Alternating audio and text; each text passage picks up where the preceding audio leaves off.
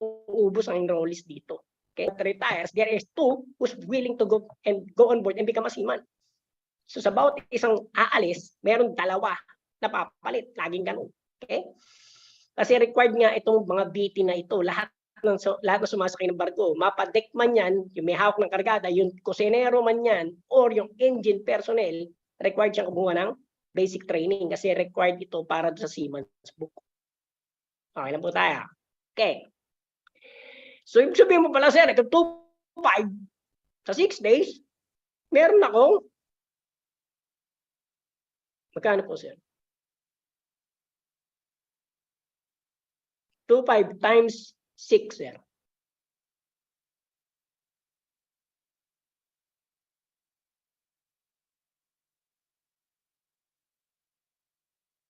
$15 times 4, that will give you 60. Eh kung AM, PM ka, 60 times 2, that will give you 120,000. Pwede na mag-stay sa lupa, sir. Okay? Pwede na mag-stay sa lupa. Pero basically, may mga sasabihin pa ako later. Okay. So, paano ako mag-apply? You just type the Google and then you type the word accredited Maritime Training Center in the Philippines. Lalabas na po yung listahan, makikita nyo yung location saan kayo mag-a-apply. Or, if you can find their website, you just send an email expressing your intention that you're willing to teach. Okay? So, kadalasan, ang minimum po rito is 9 months to 12 months to stay. Ngayon, pwede rin kasing gawing libre itong training na to.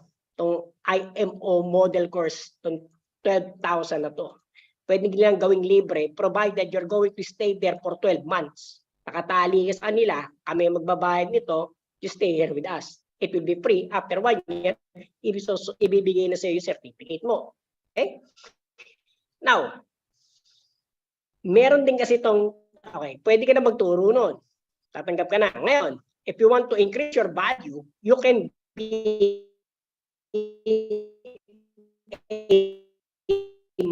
Marina accredited certified instructor. Paano to, sir?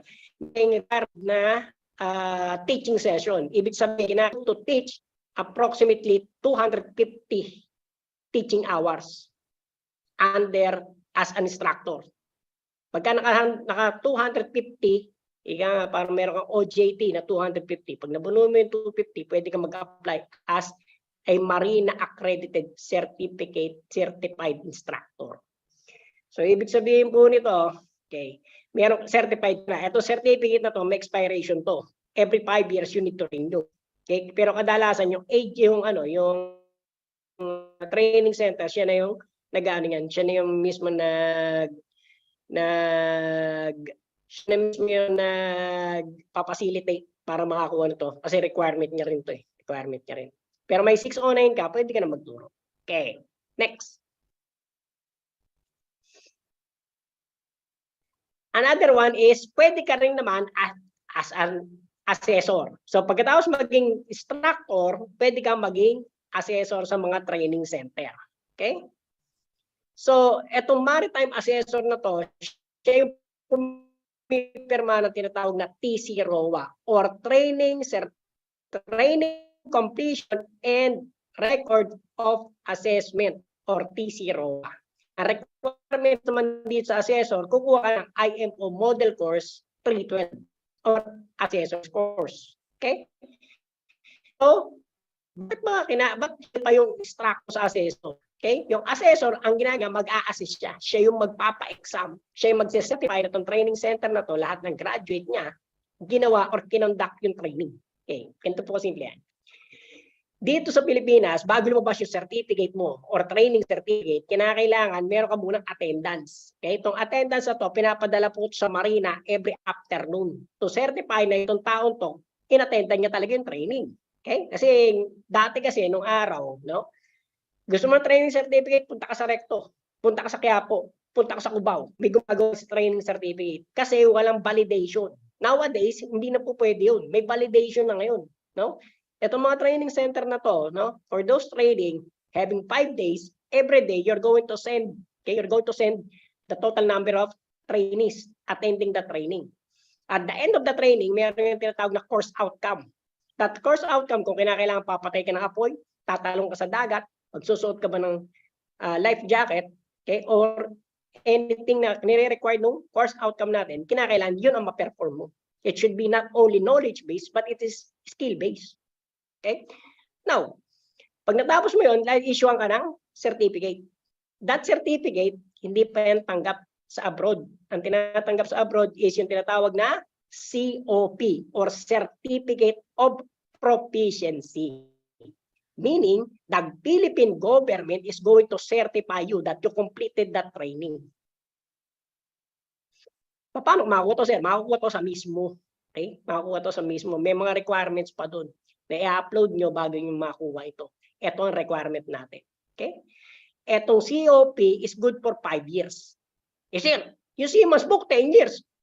Ang COP, 5 years. Paano yun? Di 2 beses ka kukuha ng training. Kukuha ka 1 to 5 years. Then on the 6th year to 10th year, kuha ka ulit. Kung hindi ka makakuha ng panibagong CMAS book. Or, kinakailangan, pwede yung CMAS book mo 10 years, yung passport mo 10 years, pero to, no, this certificate is only good for 5 years. Okay? So, ito, ang trabaho ng assessor is siya yung nag-certify na ikaw, kinundak mo talaga yung training na tinapos mo. So, ito lang yung trabaho niya. Okay. So, yung maritime training assessor, kumukuha siya ng 312 or IMO 312. Mag-ampingan is 14,000. Pwede mo rin ito pa-charge dun sa company. Okay? Pwede mo pa-charge ito sa training center. Tapos, meron kayong training program, meron kayong training agreement na you're not gonna leave or hindi ka lilipat sa ibang training center for 1 year. After 1 year, libre na itong certificate mo. Sila na magbabayad sa'yo. Or, vice versa. Bayaran mo muna after 12 months, no? Ang gagawin mo, after rendering the service to the training center, pabayaran ka nila ng 14,000. Provided you will stay there for another 1 year or another 12 months. Okay? So, ibig sabihin po, etong mga training na to, libre to galing sa training center. Bali, yung itong mga instructor's course at saka assessor's course, binibigay na to so that the seaman will stay para hindi sila maubusan ng tao. Okay? So ito po yung nakukuha dun sa ating Philippine Association of Maritime Training Centers, PAMCCI. So may mga schedule po sila doon. Twice a month. Twice a month po ito na binibigay. Okay, next. Okay. So makikita nyo, naka-group po ito. Naka-batch po yan. Normally good for 2 weeks. So yung 2 weeks sa training dito, assessor's course. So ano ba ginagawa sa assessor's course, sir? Titignan nila paano ka gagawa, tuturuan ka paano gumagawa ng multiple choice question efficiently and effectively. Okay? Yung mga nagpapa-exam sa Marina, required din siya meron kang assessor's course. Kung essay, no? Kung essay ka, meron kang diagram, paano ka tamang magbibigay ng question, paano magbibigay ng tamang answer. Kung oral interview yan, no? Meron kang i-interview na new hire. Paano ka magko-conduct ng interview mo? Okay? Paano mo malalaman, mag-gauge na meron talaga siyang proficiency at knowledge on a particular machinery. So there's a guided gagawa ka ng checklist. Isa na rin doon yung mga matututunan niya. Paano kino-carry out yung mga multiple choice question. Tama ba yan para sa 1 minute per question or 5 minutes per question? Kung ang board exam ba 1 to 40 questions or 1 to 50 questions, tama na ba yung 2 oras? Masasagutan ba yun? No? Is that possible? So, etong mga to, kasi computerized kasi ang exam sa sa Marina eh. Hindi kagaya dito sa EE, sa atin kasi batch paper exam. Dito kasi pwedeng computerized exam. Mapa-schedule ka, punta ka doon sa Marina, mag-exam ka sa computer. On same afternoon, alam mo kung pasado ka o hindi. No? Ganun ang exam dito sa Marina eh. Sa kasi sa EE kasi sa PRC at saka sa mga normally 2 batches lang siya. So naka-schedule ka ng April or November yata yung isa. So sabay-sabay kayo mag-i-exam. Okay? Dito kasi, no? Pagka hindi ka pumasa, babalik ka muli yung exam. Hanggang 2 to 3 takes. Up to 3 takes. After 3 takes, hindi ka pumasa, sabit ka tigil na yun. Pagka second take, nakapasa ka, edi lalabas yung lisensya. Okay? Next po. Another career opportunities is the maritime higher education. So ito yung mga teachers, ito yung mga nagtuturo sa maritime schools. Okay? So ang requirements po rito, kinakailangan meron kang 6.09, meron kang 312, at saka meron kang simulator instructor assessor course. Actually, parang simulator course naman ito. Okay? So pag meron kang itong tatlong to, okay. Pwede ka na magturo sa mga maritime schools. Basically, dito sa maritime schools, kinakailangan bubunuin mo yung semester. Tatapusin mo yung semester. Hindi ka pwedeng kumalas. O, sasakay na ako, sir. No? Kailan? Next month. Naku, magpa-finals pa tayo. Hindi po pwede yun. You need to finish the whole entire semester. Okay? Magkano bigay si school, sir? Ranging around 50 to 60. Yung assessor kanina na sinasabi ko, ranging around 60 to 80. Mas mataas po yung sweldo ng assessor, okay? Mas mataas ang sweldo ng assessor kumpara mo sa instructor. Kasi hindi ka pwedeng maging assessor kung hindi ka naging instructor. Kasi requirement ng 312 yung 609. So 609 muna bago 312. Hindi pwedeng mauna yung 312 bago yung 609. Okay? So ito mga to, okay. Pwede ka na mag good for life dito pagka medyo may mahaba-haba ka ng assessor course. Kasi iba rito sa mga assessor, di ba, binibigyan ng tag 100. Depende po sa training center. Okay. To maritime instructors, so, siyempre, sir, ano ba tinuturo dyan? Ba puro Ohm's law lang? Hindi. Sisimula ka sa Ohm's law, AC, pagkatapos DC.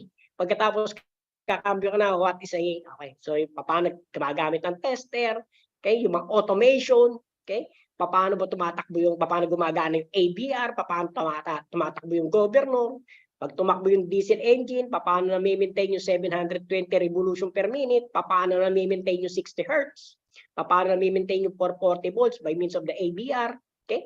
So yung mga yun ang mga dinidiscuss dito. Okay, as an ETO, tatlo ang electro 1, electro 2, electro 3, at saka dalawang automation 1 and 2. Okay? So pagka tumaas yung pressure, inaabot yung pressure, para yung motor. Okay. So yung mga ganung tema. Ito, nakagawa na to. Okay? Hindi ka gagawa ng sarili mo quiz. Hindi ito kagaya ng araw na yung instructor, bara-bara na lang hindi. Ito meron tong guide. Okay? Meron tong guide galing sa Marina, pinasa sa school, pagpasa sa school, meron ng guide yung school, ibibigay nila sa instructor.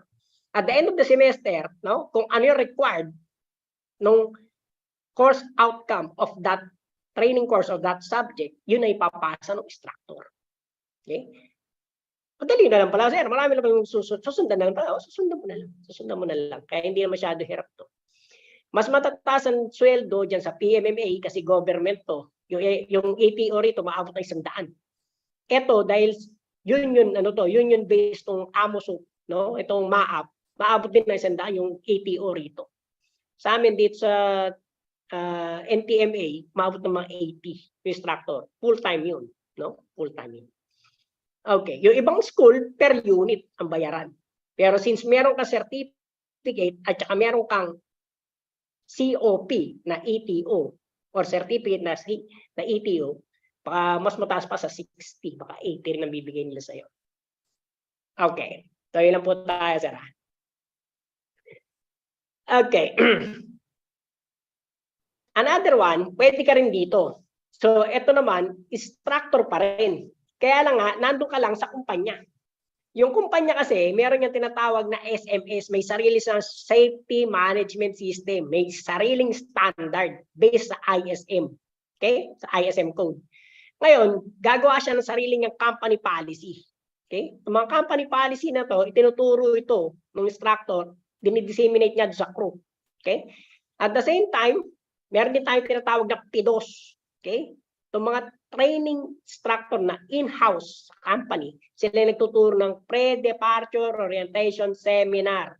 So meaning, kung ano man yung requirements ng OWA at saka ng POA, no? So zero alcohol policy, no? Zero drug policy, no bribery policy, no? So no throwing of oil and garbage at sea. Okay. So ito yung mga policy. Ini-introduce yan itong instructor na to. Ngayon, nag-COVID, okay. So, basically, may quarantine pa. Okay. So, etong mga to, sila yung nag-disseminate ng information. Sir, magkano bigay dito, sir? Ang bigay dito is somewhere around 50 to 70. Bakit medyo, ano yata, sir? Kasi ang mga pasweldo rito sa Pilipinas, parang ano lang, parang nasa 20, 30. Pero ikaw, mataas. Kasi nga, ETO ka. Di ba? Meron kang COP. So, parang binabayaran na rin yung value mo. Kasama na rin dyan. Okay? So, sinasabi rin dito, ano yung mga bawal sa airport. Okay? Bawal na gano'ng karaming liquid lang ang pwede, kung gano'ng karaming fluid lang yung pwede, gano'ng karaming powder lang yung pwede. Okay? So, sinasabi rin yan doon sa pre-departure orientation seminar. Okay? Kailangan, bago ka magbigay nito, accredited ka ng OWA at saka POEA. Kasi yung certificate, ikaw ang pipirma. Kailangan accredited ka. Itong certificate na to, hinahanap din to. May mga mahigpit na, yung iba, hinahanap din to ng mga immigration at saka yung iba, hinahanap din to sa mga, immigration at saka sa ibang bansa yung customs. Hindi yung customs, yung, immigration officer. Minsan kasi, kinakailangan kasi, mandated by law, kinakailangan nakakuha nito bago ka sumakay ng barko. Okay? Tuloy lang po natin, sir. Tuloy natin. Okay. Things to remember. So, nag-note po ako rito. Report to your respective manning agency regularly.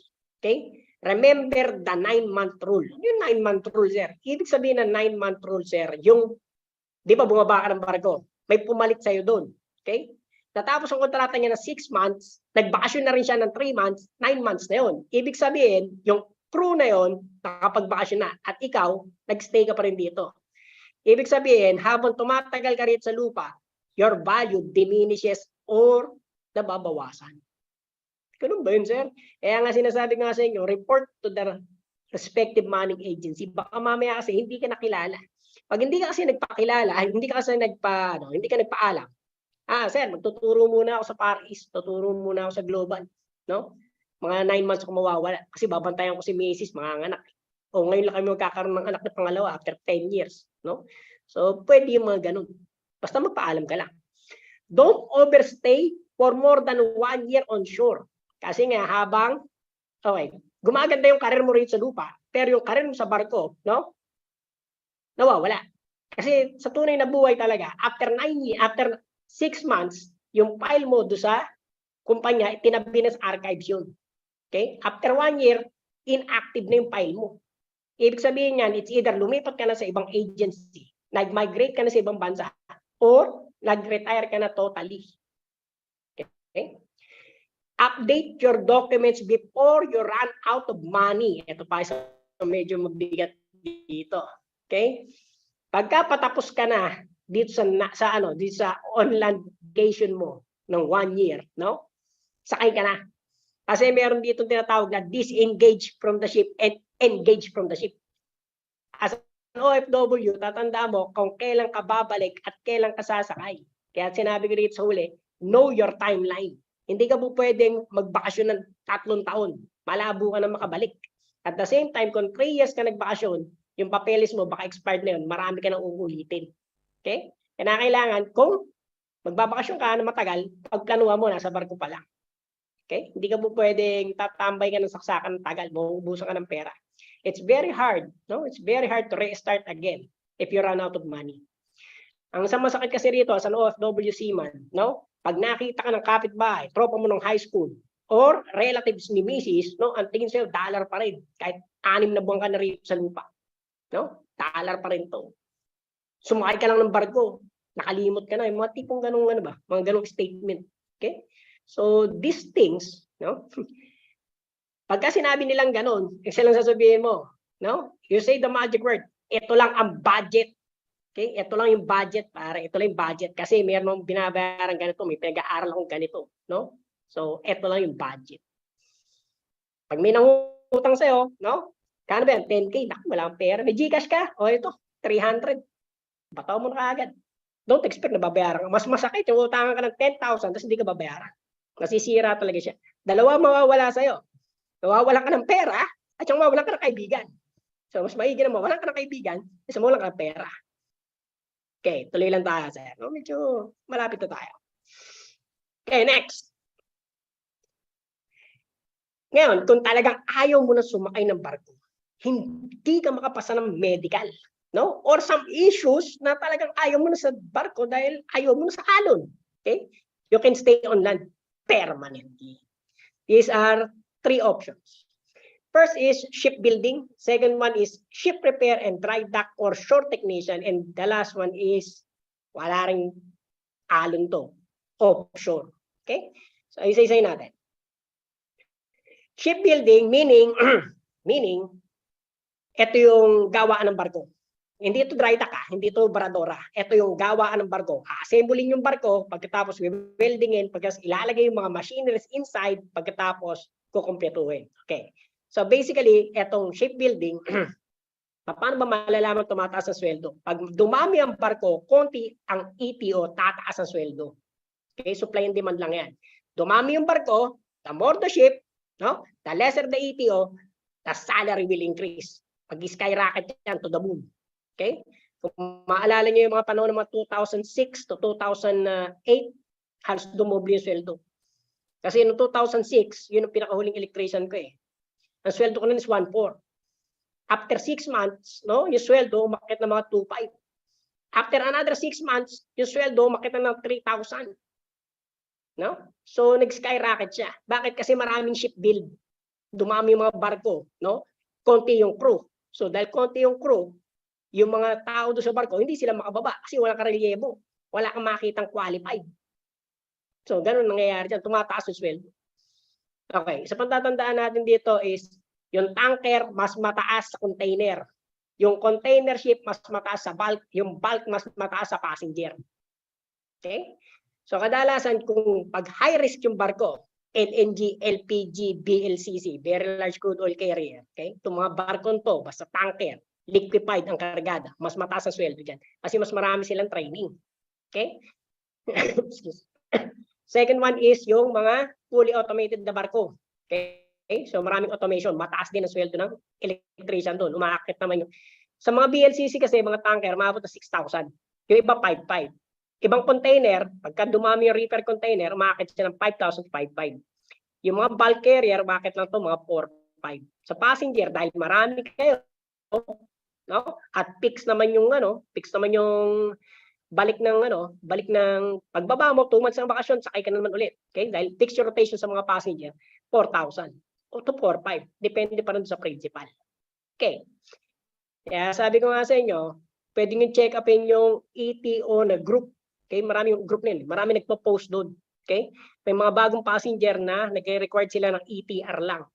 Okay? Na babae. Kasi tumatanggap na ng babae rito eh. Okay?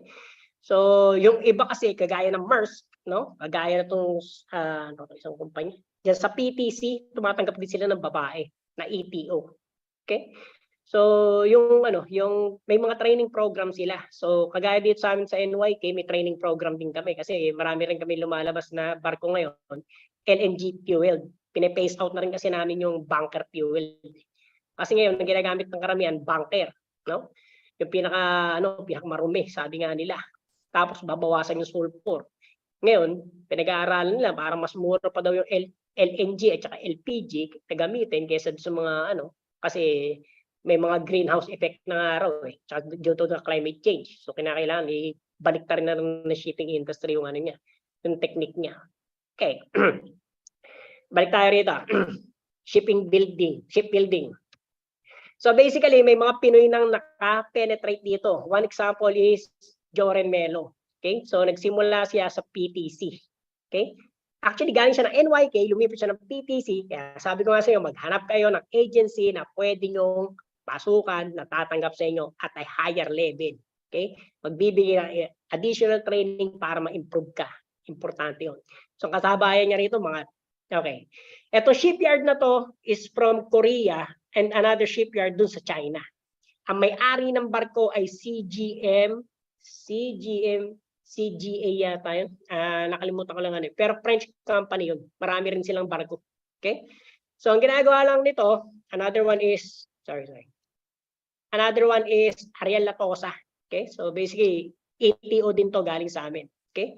So si Ariel naman is connected siya dun sa dun din, CGM, CGA company. So ang ginagawa lang ito, pag na-assemble na yung barko, no? Electrical inspector sila. Hindi na sila seaman. Hindi na kailangan ng seaman's book dito. Okay? So nangyayari dito, yung plano, kung as plan siya, sila mag-i-inspect ng barko na bagong gawa. Ngayon, kung meron to sister ships, alam mo, ang in-order na barko ay 5. Okay? Nagawa na yung una. May modification doon sa una. Yung pangalawa, i-improve yun. Kung may modification na naman sa pangalawa, i-improve na naman yun for the third one. Okay? So commonly, may mga sister ships kasi ito eh. Magkakaparehas ang haba, no? Magkakaparehas lang yung equipment sa loob, pero yung linyada at yung mga piping, medyo nag-i-improve as the years goes by. So ito yung mga trabaho nila. Okay. So electrical inspector. So kadalasan to, wala silang kontrata. So ang nangyayari dito, pupunta kayo doon, meron kayong working visa. Okay? Meron kayong working visa sa China, meron kayong working visa dyan sa may China. So pwede nyo rin dalhin yung family nyo. Can bring the family to the workplace. Kaya lang syempre, dahil pamilya mo, kasama mo, babayaran mo yung rental, kuryente, tubig, internet, etc. etc. Pero pwede mag-aral yung anak mo doon. Pwede magtrabaho yung misis mo doon kung meron siyang dependence visa. Okay? Medical is not tight. Hindi ganun ka. Basta as long as nakakatayo ka, kaya mo i-perform yung trabaho, no? Pwede ka dito. Okay? Paano mag-a-apply, sir? Karamihan kasi rito, okay, karamihan dito, meron kasi itong tatlong hati ito. Meron ito tinatawag na shipyard, yung tagagawa ng barko, kagaya dyan sa may, Hyundai, dyan sa may Bataan. Another one is dito sa may Keppel, dito sa may Cebu. Shipyard yun. So iba na naman to, ship owner. Etong mga to, these guys, Latosa and Melo, sa ship owner side sila. Sila yung representative ng nag-order ng barko. Okay? So, lastly, yung classification society. Ito yung nagsasertify doon sa barko. Pwede ka rin pumasok dito. Kung galing ka dito, pwede ka tumalong dyan. Okay? So, company outsourced by principal. So, kadalasan meron dito yung Sojak Maritime, naghahanap siya ng electrician or ETO, no? So, galing sila ng Trans-Global Manning Agencies or PTC or Philippine Marine Trans-Carriers. Meron silang ETO. Hanap ako pipirmahan ko ng kontrata 1 year, mag-stay ka dito sa barkong pinapagawa ko. Gagawin kitang electrical supervisor. Magkano simula, sir? $5,000. So, see? $5,000. Paano pag tumagal ako, sir? Depende sa arrangement ninyo. Yung iba rito maabot na 7,000. Kaya lang nga, syempre, dahil nasa land-based ka, no, yung chibog mo, sagot mo to. Okay? So, yung mga ibang perks, no? Yung plane ticket mo, pwede ka mag-leave, pero babalik ka dito sa Pilipinas. No? 1 week, tapos balik ka naman uli doon. Kung kasama si Mrs., isang bahay na lang din kayo. So, yun ang arrangement dyan. Okay. Ito, shipbuilding. Yung isa naman, shore technician. Pag galing ka sa barko, ayaw mo na talaga magbarko. Ang gagawin mo, mag-apply ka. Okay? So, meron tong mga shore technician, kagaya ni Chris Villanera, no? Napasok siya sa ABB. Paano siya nakapasok dito? Actually, mayroon tong posting sa Manila Bulletin nung nakaraang 2011 yata.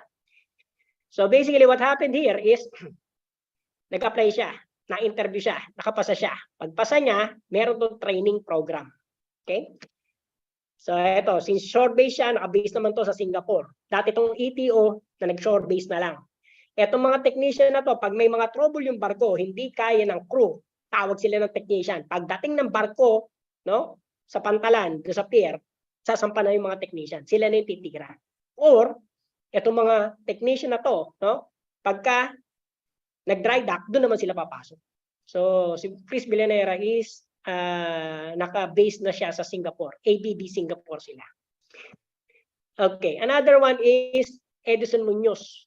Okay. So, ito, mga mapuwa ito eh. Si Munoz at saka to si Villanera, parehong mapuwa ito. Parang hindi sila magka-batch. Ay, dito si, Ahead si Villanera kaysa dito kay Muñoz.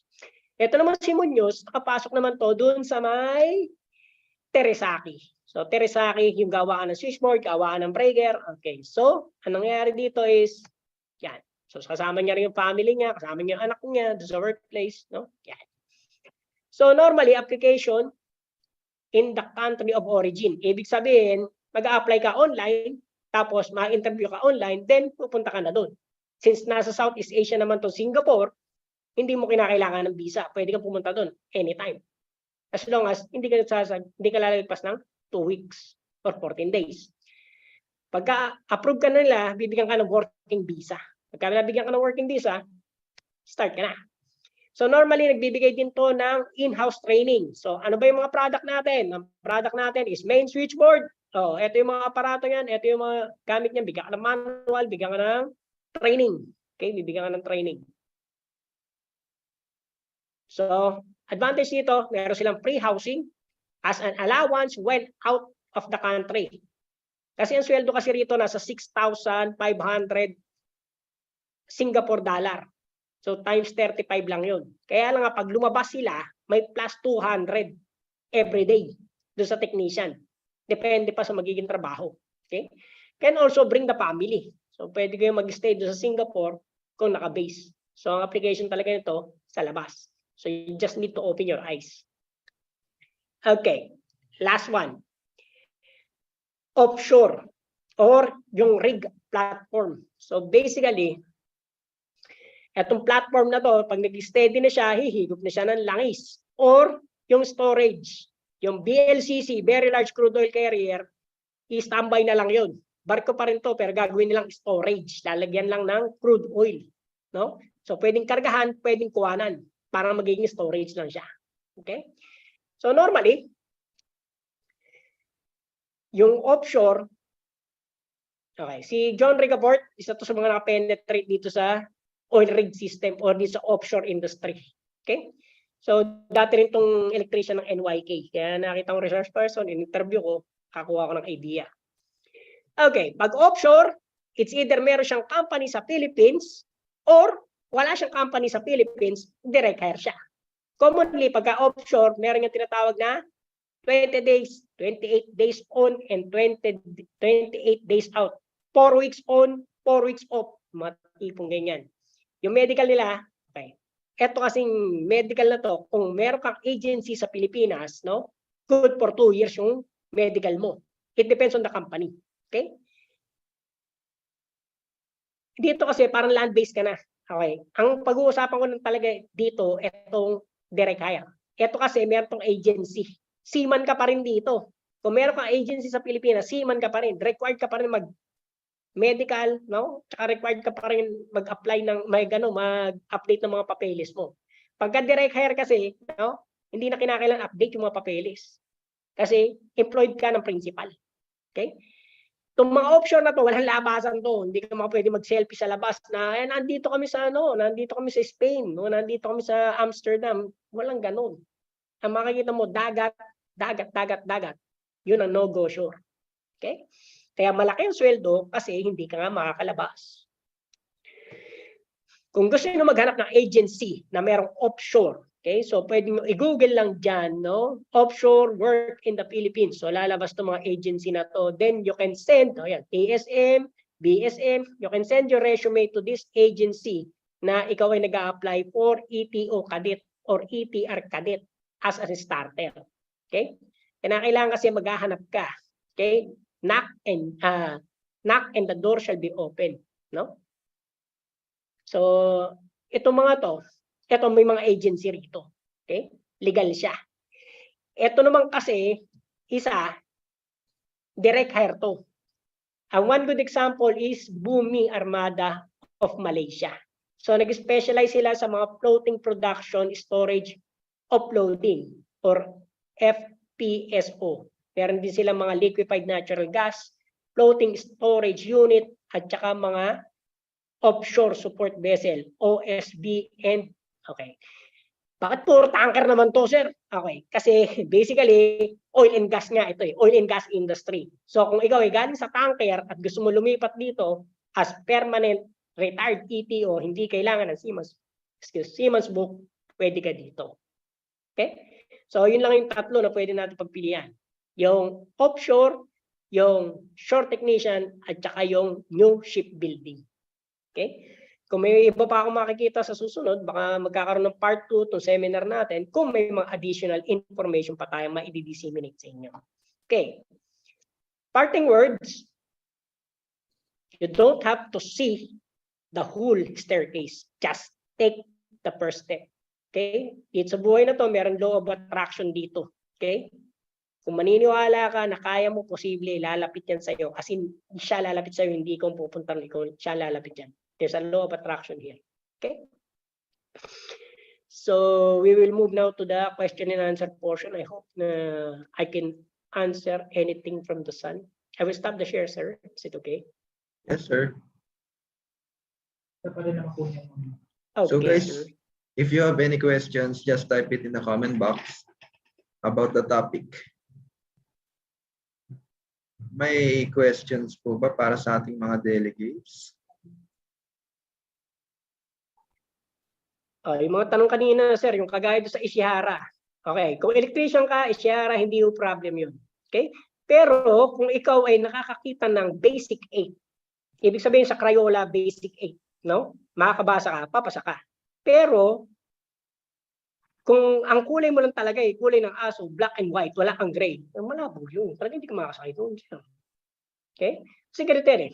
Yung Ishihara, meron niyang reviewer, nare-review, nakukorek yan. No? Meron yan sa internet. Yung number na 28, makikita mo yan. Kasi pag yung brown at saka yung orange, pinag-light mo, pinagdikit mo sila, yung iba, hindi nila ma-identify yun. Secondary color yun. Debatable pa nga ito ng mga doktor eh. No?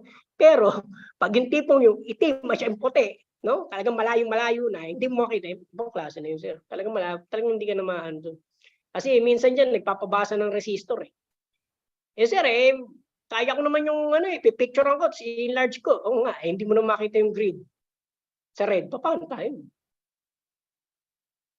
Okay na tayo, sir? Did I answer that question before? Yes, sir. Sige po, sir. Question po tayo. So, any advice daw po or tips for ETO na nangangarap maging chief engineer tulad nyo? Okay, so basically, okay, ganito yan. Life stage 2. If you are still on your 20s or your 30s, and you can still go down, okay, you can still go down, ang mangyayari, kinakailangan makakuha ng watchkeeping. Ang watchkeeping is kinakailangan meron kang 36 months. Okay, dati kasi during the time, yung sa PRC, hindi ganun kahigpit. Okay, basta meron kang transcript dati na sinertify ng school, natapos mo yung 3-1, 3 years sa academic, 1 year na shipboard, pogi yan na, pwede kang mag-exam. Ngayon, required kasi na meron kang watchkeeping. Okay? Pero may mga loopholes yan. May mga iba na nasa stationary vessel, ibig sabihin, parang floating barge. Okay? Yung floating barge, anong nangyayari is, since may watchkeeping din sila ron, ina-acknowledge yun. Pwede kang bumalik ulit mag-aral. Pero tanongin mo muna sarili mo, no? Kung meron kang pinag-aaral na kapatid or meron kang binabayaran, baka hindi mo kakayanin. Okay? Kasi kinakailangan there's a certain budget. If a company will sponsor you, there's no problem. Kagaya nung nangyari sa akin. Ako binakapan ako ng kumpanya. Okay? Mahalin mo yung trabaho mo, mahalin mo yung agency, no? Tapos in return, mamahalin ka nila. Kaya kahit sinong kapatid mo ipasok mo sa agency, kagaya ko, pinasok ko, no? May kapatid akong welder, no? I-share ko na lang sa inyo to, no? Meron akong kapatid na welder. Yung building, may pundasyon yun. Bine-welding yung hindi naman binobolt yun. Yun ang trabaho niya. Sabi niya, tol, baka pwede mo pasok sa barko. Ano ba talent mo, tol? Parang mag-welding, pwede yan sa barko. Welder at saka Peter. So, pinag-aaral ko sa Don Bosco, no? Lit machine at saka welding, no? Nakapasok sa barko. Ngayon, LNG na. Yung kapatid kong yun, no? Mas matanda sa akin, kasi lagalag yun, hindi siya nakatapos, no? Siyempre, sabay kami lumaki, hindi mo maiwasan na, tol, yung pamangkin mo, walang ganito, walang ganyan. Tinulungan ko na lang. Ngayon, pag umuwi siya, hindi ka naalala, okay na lang yun. Okay na lang yun. Ang binili mo is peace of mind. Basta pag tumulong ka, huwag kang maghahanap ng kapalit. Okay? Ang binili mo is peace of mind. Kasi every time na, hingi ng tulong yun, Hindi maintindihan. Next question. Did I answer the question? Kasi sir, ganito po yan. Kung ikaw ay lilipat ka pa, nandito ka ba sa stage ng buhay na to? Okay? Kasi kung ano ka na, kung ikaw ay may license ka na EE, no? Gusto mo magtuloy ng MARI, 3 semester pa yun. 3 semester, may budget ka ba? Kaya bang ituloy yung laban? Hindi kasi to more on the will eh. It's more on the financial also. Kasi may pamilya tayo, hindi pwedeng gutumin yung mga anak mo, pamangkin mo, girlfriend mo, yung miss mo, nanay mo. Hindi pwede. So kinakailangan, i-ano mo rin sila, ilalaban mo rin sila. Kaya pinaka-the best yan, mag-ETO ka muna. Ngayon, kung na-budgetan mo na talaga siya, no? Tutuloy ko ba to? Ipupursu ko ba siya? O lilipat ako ng panibagong field? O gagalaw ako all throughout? Pwede mo gawin yung mga pinagagawaan itong mga mentioned natin. I hope I answered the question, sir. Okay lang po. So we have another question, sir. Hindi po ba affected yung ETO, ETR doon sa issue ng European about sa competency ng Philippines sa education and training? Wala yan, sir. Ganito yan, sir eh. Yung lisensya mo sa Pilipinas, di ba? Kung kinakailangan ka talaga ng agency, gagawa sila ng paraan. Pwede kang kumuha ng Panamanian license. Okay? So, yung Philippine license mo, isuswap mo ng Panama license, Panamanian license ka na. Oh. Tinatanggap pa nila yung Panamanian license. Tinatanggap nila. Oh. Makakasakay ka, hindi. Makakasakay ka. Hindi tayo affected dyan, sir. Hindi tayo, ginugulo lang nila tayo, sir. Basically, ang sinasabi lang nila is, non-compliance kayo. Nasaan na? Saan tayo nag-non-compliance? Binago na nga eh. Hindi kayo maniniwala dito sa maritime ngayon. 8 hours na sa isang araw. Ibig sabihin, sa isang araw ng isang estudyante, 8 hours na siya pumapasok. Ang dami ng kinarga. Yung mga topic ng high voltage, meron na ngayon dito sa college eh.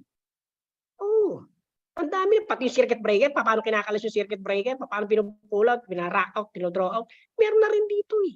Sinama na nila sa educational system. Bakit hindi tayo nagko-comply? Yun ang tanong. Ano pa talaga gusto nyo? Di ba? Tayo, susunod ka talaga. Kasi ito yung bread and butter eh. Gagawin talaga ng paraan ng gobyerno. Kasi hindi naman tayo ilalaglag ng I don't believe na ilalaglag tayo na yun po yan. Ano yan eh. Kasi kung hindi ka po pwede sa European, dito ka sa Japanese, doon ka sa Korean, ang dami naman ship owner. Hindi lang naman sila ship owner. Ang dami ship owner. Napakaraming agency. Ang agency is around 230. No? Hindi na uubusan. Tuloy-tuloy ang biyahe. Nag-COVID nga eh. Hindi na tumigil ang biyahe. Tuloy ang biyahe. May umaalis. Hindi pwedeng lang aalis. May aalis at aalis. Don't worry, sir. Don't worry. So for the next question tayo, sir.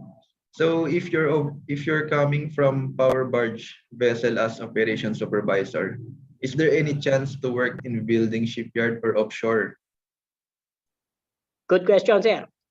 If you have qualification, meron kang training, sir, nag-qualified ka, pwede mo ibato yun doon sa resume mo.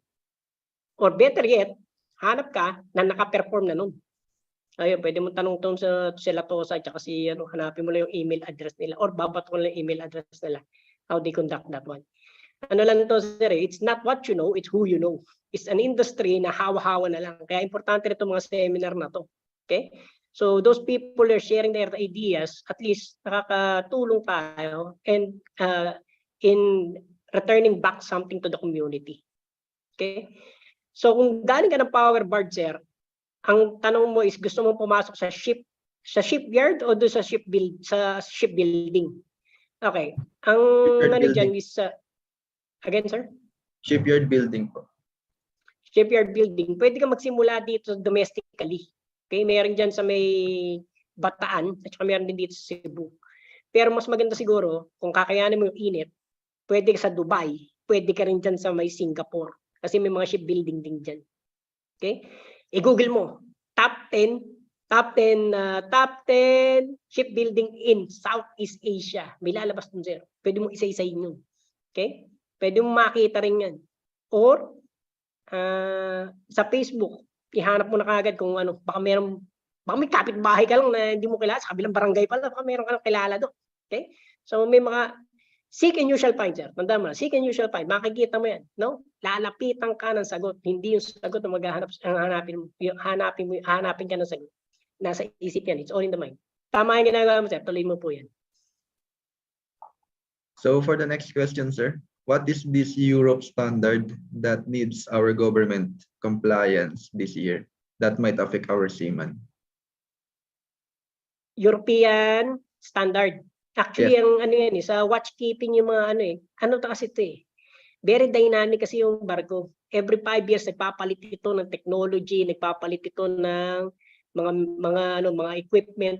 Ang sinasabi kasi nila, yung tinuro sa'yo noon, hindi na siya applicable ngayon. Ngayon, ang tanong, ano yun? Yun ang tanong dito. Kasi kung meron yung training dyan sa inyo, bakit hindi lang daling yung training na yan dito? No? Or we send people there to learn that and then somebody will disseminate it here. Okay? Ngayon, kung sasabihin kasi nilang training ang kulang ng tao, no? Bakit hindi nila mag-sponsor yung agency or yung principal, no? Kagaya ng ginagawa ng mga Japanese. Imbis na yung $10 o yung $15 ang magbibigay sa tao, kinuha niyo yung $15, binili niya ng equipment, pagkatapos doon niya pinagte-training yung mga yung mga Japanese na crew niya. In which dito sa NYK, nasa amin yung ibang equipment na yun. Okay? Parang study na ako. Parang kinuha namin yung pera nyo, imbis na pabili nyo ng alak to, yung pabili mo ng alak every month, kinuha namin, tapos binili namin equipment, binili namin ng facility, pag-training kayo. Ganun ginawa ng mga Japanese. So for the next sorry. Sige po. Kung hindi ko kasi talaga malaman kung ano yung full details. Kasi kung hinahanap niyo sa akin yung full details related to ETO, baka tayo hindi nag-qualified sa European yung full details kasi, ang nakakaalam lang niya yung Philippine government, yung Marina. Sila dapat nag-disseminate yan as early as possible. Pag may nakitang red flag, dapat i-address kagad. Sige po, sir. Next po. So for the next question, sir, REE can work up to 230 kilovolt. Bakit daw po sa Marina required pa daw po sila mag-MAHIVO training? MAHIVO training is a familiarization, sir. It's a familiarization training, sir. So required po ito na ano po yung mga electrical safety. Okay. Your experience is different from certification. Sinicertified ka ng isang training center na natutunan mo yung required. Now, if you are knowledgeable or meron kang, tawag dito is equivalency. Kung tatanggapin nila yung equivalence mo, kagaya ng driver's license. May driver's license ka sa Pilipinas, nakarating ka na Amerika, pwede ka mag-drive. Gano'ng katagal? 2 weeks. Pwede ka mag-drive. May ibang state, pwede nga 3 months pwede ka mag-drive. Kasi may equivalency. Ngayon, that equivalency, tanggap ba yun ng Marina? The answer is no. Kasi ang gusto nga nila is certified training. Kasi yun ang recognized abroad. Hindi naman experience. Paano malalaman na ikaw itinuruan ka in a structural manner? Sino mag-certify sa'yo? Yun ang problema ron. Kaya doon pumapasok yung training. Kinakailangan merong structured na learning program na in-achieve nyo talaga. Na ikaw certified ka. Okay lang po tayo, sir. So last question, sir. Meron po ba na agency na hindi issue ang age?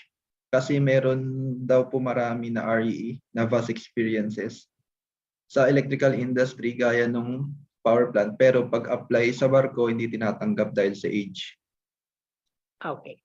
If age is the matter, sir, and you need, baka hindi mo kinakailangan pumasok ng pagbabarko, sir. Baka kinakailangan na hanap ka ng mga state sa Canada that matches your capability. Maluwag ang Canada, sir. Maluwag ang Australia.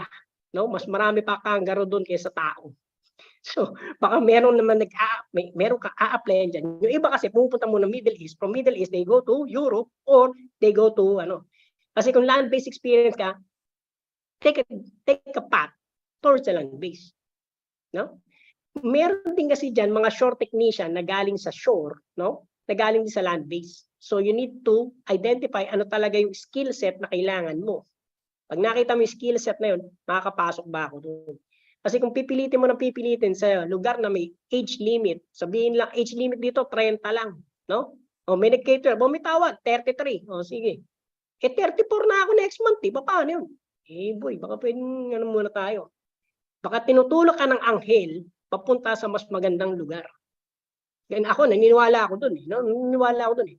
Kasi ang dami ko naging girlfriend dati, ang pogi ko naman. No? Ba't ganun, sir? Kuha ka ng girlfriend mo. Ganun pala, napunta ako kay misis. No? Anong nangyari? Yun, punta kami ng Europe. Sinuyod namin lahat ng Disneyland sa mundo. No? Kasi yun ang gusto niya. A happy wife is a happy life. Pwede pagbigyan natin. Awa ng Diyos, wala naman akong sakit. Buhay pa ako.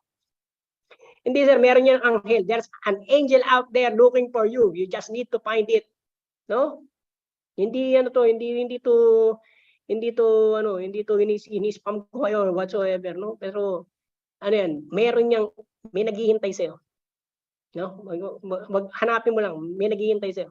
Bakit na kailangan you need to, kasi kung nandun ka sa mga power plant, nandiyan ka sa mga transmission industry, isipin mo, alin doon, nasaan ang industry na pwede ko, na meron akong mataas na value.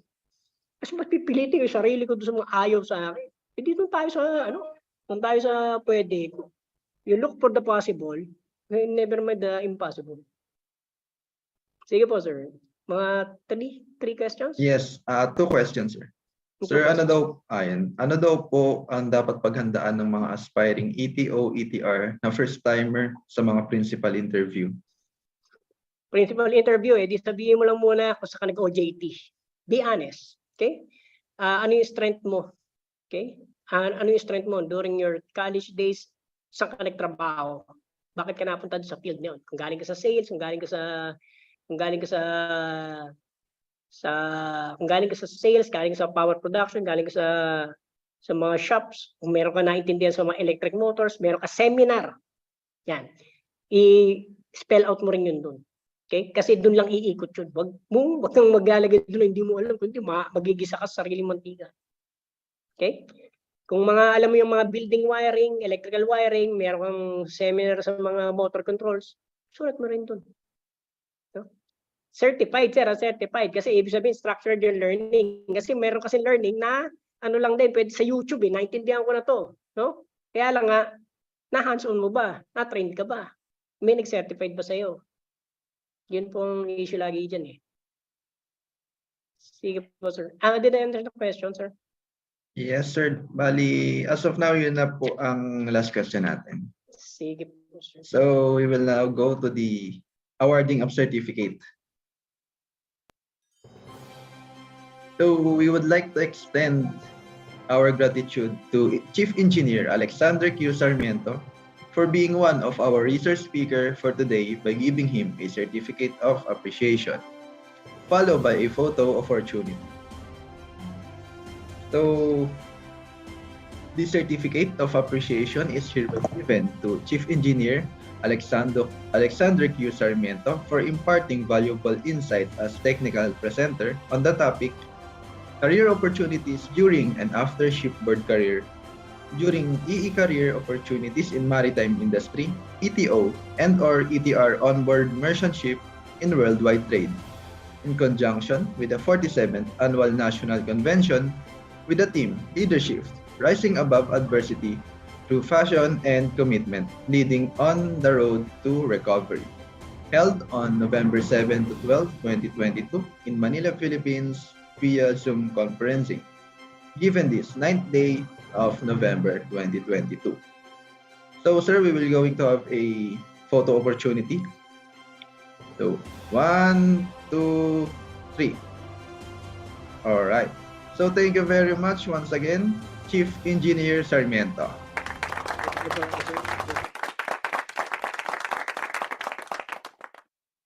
So, what a great start for us. But the morning part of our program has come to an end.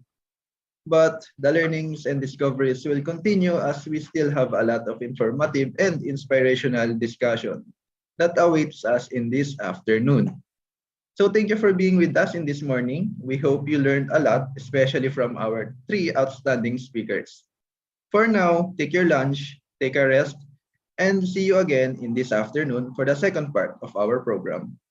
Once again, I am Wilson Olalo, your Master of Ceremony. See you later. Welcome. Before we begin our meeting, please be informed of the following video conferencing etiquette. Number 1.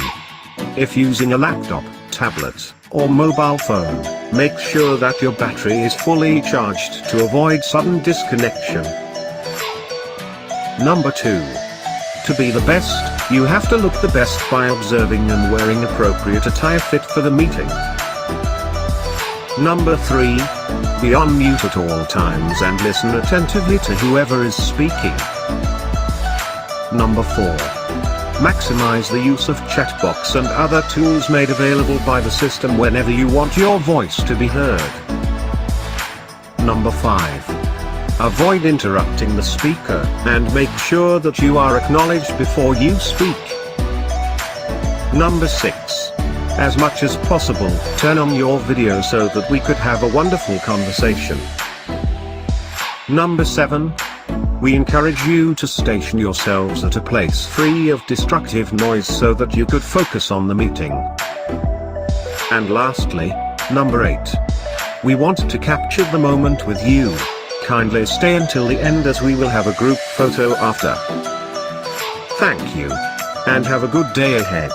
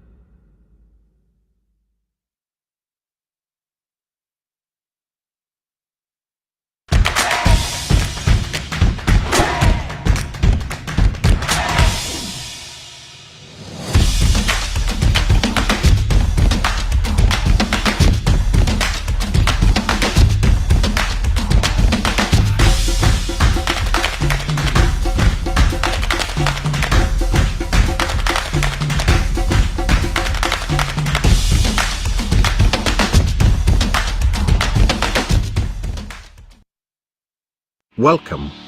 Before we begin our meeting, please be informed of the following video conferencing etiquette. Number 1. If using a laptop, tablet, or mobile phone, make sure that your battery is fully charged to avoid sudden disconnection. Number 2. To be the best, you have to look the best by observing and wearing appropriate attire fit for the meeting. Number 3. Be on mute at all times and listen attentively to whoever is speaking. Number 4. Maximize the use of chat box and other tools made available by the system whenever you want your voice to be heard. Number 5. Avoid interrupting the speaker and make sure that you are acknowledged before you speak. Number 6. As much as possible, turn on your video so that we could have a wonderful conversation. Number 7. We encourage you to station yourselves at a place free of destructive noise so that you could focus on the meeting. And lastly, number 8. We want to capture the moment with you. Kindly stay until the end as we will have a group photo after. Thank you. And have a good day ahead.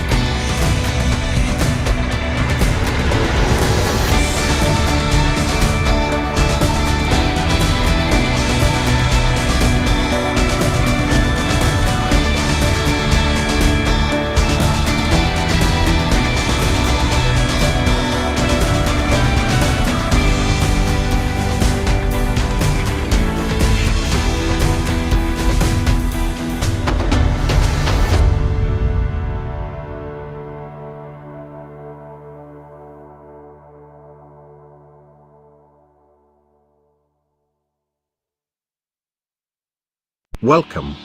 Before we begin our meeting, please be informed of the following video conferencing etiquette. Number 1. If using a laptop, tablet, or mobile phone, make sure that your battery is fully charged to avoid sudden disconnection. Number 2. To be the best, you have to look the best by observing and wearing appropriate attire fit for the meeting. Number 3. Be on mute at all times and listen attentively to whoever is speaking. Number 4. Maximize the use of chat box and other tools made available by the system whenever you want your voice to be heard. Number 5. Avoid interrupting the speaker, and make sure that you are acknowledged before you speak. Number 6. As much as possible, turn on your video so that we could have a wonderful conversation. Number 7. We encourage you to station yourselves at a place free of destructive noise so that you could focus on the meeting. And lastly, number 8. We want to capture the moment with you. Kindly stay until the end as we will have a group photo after. Thank you. And have a good day ahead.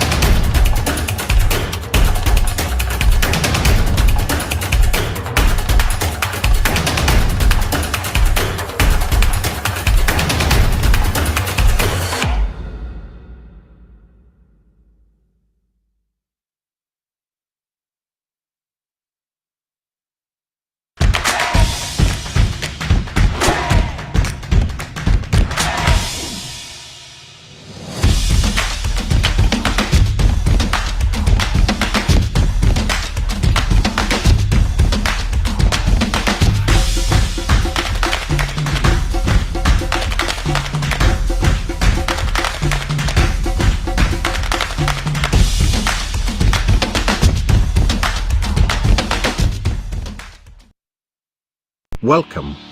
Before we begin our meeting, please be informed of the following video conferencing etiquette. Number 1.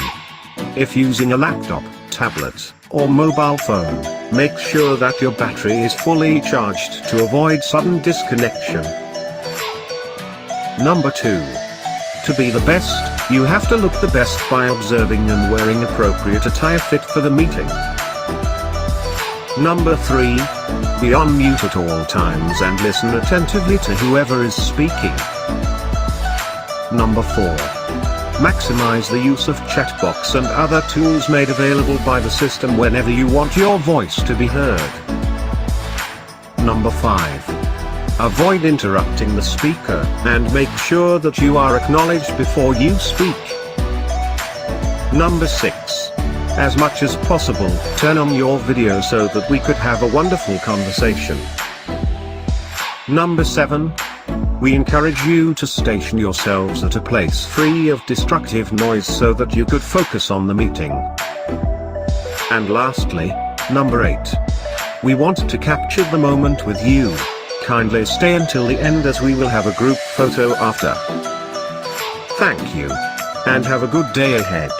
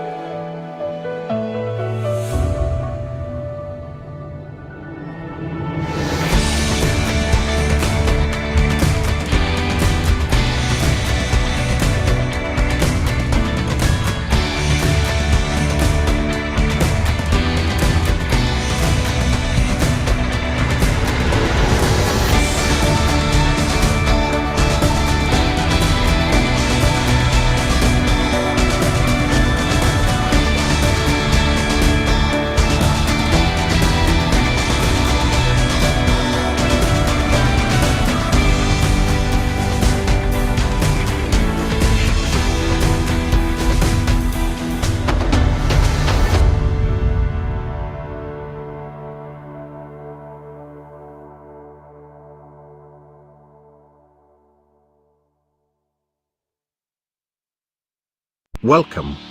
Before we begin our meeting, please be informed of the following video conferencing etiquette. Number 1. If using a laptop, tablet, or mobile phone, make sure that your battery is fully charged to avoid sudden disconnection. Number 2. To be the best, you have to look the best by observing and wearing appropriate attire fit for the meeting. Number 3. Be on mute at all times and listen attentively to whoever is speaking. Number 4. Maximize the use of chat box and other tools made available by the system whenever you want your voice to be heard. Number 5. Avoid interrupting the speaker and make sure that you are acknowledged before you speak. Number 6. As much as possible, turn on your video so that we could have a wonderful conversation. Number 7. We encourage you to station yourselves at a place free of destructive noise so that you could focus on the meeting. And lastly, number 8. We want to capture the moment with you. Kindly stay until the end as we will have a group photo after. Thank you. And have a good day ahead.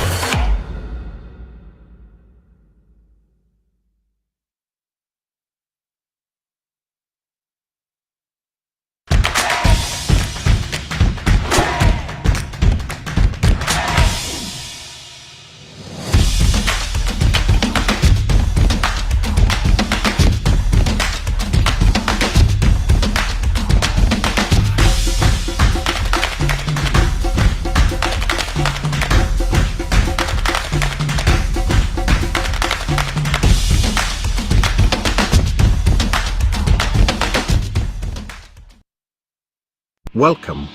Before we begin our meeting, please be informed of the following video conferencing etiquette. Number 1.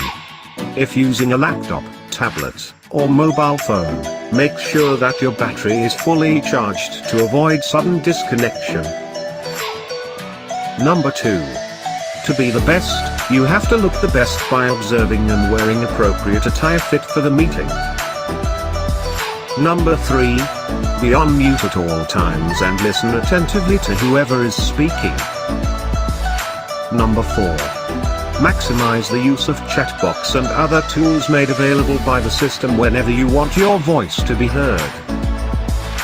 Number 5. Avoid interrupting the speaker and make sure that you are acknowledged before you speak. Number 6. As much as possible, turn on your video so that we could have a wonderful conversation. Number 7.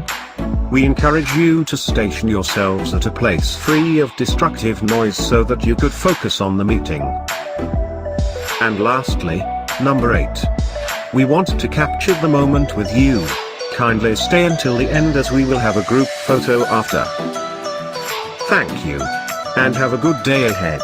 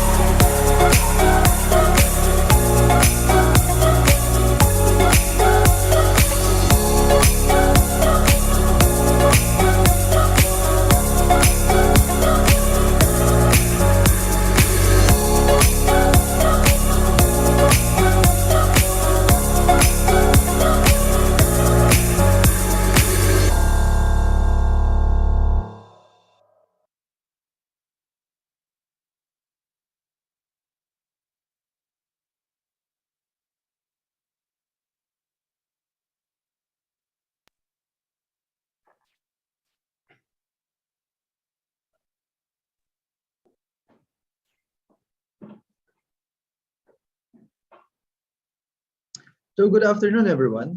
We are back for more engaging and informative topics we prepared just for you. Again, on behalf of the IIEE Licensed Electrical Practitioner Seafarers Affairs Committee, we would like to welcome you to this event entitled Career Opportunities in Maritime Industry, Overview and Guide to Become Electrotechnical Officer and Electrotechnical Rating Onboard Merchant Ship in Worldwide Trade. This afternoon, we are still expecting 4 more outstanding speakers for this event just for you guys. So what are we waiting for?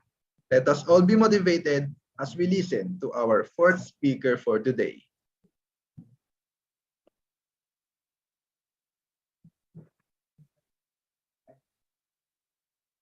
So before that, we will first have a 5-minute countdown before we start our afternoon session. We, members of the Institute of Integrated Electrical Engineers of the Philippines Incorporated, in recognition of the constant involvement of technology, in uplifting the quality of life, and in accepting a personal obligation and dedication to our profession, its members, and the communities we serve, do hereby pledge and commit ourselves to the highest ethical and professional conduct, and agree to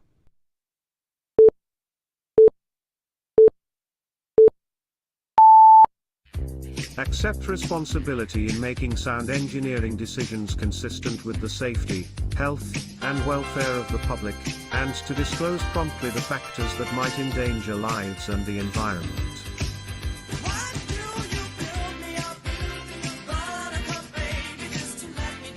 Avoid real or perceived conflict of interest, or disclose existence of such to affected parties.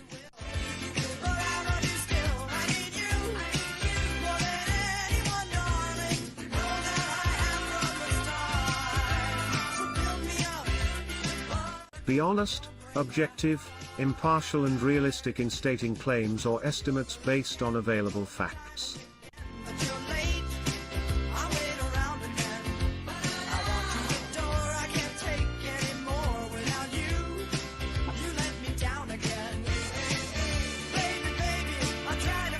Avoid at all cost graft and corruption in all its forms.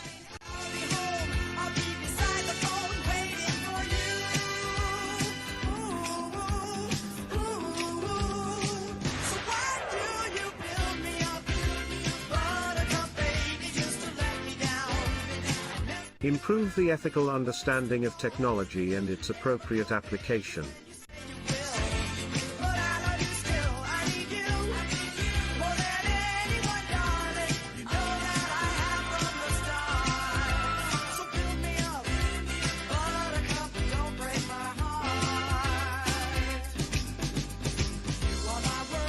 Continuously improve practitioners' technical competence.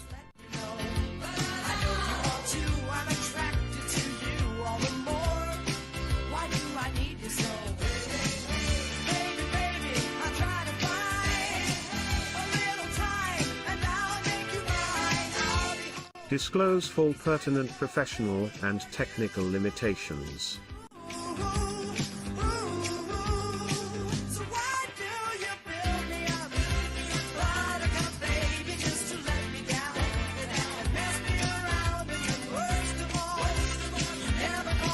Seek, accept, and offer constructive criticism of technical work, acknowledge and mitigate errors, and give credit where it is due.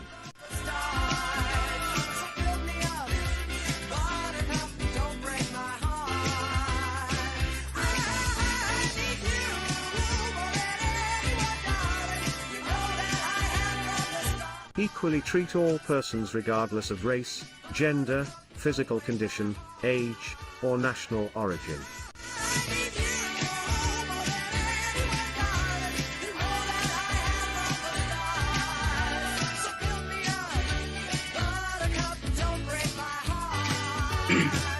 Protect and avoid injury to others' life, property, reputation, or livelihood by false or malicious actions.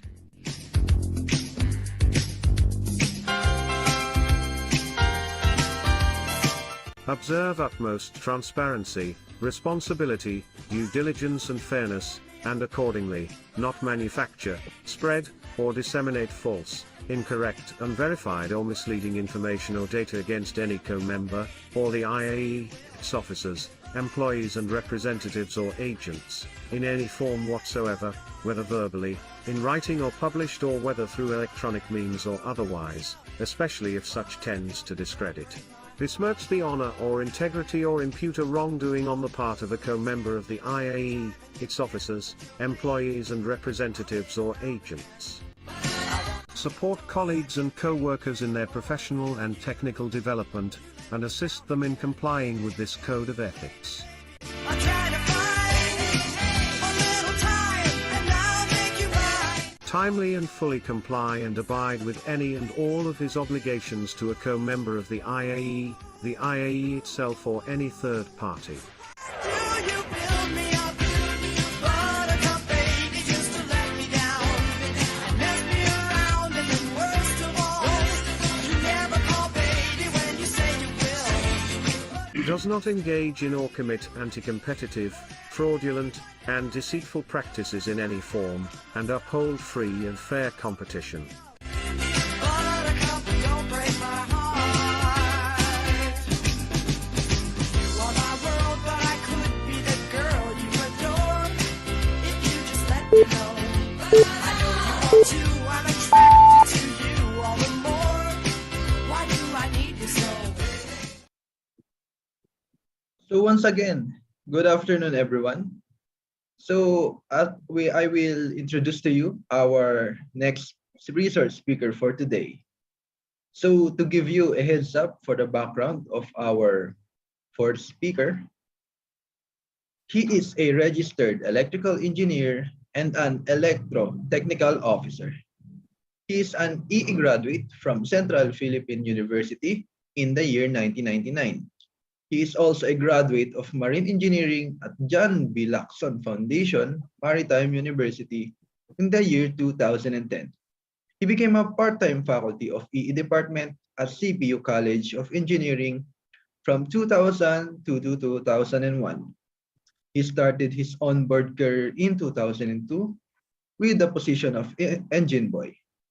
He became a ship's electrician in the year 2008 up to present in liquefied gas tanker vessels.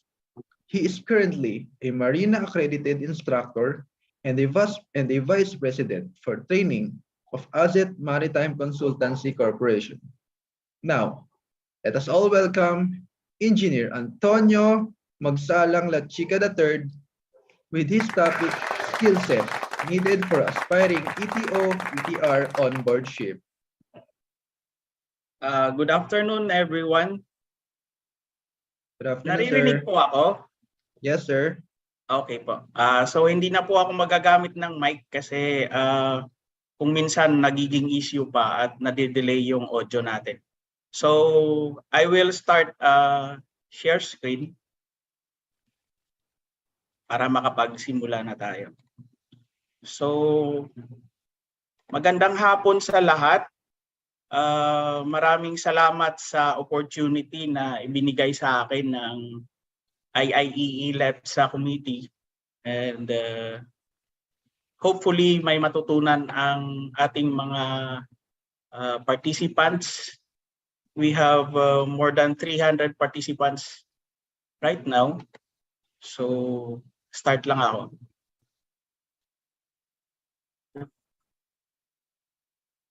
Ang beginning. Okay.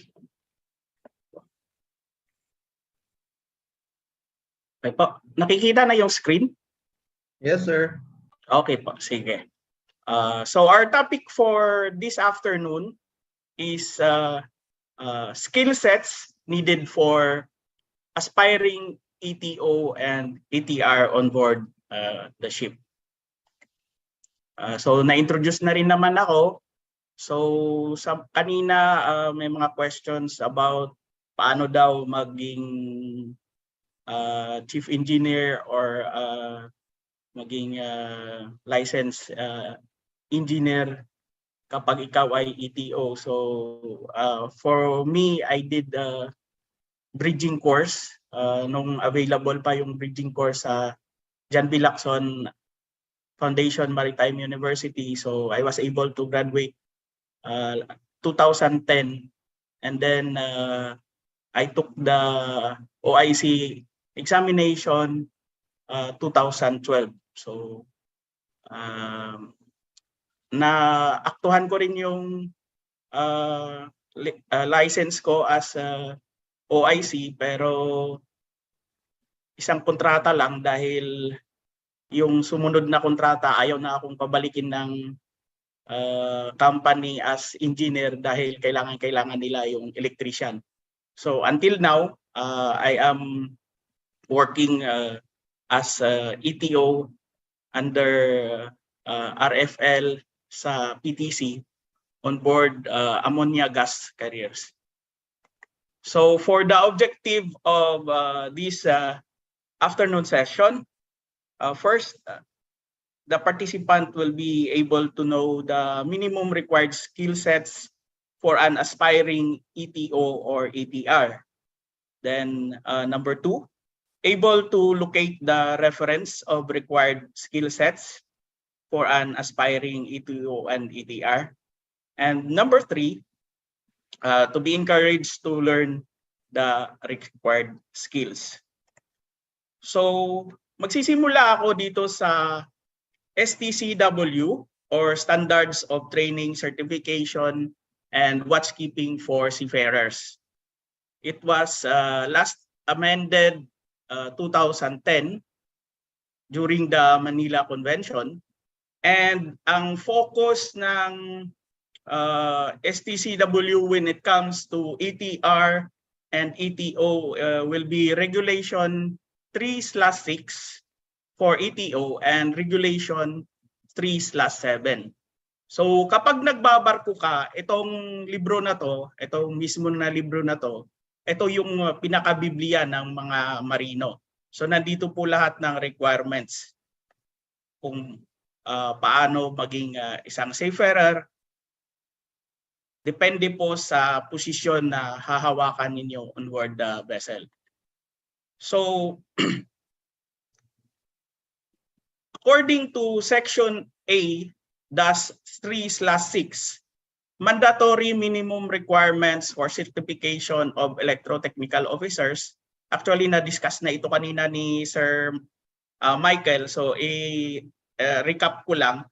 First, the education and training required by paragraph 2.3 of Regulation 3/6 shall include training in electronic and electrical workshop, skills relevant to the duties of electrotechnical officer. So magsisimula tayo sa ETO dahil 3/6. So onboard training. Every candidate for certification as electrotechnical officer shall follow an approved program on onboard training, which first, ensure that during the required period of seagoing service, the candidate receives systematic practical training and experience in the tasks, duties, and responsibilities of an electrotechnical officer. Second is closely supervised and monitored by qualified and certificated officers aboard the ships in which the approved seagoing service is performed and adequately documented in a training record book. Meaning to say, ang onboard training, yung magpapacertify for ETO, dapat merong isang qualified personnel, certificated officer as being stated, na siya po yung mag-i-evaluate kung nagawa ba o hindi ang required trainings as stated in the training book. For the standard of competence, every candidate for certification as electrotechnical officer shall be required to demonstrate the ability to undertake the tasks, duties, and responsibilities listed in column 1 of table A-3/6. So dyan tayo mag-focus mamaya. Table A-3/6. Number 4, the minimum knowledge, understanding, and proficiency required for certification is listed in column 2 of table A-3/6, and it shall take into account the guidance given in part B of this code. Number 5, every candidate for certification shall be required to provide evidence of having achieved the required standard of competence tabulated in column 3 and 4 of table A-3/6. So itong number 5, required to provide evidence. So ito na yung magiging, ito yung ginagawang basis ng mga accreditation centers para mabigyan kayo ng certification or pumasa kayo as an ETO. So dito sila magbe-base kung ano yung mga tanong, ano yung papagawa sa'yo para ma-certify ka as ETO. So for ETR naman, for section A-3/7, mandatory minimum requirements for certification for electrotechnical rating. So for standard of competence, every electrotechnical rating serving on a seagoing ship powered by a main propulsion machinery of 750 kilowatts propulsion power or more shall be required to demonstrate the competence to perform the functions at the support level as specified in column 1 of table A-3/7. So, emphasize ko lang dito na ang ETR po ay nasa support level. So, ang ETO ay sa officer level, ang ETR ay support level. Yun po yung pinakamalaking pagkakaiba ng ETO tsaka ng ETR. Next, number 2, the minimum knowledge, understanding, and proficiency required of an electrotechnical rating serving on a seagoing ship powered by main propulsion machinery of 750 kilowatts propulsion power or more is listed on column 2 of table A-3/7. Number 3, every candidate for certification shall be required to provide evidence of having achieved the required standard of competence in accordance with the methods for demonstrating competence and the criteria for evaluating competence specified on columns 3 and 4 of table A-3/7. So, kung yung ETO ay table A-3/6, ang sa ETR naman po, table A-3/7. So, i-discuss natin more ang bawat isa. So, ito po yung magiging basis naman ang table A-3/7, ito po yung magiging basis for accreditation or certification for ETR. Dito po ito po yung magiging basis ng accredited training center para sa evaluation kung papasa yung candidate as ETR. So we will start with table A-3/6. Ang gagawin ko dito column 1 and column 2 lang. So there is still column 3 and column 4. So yung column 1 and column 2, ito yung kailangan nating malaman. Ang column 3 and 4, yun po yung magiging paraan para paano mo i-demonstrate. So I will discuss more ng kung paano hindi na lang natin i-touch yung column 3 and 4 kasi yun po yung sa evaluator side. So for the first competence, monitor the operation of electrical, electronic, and control systems. So dito pa lang madugunang labanan to kasi electrical, electronic, and control systems.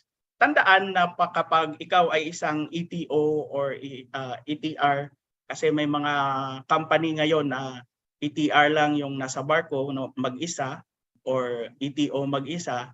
Tandaan po ninyo na hawak mo po lahat ng electrical from forward, as discussed kanina ni Sir Matias, from forward to aft, from top to bottom. So buong barko, pagdating sa electrical, hawak mo yan. Lalo na kapag commercial vessel, aside from the passenger kung saan marami kayo. So pag commercial vessel, napakaswerte mo na kung may kasama ka. So mostly, ikaw lang mag-isa. So paano mo maipakita yung knowledge, understanding mo when it comes to electrical, electronic, and control systems?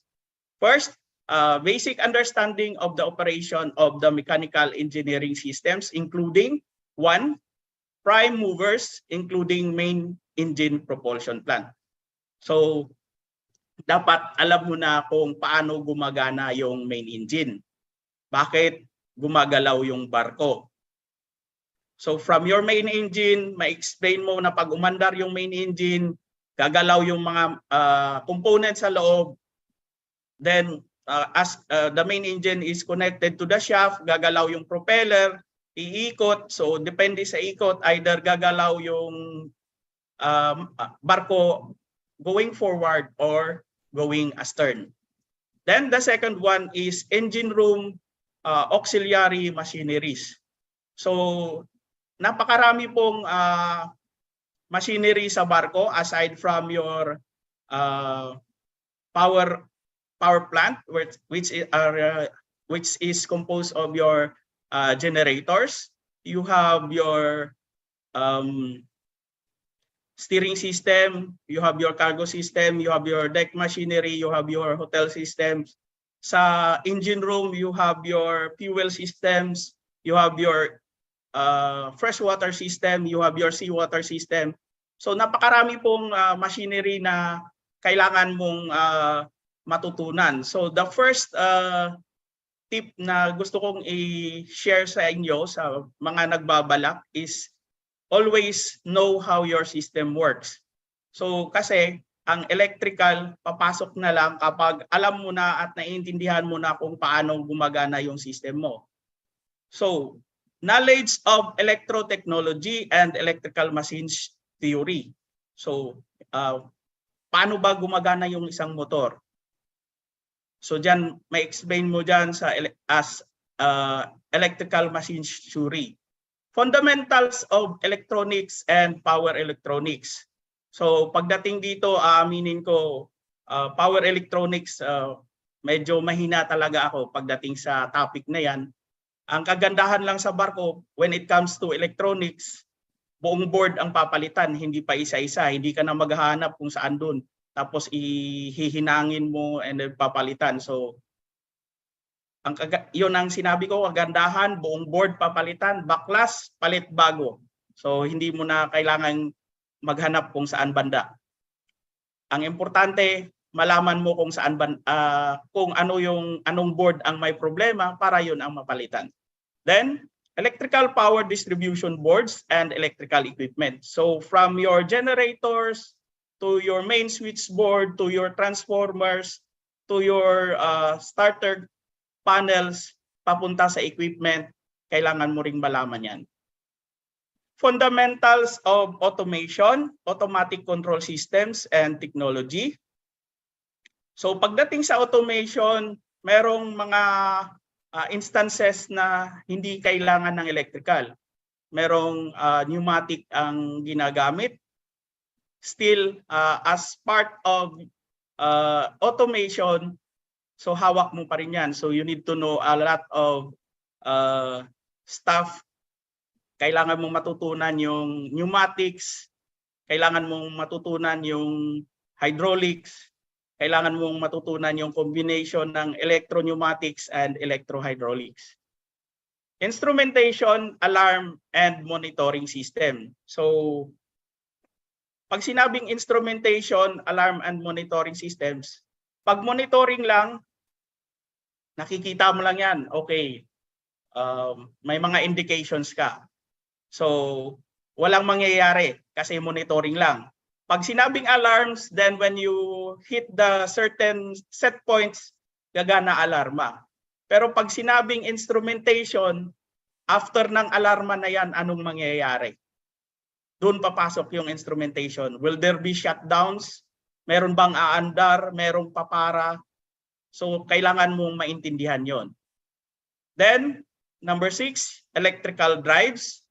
Oh, sorry. Number 7, technology of electrical materials.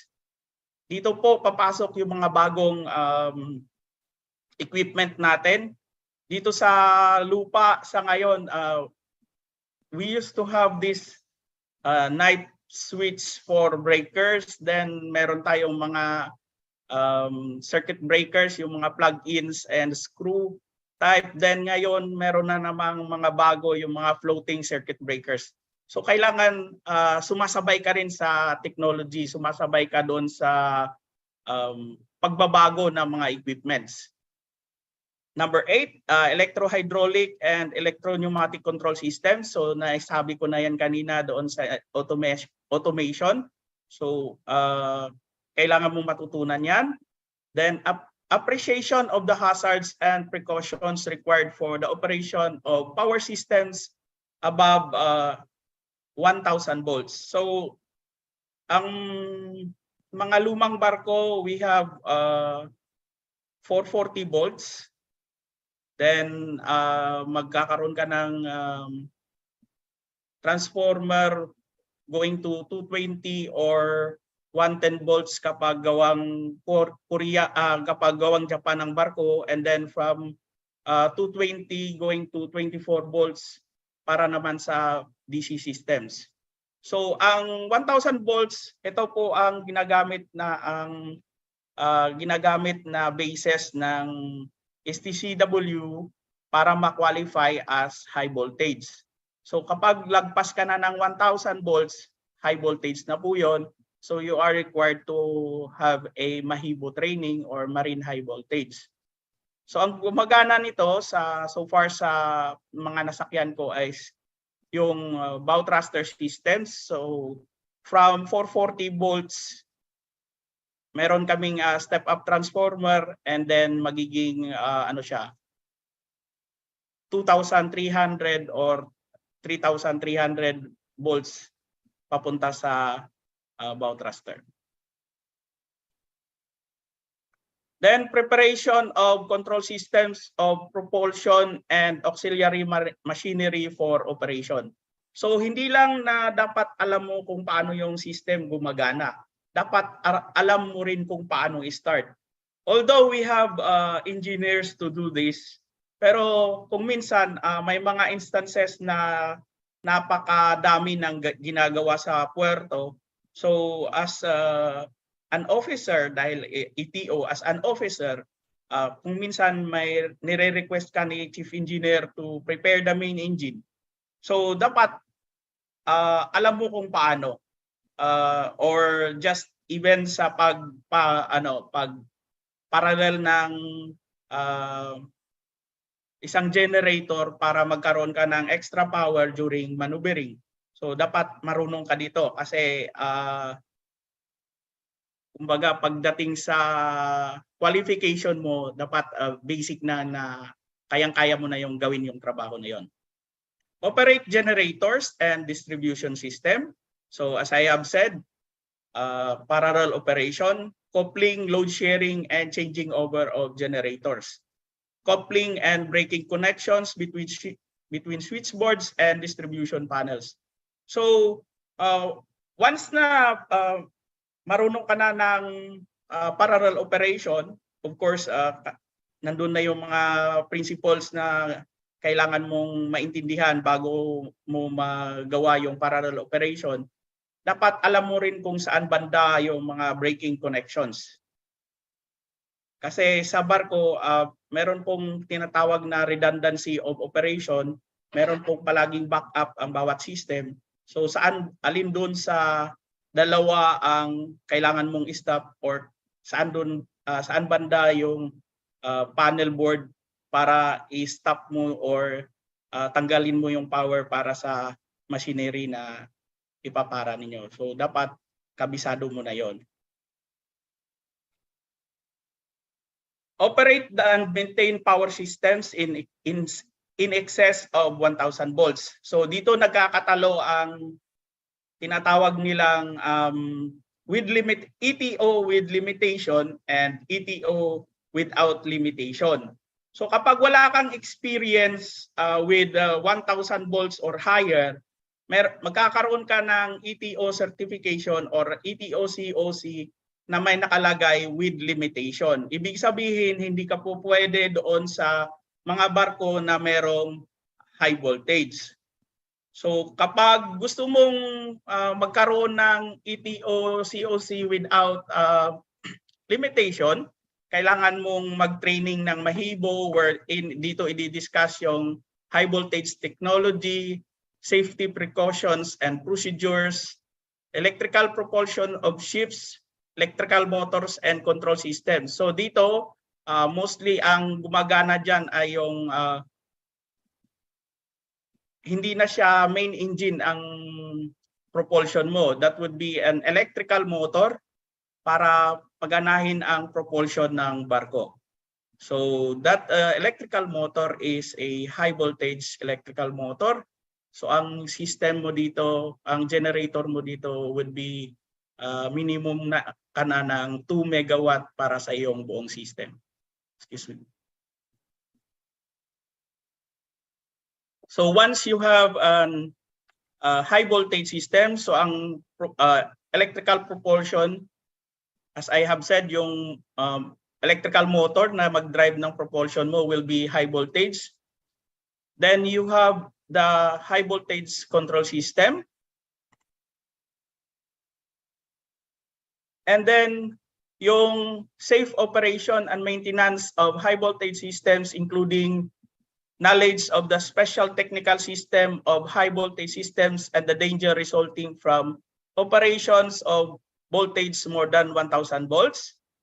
Dito po i-discuss kung paano yung gagawin, ano yung iba't ibang equipment na ginagamit. So magkaiba po ang ginagamit na equipment sa high voltage kaysa sa normal voltage lang natin sa barko, which is 440 volts.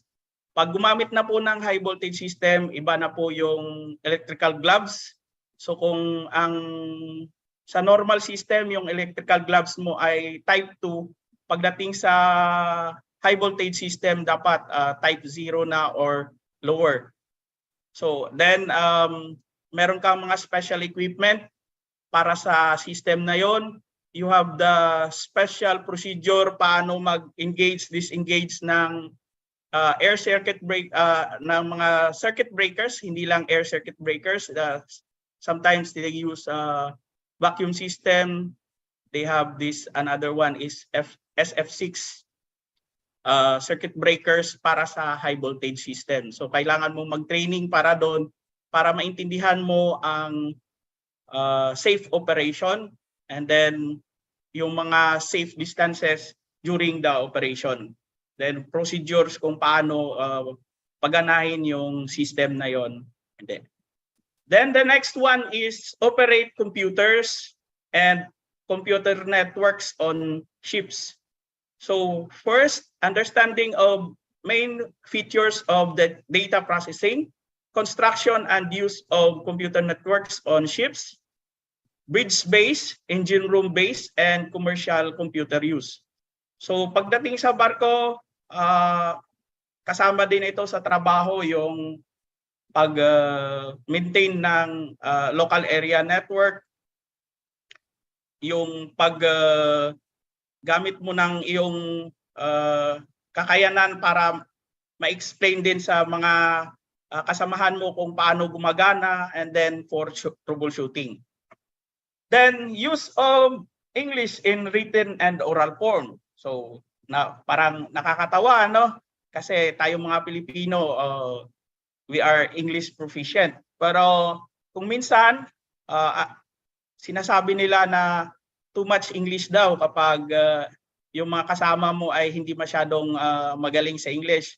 So ang communication would be English Baroque or seaman English na tinatawag hanggat nagkakaintindihan kayo. Pero pagdating sa technical reporting, kailangan marunong ka gumawa. Then, the use of internal communication system. Operation of internal communication system on board. So sa barko, meron telephone system. So kailangan marunong ka rin doon, and then sometimes may troubleshooting ka rin. So the next one is maintenance and repair of electrical and electrical equipment. First, na kailangan mong matutunan, safety requirement for working on shipboard electrical system, including the safe isolation of electrical equipment required before personnel are permitted to work on such equipment. So sa barko, meron po kaming loto na tinatawag, hindi po yung loto na mananalo ka ng milyon, kundi yung loto, yung lockout, tag-out na tinatawag. So before any work on electrical, kailangan meron kang electrical permit para i-aprobahan ni Chief Engineer para sa iyong kaligtasan. And then sa kasamahan mo rin na nagtatrabaho kasama mo. Then maintenance and repair of electrical system, equipment of switchboards, electric motors, generators, and DC electrical system and equipment. So from AC, meron ka parang DC na system. Kaya sinasabi ko sa mga nag-aspire pagdating sa electrical practice. Yun po yung from generation, distribution, hanggang sa instrumentation, pati DC system, electronics. And kapag nagtuturo ka pa sa mga kasamahan mo, then kasama na po yung academ doon. Next, detection of electric malfunction, location of faults, and measure to prevent damage. So sa barko, meron na rin naman pong system na gumagana para malaman mo kung nagkakaroon ka ba ng electrical fault. That would be your earth fault system. So kapag meron kang alarm doon, kailangan makita mo yon, lalong-lalo na kapag 440 volts dahil medyo madugo na po yon. Kailangan mong hanapin kasi mostly kapag 440 volts, either your heaters or your electrical motors.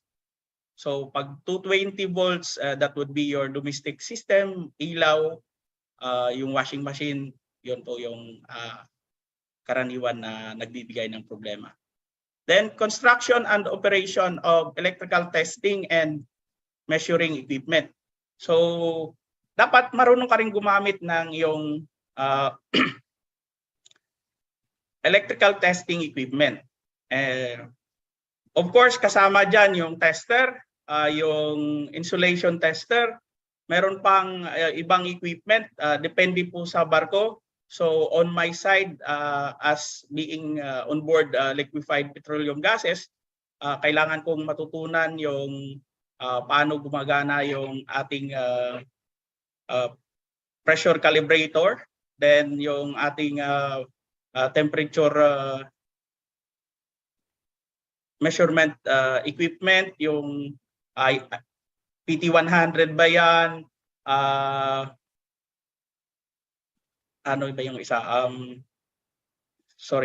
Thermocouple ba yan? So kailangan alam mo kung paano ang equipment gamitin para magkaroon ka ng data para sa reporting. Then, function and performance test of the following equipment and their configuration. Your monitoring system, automatic control devices, your protective devices. So magkakaiba po ito. Monitoring systems, yun lang po yung mga gauges mo. And then sa monitors, nandun din po yung mga indicators. Hanggang monitoring lang po yan. Then automatic control devices, dito na po meron pong pag umabot sa ganitong set points, may magbubukas ba, may magsasara, may mag-start, may mag-stop.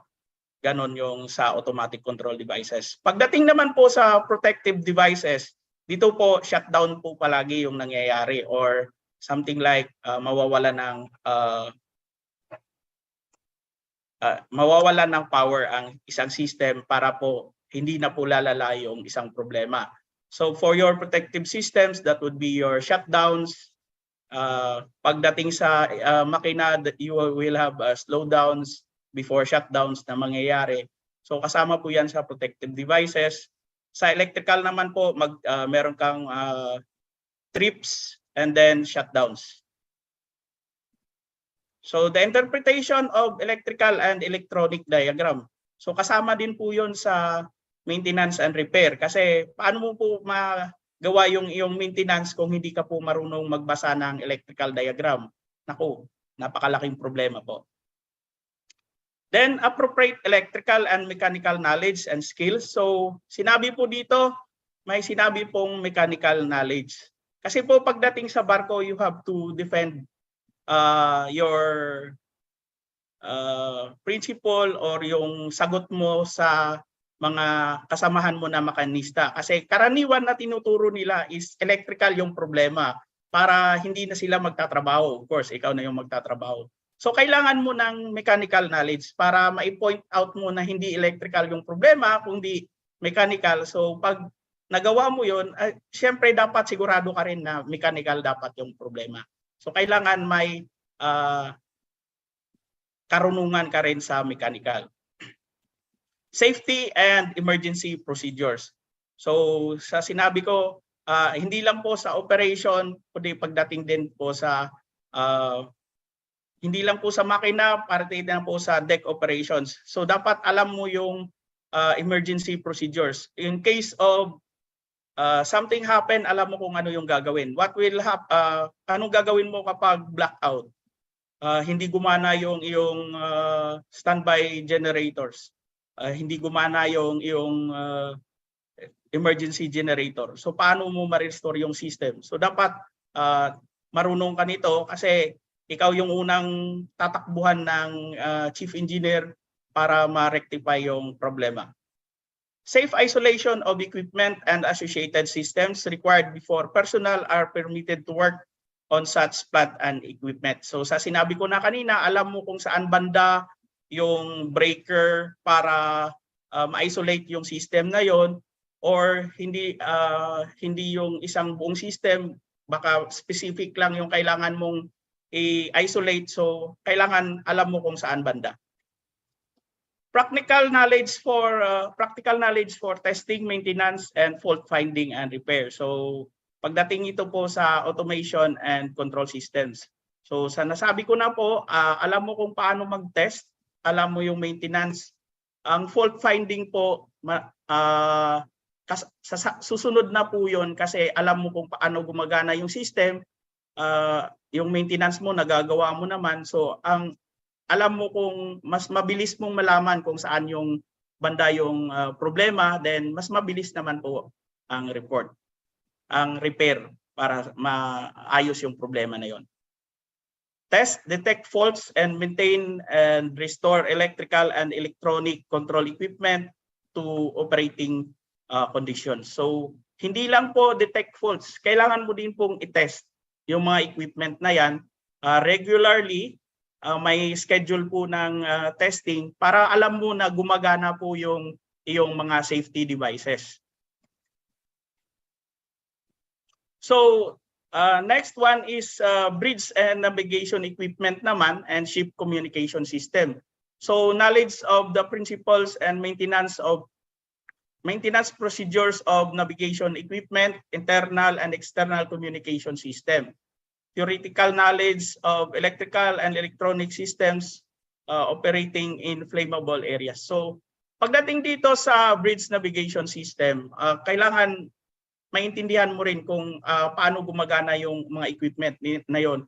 Mostly dito na papasok yung electronic side ng electrical practice. So ang karaniwan na ginagawa ko, pag may nakalagay doon to be to be opened by authorized personnel only. So hands up na ako doon kasi although you are an electrical practitioner, meron po kasing mga equipment na yung allowed lang magbukas is yung authorized service engineer. So kapag binuksan mo yun, you will lose the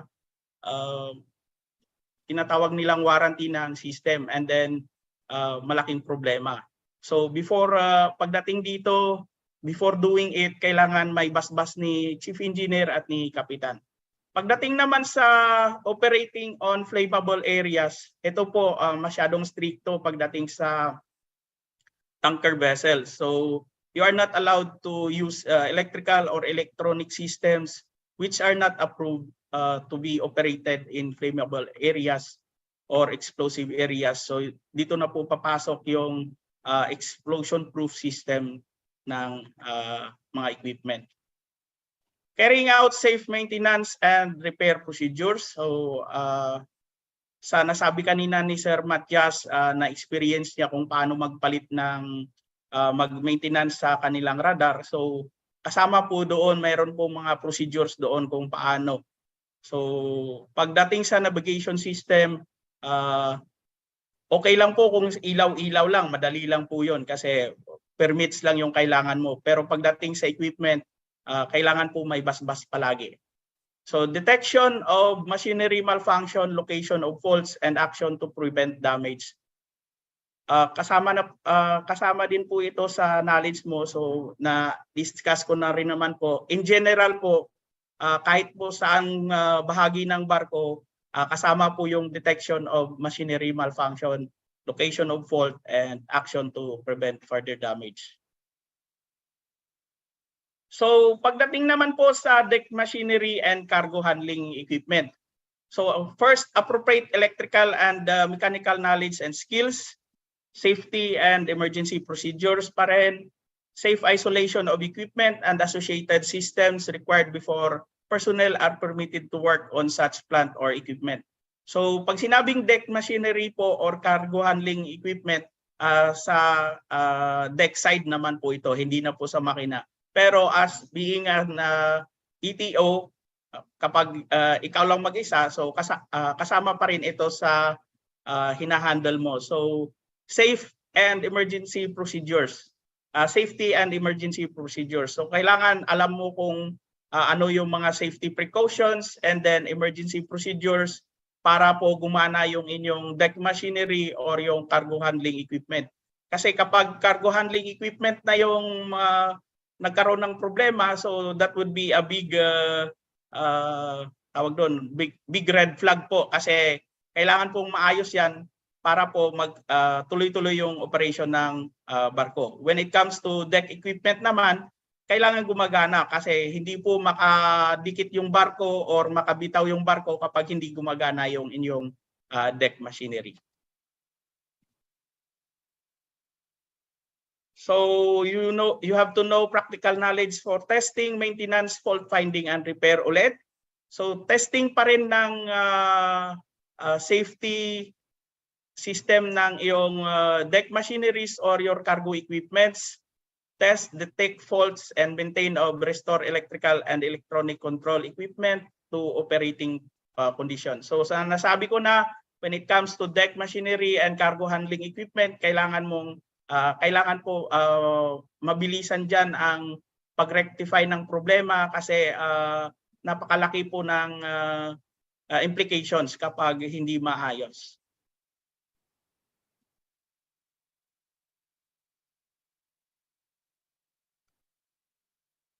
So for hotel equipment naman po, you have to have electrical and electronic system operating in flammable areas. You need to have theoretical knowledge of this. A practical knowledge naman po, carrying out safe maintenance and repair procedures, detection of machinery malfunction, location, faults, and action, and prevent damage. So kung makikita ninyo, parang paulit-ulit lang ang sinasabi nila, detect malfunction, location, faults, and action. So ang binabago lang nila dito yung location. So this time is hotel equipment. Pagdating sa passenger vessels, hotel equipment. Pagdating sa commercial vessels, sa accommodation na equipment. So dyan na po papasok yung domestic equipments natin like your refrigerator, your iron machine, your washing machine, yung heater mo doon para sa hot water, and then yung galley equipments kasama na po doon. Then ensure compliance with the pollution prevention requirements. So dapat alam mo yung prevention of pollution of the marine environment, knowledge of the precautions to be taken to prevent pollution of the marine environment, anti-pollution procedures and associated equipment, importance of proactive measures to protect the marine environment. So hindi lang po makinista ang kailangan matuto nito. Dapat alam mo rin as an officer kasi you have electrical waste na tinatawag. So dapat alam mo kung saan ang kailan ka dapat mag-dispose o anong mga puerto ang tumatanggap ng iyong electrical waste.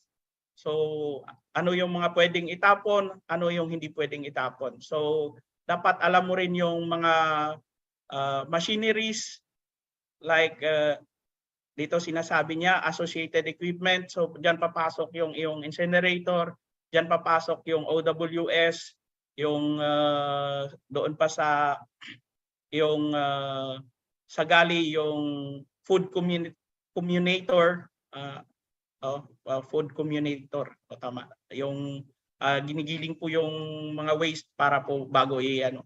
So dapat alam mo yung mga operation noon as an officer. Then prevention of prevent, control and fight fire on board. So dapat alam mo rin yung fire prevention and firefighting appliances. So ito kasama na po ito sa ating basic training. So dapat alam mo na ito. Then you have to participate also for the fire drills.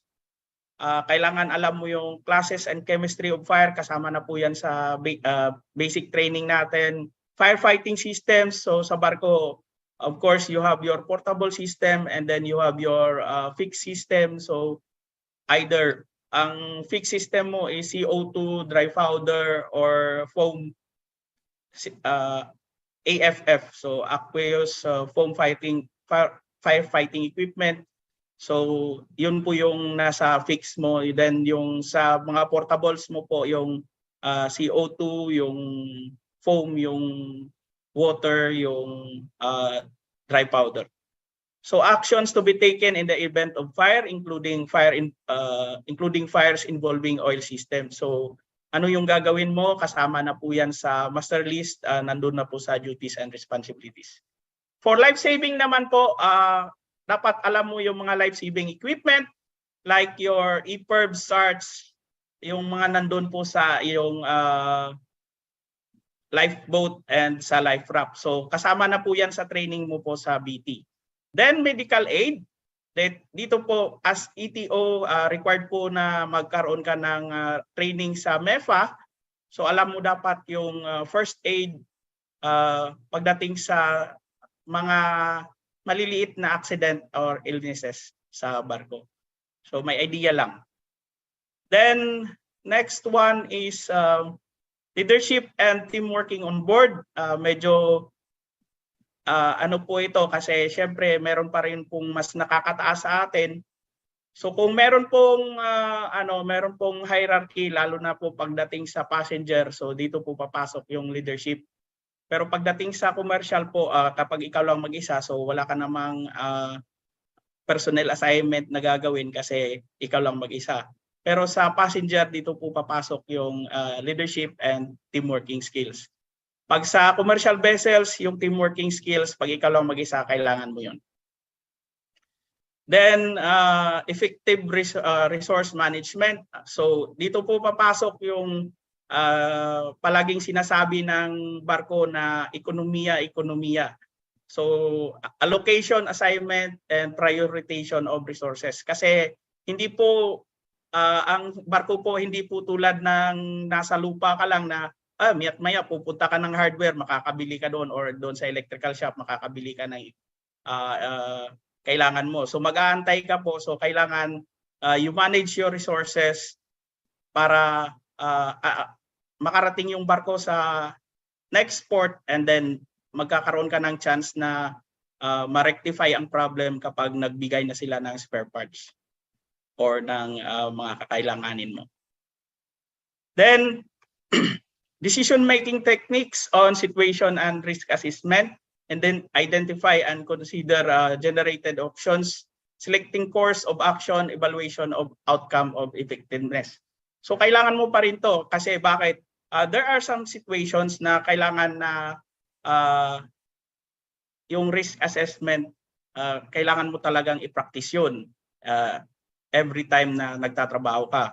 So kailangan i-assert mo yung decision na yon kasi for your own safety and then safety ng kasamaan mo na nagtatrabaho doon. Then, knowledge on personal survival technique. So kasama na yan sa BT. Fire prevention, ability to fight and extinguish fires. So sa BT pa rin po yan. Elementary first aid, personal safety and social responsibility. Kasama po sa BT. So itatanong pa rin po yan ng evaluator mo, ng assessor kung marunong ka dyan. So kasama pa rin po yan sa kailangan mo na i-display.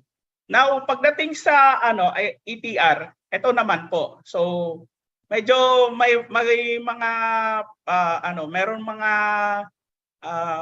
pagkakahawig, pero sa ETO po more on general. Dito po pagdating sa ATR, dito po mga kumbaga mas mababa po yung level ng trabaho kasi sabi nga when you are an ATR, you are only working in the support level. So for the ATR naman, safe use of electrical equipment. So kanina dapat alam mo yung buong electrical equipment. Ngayon naman po, safe use lang ang para sa ATR. Safety precaution before commencing work or repair, isolation procedures, emergency procedures, different voltages on board. So medyo kumbaga lax na po yung requirement. So dapat alam mo lang yung safety precaution. So demonstrate mo lang doon yung LOTO, yung permit system. So isolation, emergency procedures, anong gagawin kapag merong ganito o ganon. Then different voltages on board, you have to enumerate na of course you have your 440 volt system, you have your 220 volt system, 24 volt system, and then kapag ang barko mo ay high voltage, mayroong high voltage, then you have to say high voltage system. So knowledge of causes of electrical shock and precautions to be observed to prevent shock. So isa yan sa tatanong sa iyo. Pagdating naman sa monitoring operation of electrical system, dito ang sabi po, basic knowledge and operation of mechanical engineering systems. So basic knowledge na lang po, hindi na po yung mga intense na po na paliwanagan. So kapag ipaliwanag mo, hash na paliwanag, medyo okay ka na doon, pasado ka na. So prime movers including your main propulsion plant, engine room auxiliary machineries, steering system, cargo handling system, deck machineries, your hotel systems. So itong mga systems na to, mas makikita ninyo yung discussion sa next na topic.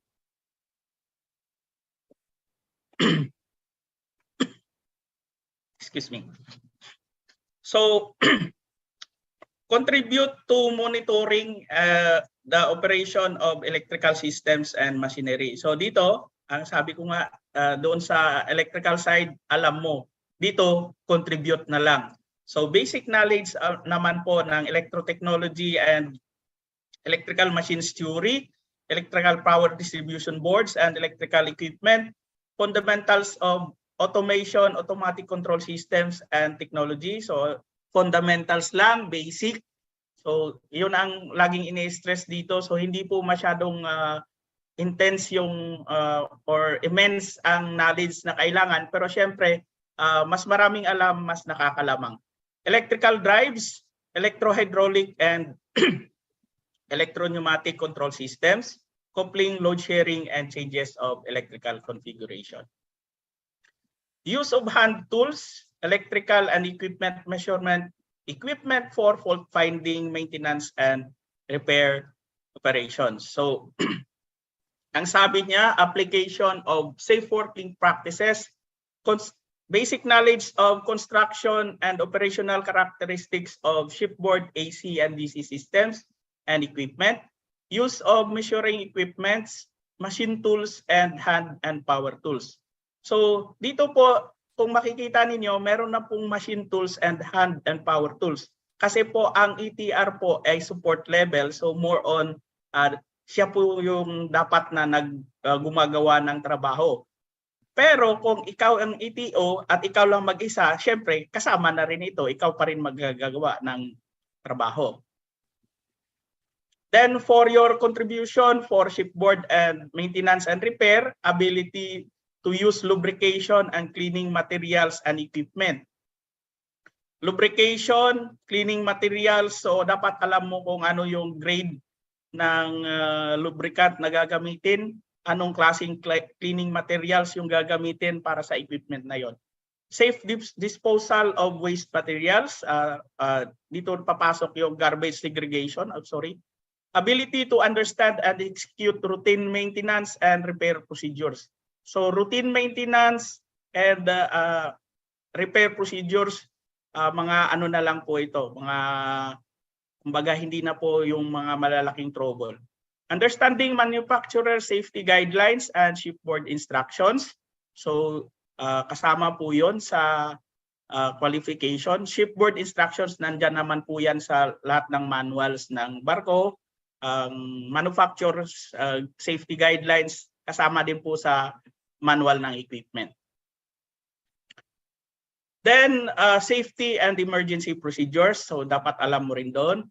Then basic knowledge of electrotechnical drawings and safe isolation of equipment and associated systems required before personnel are permitted to work on such plant or equipment. So dapat marunong ka rin dito, alam mo kung saan banda, ano yung gagawin.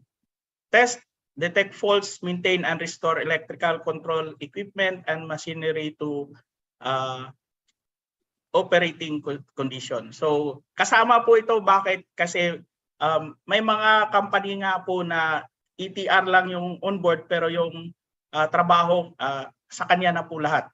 So dapat marunong na nito. Electrical and electronic equipment operating on flammable areas, as I've discussed kanina, dapat alam mo yung mga equipment na pwede lang gamitin sa flammable or explosive areas. Basic of ship's fire detection system, so dapat dapat alam mo lang yung ano ba yung klase ng detector mo na nandun, paano tinetesting, so okay na yon. Pero pagdating sa ETO, dapat ma-explain mo pa kung paano. Then carrying out safe maintenance and repair procedures, detection of machinery malfunction, location of faults and action to prevent damage. So parehas lang din ng sa ETO. Maintenance and repair of lighting fixtures and supply systems. So ito, wala po ito sa ETO. Pero syempre kapag ikaw lang mag-isa, kasama pa rin ito sa trabaho mo. So ito simple wiring ng yung fluorescent system, kasama po yan sa evaluation ng assessment para sa ETR. So dapat alam yun.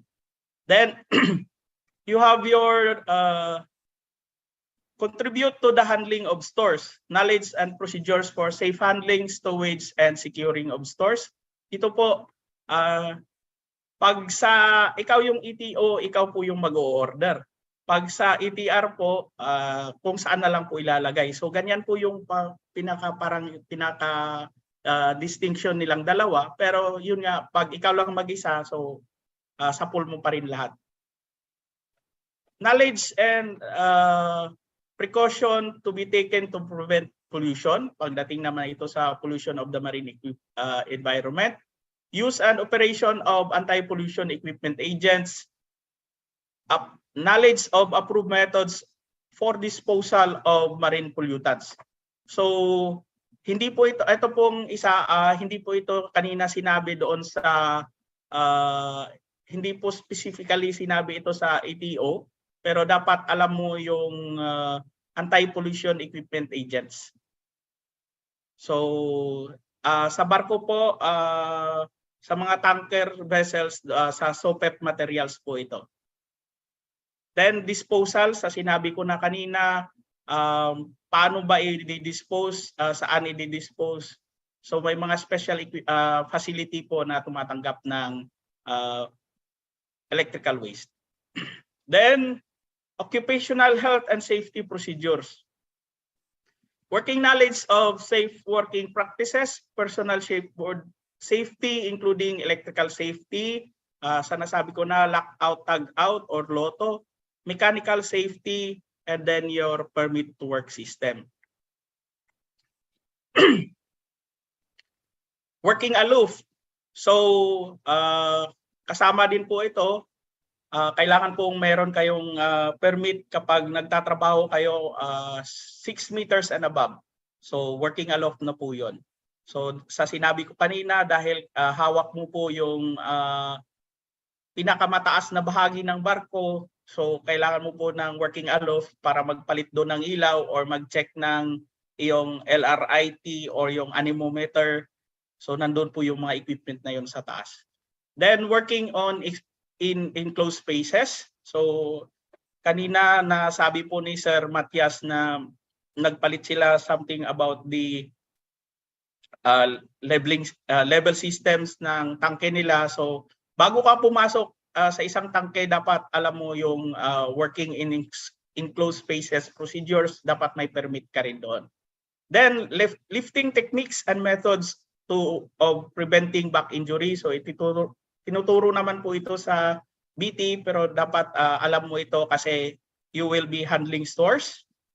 And then syempre may mga ginagawa ka na mabibigat like your motors. So excuse me.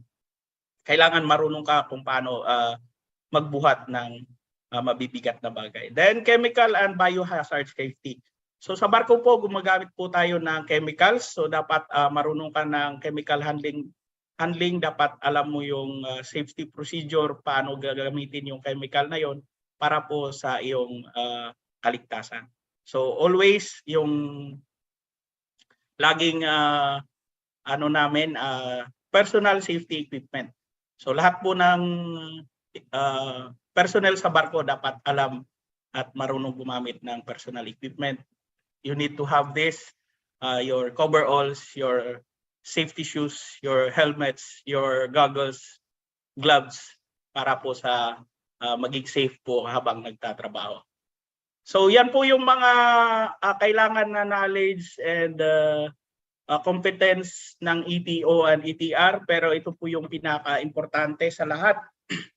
But before I end, a ton of patience and a whole lot of perseverance. So napakahabang pasensya at kailangan nagigigil ka po sa trabaho mo palagi para magawa mo yung trabaho. And then yung isa pa po is yung di matawarang pakikisama sa iyong mga kasamahan para po maging maayos ang working environment sa barko. That's all po. Maraming salamat. If you have questions, open up. Stop Guys, here lang po ako. if you have questions po, you can type here in the comment box. Then Engineer Lachika will answer it. So, may questions po ba, guys? Naka-stop share na po ba ako, sir? Not yet, sir. Okay. One moment. Hey. Close. Okay pa. So, yes, sir. Okay. Okay, sige po. So, if wala na pong questions about sa topic ni Engineer Lachika, so we can now proceed to the awarding of certificate. So, we would like to extend our gratitude to Engineer Antonio M. Lachika III for being one of our research speaker for today by giving him a certificate of appreciation followed by a photo opportunity. So the Thank you po. certificate, So this certificate of appreciation is hereby given to Engineer Antonio M. Lachica III for imparting valuable insight as a technical presenter on the topic, skill set needed for aspiring ETO, ETR onboard ship during the e-career opportunities in maritime industry. ETO and/or ETR onboard merchant ship in worldwide trade in conjunction with the 47th Annual National Convention with the theme Leadership, Rising Above Adversity Through Passion and Commitment, Leading on the Road to Recovery, held on November 7 to 12, 2022 in Manila, Philippines via Zoom conferencing, given this 9th day of November 2022. So we will going to have a photo opportunity, sir. You can just look at the camera. So 1, 2, 3. All right.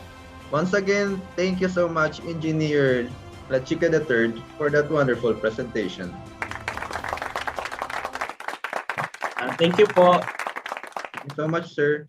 So, Magbabalik pa rin po ako. yes, sir. So we will now introduce the next speaker. So for the next speaker, he is a professional electrical engineer and an electrotechnical officer. He is an BSEE graduate at Central Philippines University, Iloilo in the year 2021. He is a DOST scholar in the year 1996 up to 2001. He was a full-time engineering instructor at St. Anthony's College, San Jose in the year 2002. In the year 2007, he started working as an electrical engineer employee at the Antique Electric Cooperative Incorporated. He also worked at Pacific Ocean Manning Incorporated as a junior electrician in the year 2017. And he became an electrician in the year 2018 to 2022. So let me introduce to you Engineer Hermie M. Tagogtoy with his topic, What's in a Ship and how an EE practitioner will fit in. So unfortunately, due to unavailability of Engineer Tagogtoy, Engineer Lachica III will present on his behalf. So again, let me call on Engineer Antonio Lachica III. Thank you po ulit. Pasensya po dahil hindi po available si Sir Takugdoy. Gustuhin man po niya is hindi po pwede dahil on board po siya, hindi po siya nakauwi last time. So ang voyage po niya ngayon is from Brazil to China. So after pa po ng China, pagbalik ng Singapore, saka po siya makakauwi. So sinabi na lang po niya sa akin na ako na lang daw po yung mag-present. Pero siya po yung gumawa ng material. So try po natin na mai-present sa inyo yung topic niya. So I will just start share screen. Yes, sir. Okay na po? Yes, sir. Okay, slideshow lang tayo. Oops. Slideshow. So, yan po yung qualification ni Sir Hermie Takugdoy. Actually, si Engineer Takugdoy is junior ko sa college. I'm ahead sa kanya ng 2 taon, so close kami. And then, isa lang po yung province namin, sa isang chapter lang po kami, so magkakasama. Pero siyempre, medyo nahuli siya ng pagbabarko kumpara sa akin. I started 2002. Siya naman po 2007 na siya nagsimula. Bago siya nagsimula is PEE na po siya. So bago siya nagbarko. So ang mas mataas po yung qualification niya sa akin kasi po syempre PEE na po siya. So nagkaroon po siya ng mahabang experience sa field sa land base before siya nagbarko. So I will just start for 1 hour 30 minutes ba to? So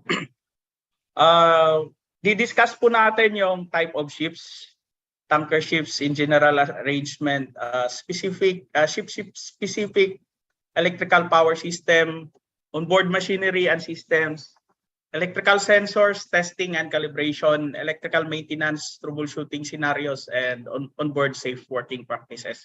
So dito po magiging interesting yung discussion kasi more on pictures po tayo, hindi po katulad ng presentation ko kanina na more on text lang. So ano ba yung mga type of ships?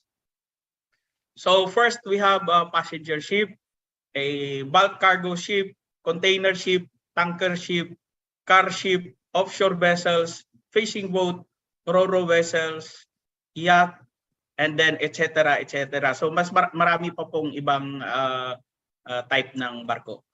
Then these are your examples. Yung first na picture yung passenger, yung pangalawa yung bulk carrier, then yung pangatlo yung tanker ship, ito po ay crude oil.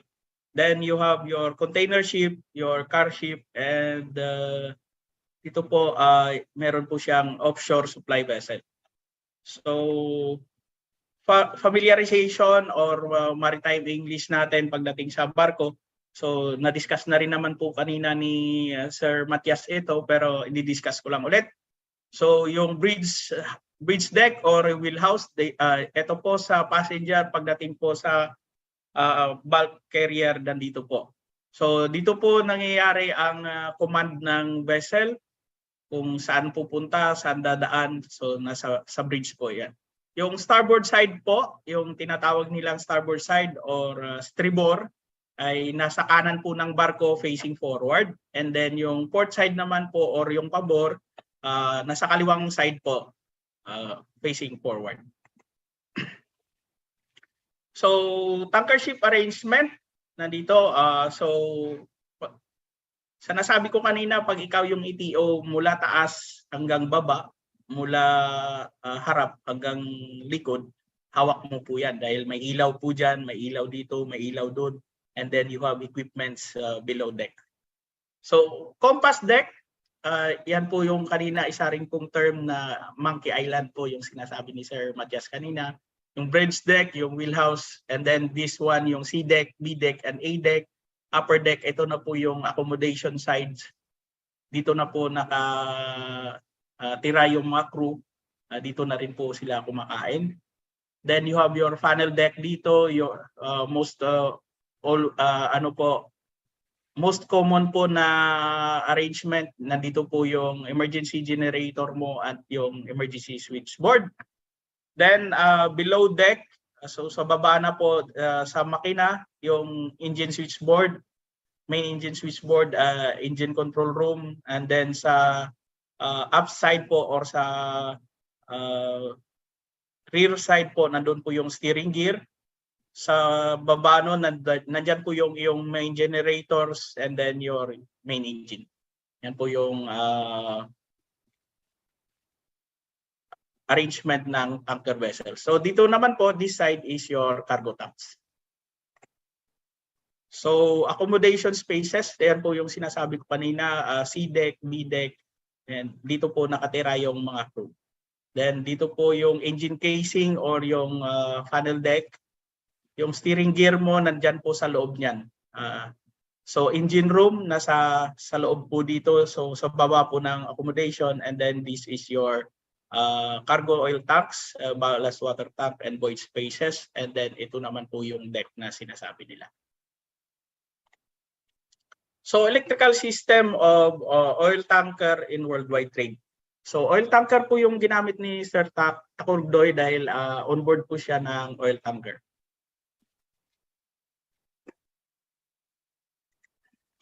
So on board, you will encounter these basic components of electrical systems. You have three main diesel AC generators. You have your synchronizing panel, power management system. You have a emergency diesel AC generator. You have your main switchboard. You have your emergency switchboard. You have your power cables, cableways, metal clutch and switch gears, feeders and bus ties, panel boards, group starter panels, local and individual starter panels. You have your power transformers, battery charger and discharger board. You have your 24 volts DC power supply, your UPS batteries, and then your lighting fixtures. For your load consumers, madami mostly motors from your seawater, freshwater, and bilge pump, from your fuel and oil pumps, your lighting systems, your ventilation fans, your auxiliary boilers, compressed air plant, steering gear system, fuel oil and lube oil purifiers, backwash filters, heaters, hose handling cranes, provision and engine room cranes, hydraulic power plant, cargo and ballast pumping system, inert gas generator, freshwater generator, sanitary sewage plant, waste oil incinerator, oily water separator, air conditioning system, provision, refrigeration plant, workshop equipment, hotel galley, laundry equipment, and other machineries. Ship's alarm and monitoring systems, electric sensors, your ICCP and your MGPS, so impressed cathodic system, and then your marine growth prevention system, that's ICCP and MGPS. Firefighting system, safety system equipment, your lifeboat, your fire detection and alarm system, your deadman alarm, your bridge navigation, watch alarm system, fixed gas detection system, your VSES, and etc. Then when it comes to your propulsion, you will have your MA maneuvering, safety and control system, and other instruments and sensors. You have your public address system, telephone exchange and computer networks, navigation equipment and instruments, autopilot, gyro compass, radar, ECDIS, GPS, VDR, AIS, speed log, echo sounder, anemometer, Navtex, electronic communication system like your VHF, GMDSS, VSAT, and Inmarsat-C. So almost lahat na po ng equipment yan nakalista na po. Then you have your power system protection system like your devices, your ACB, MCCB, MCB, and fuses, electrical grounding, and bonding.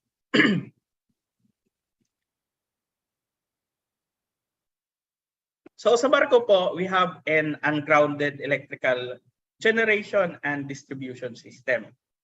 So hindi po nakaground ang system ng barko. Kaya nga po meron kang earth fault system kasi po yun na po yung indication na meron kang ground na nangyayari.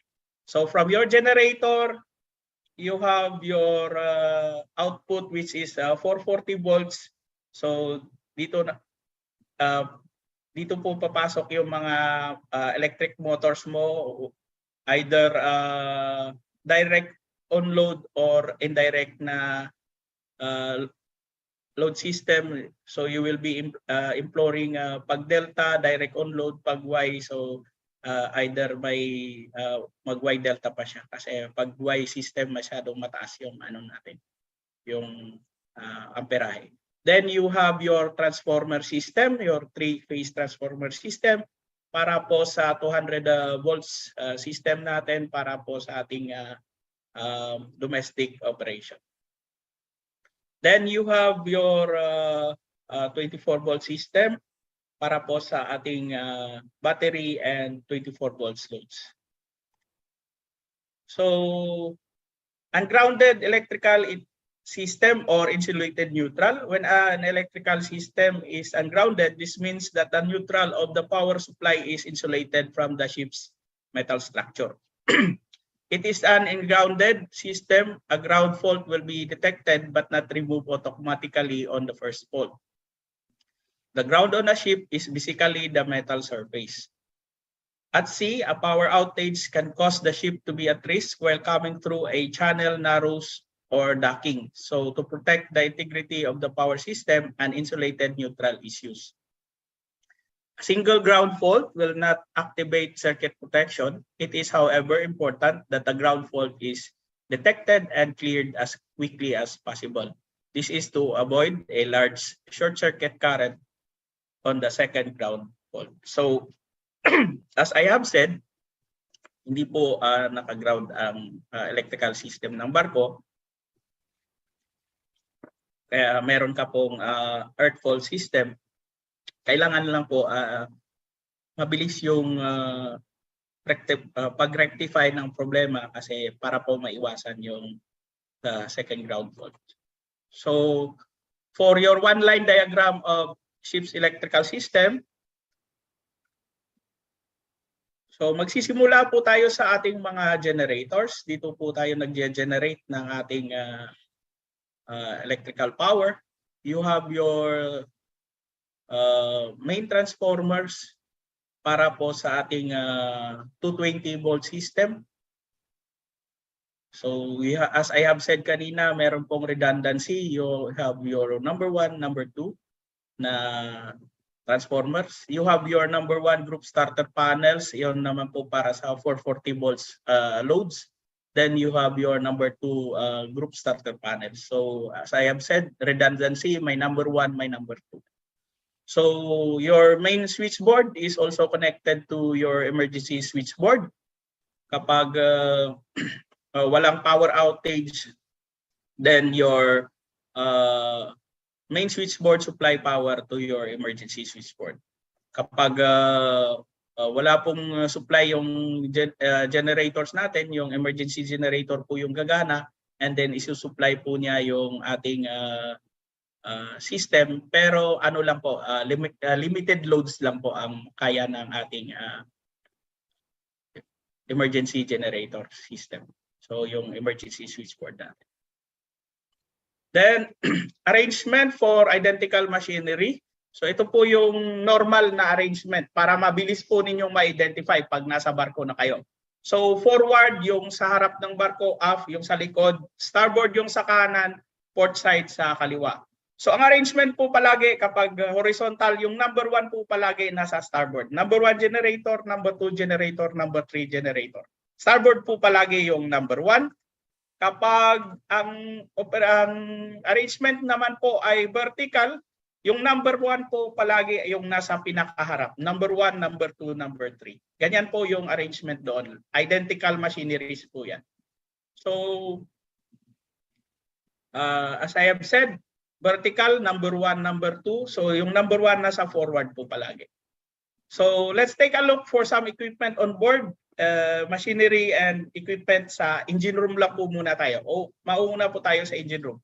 So these are your main diesel generators. So you have your, kung makikita po ninyo, 1, 2, 3. So starboard po yung number 1, then number 2, number 3. So camera facing aft. So nakatalikod po siya sa harap. So nakaharap po siya sa likod. Then this is your main engine. So ang barko ni Sir Takugdoy is 1, 2, 3, 4, 5. 5 cylinders. 1, 2, 3, 4, 5. Yes. 5 cylinders. Ito po yung main engine. Top ng main engine, meron po pong components ito sa baba. Nandun po yung generators natin. So, yan po yung orientation niya. So, camera facing aft pa rin po. So your number 1 diesel generator. Ito po yung nameplate niya. So you have a 3-phase synchronous generator. You have type sandali lang, HFC6 564-84K. You have your ingress protection of 23. You have your RPM for 900 RPM. 60 Hertz, your power factor is 0.8, insulation class F. Ang main niya is 440 volts output. Then your current would be 1,443.4 amperes. And then 1125 kVA Y connection. For your exciter, you have 98 volts, 7.5 amperes Y connection. So of course, kailangan natin ng excitation para makaproduce tayo ng voltahe. Excitation, magnetic flux, cut by the rotation, voltahe. Tama po ba? Yung pagkakaroon ko ng sequence. Then this is the number 1 diesel generator terminal box. Dito po pumapasok lahat ng mga equipment, safety equipment, instrumentation and monitoring system ng ating generator. And then from here, pupunta po siya sa main engine control room. So ito po yung pressure transmitters from starting air, lube oil, oil pressure transmitter, lubrication oil pressure switch, fuel oil pressure transmitter, fuel oil pressure switch, cooling fresh water temperature sensor. So nandito po lahat ng yung pinagsama-sama po nila. Pero hindi po yan isa. So if you can see, may mga linyada dito, doon po siya pupunta kung saan po siya kumukuha ng na-measure niya na data. Then this is your number 3 generator. So ang naka-focus po yung gauge board and then yung governor. Ito po yung governor ng generator natin. So si third engineer or your second assistant engineer is in charge of the operation and maintenance of the electric power plant or ng generators. Si segundo, si tercero, or si kwarto makinista will take turns daily in watchkeeping kapag naka-UMS ang barko or unmanned machinery space. So ito po yung local box ng ating generators, local start box. So pwede pong mag-start dito locally ng ating generator. So you can start from here or you can start from the engine control room. Oh, sorry, lumagpas. So ito naman po yung board ng para sa safety ng ating generator. So auxiliary engine shutdowns or your generator shutdowns. Kung makikita po nyo, meron po siyang overspeed, low lube oil pressure, and high fresh water temperature. So yan po yung karaniwan na shutdown ng ating generator. Pasensya na po, medyo nagpo-focus po ako pag nilalapitan ko po yung presentation kasi para po As I have said, ito po yung governor ng generator. Ito po yung mag-govern ng speed ng iyong generator para po ma-maintain ang iyong frequency. Kasi po sa barko and then power operation, parallel operation ng iyong generator, you need to maintain yung tatlong principle, same voltage, same frequency, and then same phase sequence. So pag frequency po ang na pinag-uusapan, governor po yan, and then the fuel system. So pagdating naman po sa voltahe, you have your ABR and then your excitation system. Yun lang po yung kailangan mong i-maintain. Kasi yung phase sequence, naka-fix na po yung wiring ng ating generator, so hindi na po magbabago yan. Then this is your ABR. As I have said, ito naman po ang mag-maintain ng ating voltahe ng ating generator. So connection diagram of a generator AVR. So meron pong varistor dito. Dito ka po mag-a-adjust ng no load voltage mo kapag pinaandar mo yung generator without parallel operation. So kailangan mo pong i-adjust para po tama po doon sa no load voltage para po ma-maintain mo yung same voltage. So ito po yung engine control room ng barko na sinasakyan ni Sir Takogdoy. So you have here your main switchboard and then this one is the engine control console. So nandito po yung number 1 generator panel, number 2 generator panel, and number 3 generator panel. sa ating main switchboard. And then this is your synchronizing panel of your main, on the main switchboard. So dyan po makikita yung ilaw ng rotation during synchro. Nandito din po yung tatlong ilaw. And then you have here your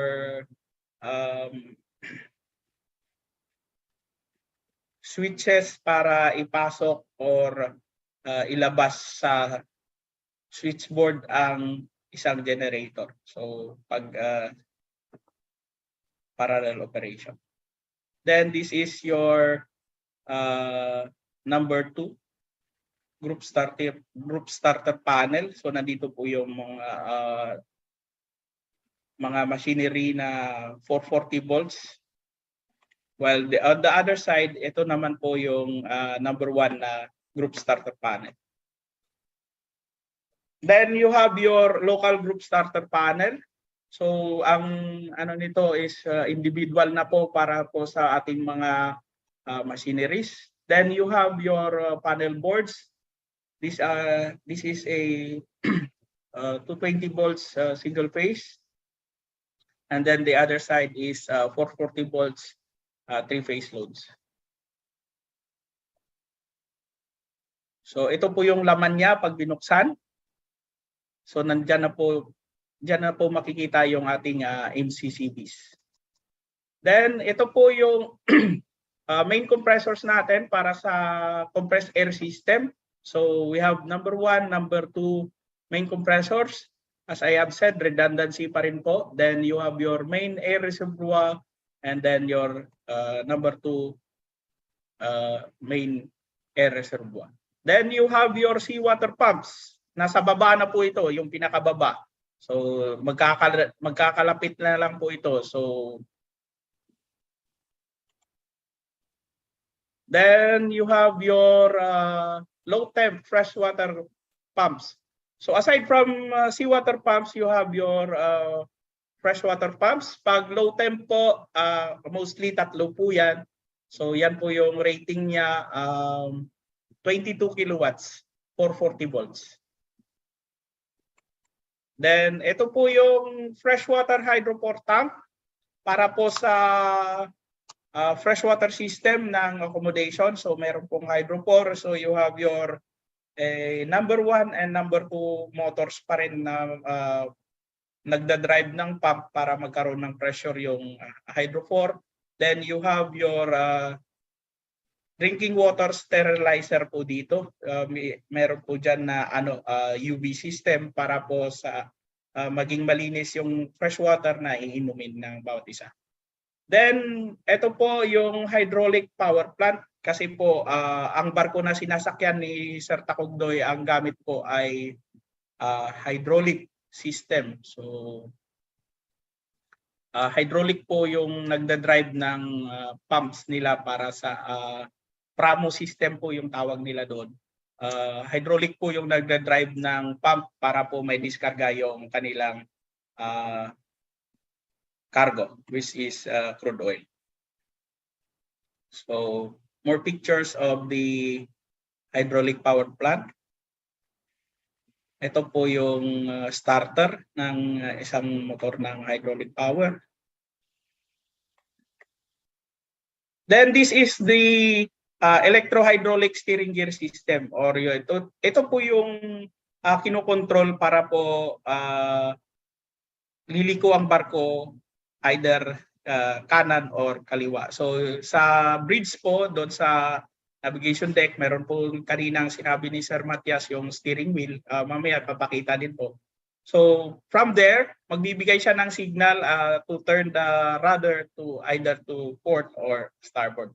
So dito po sa tangke na to, meron pong oil level sensors. Pag ito pa lang po, alarm pa lang po ito. So you will know that there is a low level for the tank. Parehas lang po yan. Ang bawat motor po merong tangke. Pero pag ito po yung isa, yung low level na po yung pag dito na po umabot yung level ng langis, automatic po papara po itong motor na ito kung gumagana, and then aandar po yung sa kabila. Kasi ano na po to, safety po ng steering gear system. So tinetesting din po yan. At ETO po yung nagtitesting. So for a closer look on the main switchboard, ito po yung kabuuan. Ito po yung synchro panel, sinabi ko na po kanina. So you have here, ito po yung 440 earth fault system. So diyan po makikita, ito po yung pinakaunang hinahanap ng mga inspector kapag nasampa sila ng barko kung may earth fault sa iyong system. More pictures. So ito po ang sa instrumentation naman po ng number 3 generator. So you have here your under voltage system, detection system, then yung reverse power. So nadiyan na po yung mga fuses para po sa yung instrumentation for your generator. Then ito po yung air circuit breaker ng generator. So yung supply po dito, then you have your air circuit breaker, then dito na po sa taas yung bus bar. So hangga't hindi po na-close yung air circuit breaker, yung voltahe po dito hindi po makakaakyat po sa ating bus bar. So as I have said kanina, you have your voltage regulator dito, or ito po yung ina-adjust natin para po maitama or para po nasa range po ng no load voltage ang ating system. So ito po yung group starter panel, number 1 group. Yung laman niya po kapag binuksan, nandiyan na po yung mga MCCB natin. So meron pong mga nameplates bawat isa. So kung ano po yung nandyan, yan po yung load ng breaker na ito. Ganyan din po. So may local group starter number 4. So pag na-i-off mo ito, kanina sa sinabi ko isolation, so kapag na-i-off mo ito, buong group starter number 4, lahat po ng nakalista dyan, wala na pong power. So ito po group starter number 2, ito naman po group starter number 1. So meron din pong indication dito sa taas for your emergencies kung ano yung mag-stop. Halimbawa ito is ES2A. So ang ES2A natin, emergency stop for fuel and lube oil, hydraulic oil, and DO pumps in the engine room. So kapag pinindot po yung emergency stop na ES2A, kasama po ito magti-trip po itong breaker na ito, and then this breaker also kasi kasama din siya sa ES2A. Ito naman po preferential trip number 2, preferential trip number 1. Kapag nawalan po tayo ng nagkaroon po tayo ng power failure, so yung halimbawa yung pangalawang generator natin hindi pumasok, ito po magti-trip po una ito, yung preferential trip number 1. Then kapag hindi pa rin po kaya, susunod po yung number 2 na preferential trip. Ibig sabihin mga unnecessary loads ito para ma-maintain yung operation, para mabawasan po ang load ng generator para maiwasan po yung blackout.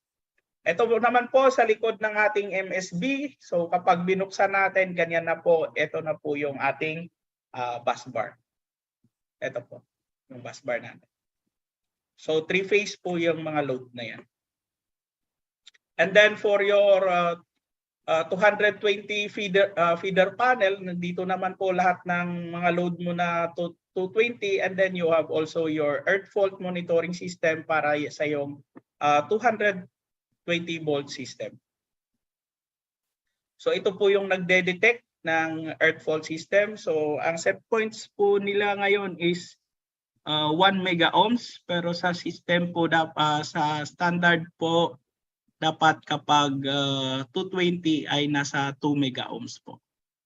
So kaso nga lang hanggang 1 mega ohm, 1.5 mega ohm lang yung kanilang system. So sa kanilang class siguro hanggang 1 mega ohm accepted ng class. Ganun lang po. So ito naman po sa ang laman ng ating 220 volts feeder system. Ito po pag nakasarado yung panel, pag binuksan nyo po, ganyan na po yung laman niya. Ito na po yung mga MCCB natin. Then, ito po yung engine control console natin, and then you have here your monitors for your alarm and monitoring system. So nakalagay po dito unmanned machinery space. Ibig sabihin po pag gabi wala pong tao dyan. So ito na po yung alarm and monitoring system na nasa monitor. So ito po ay number 1 generator, so diesel generator group ito. So makikita mo po dyan yung mga data ng ating generators from 1, 2, and 3. Then ito naman po pag sa main engine na overview, so mga data po ng ating main engine nandyan na po. Then ito na po yung mga set points ng ating alarm and monitoring system. So sa barko po ni Sir Takugdoy, meron silang 300 monitoring and alarm system. So sa excuse me. Sa makina pa lang po yan, wala pa po yung sa deck or sa cargo systems. Tapos iti-testing mo po yan lahat. 300 alarm set points. So ang emergency switchboard naman po, nandito po yung ito yung inyong emergency generator, ito po yung emergency switchboard. So 150 kVA yung capacity ng iyong emergency generator. Ito po yung 440 volts system, dito naman po yung 220 volts system.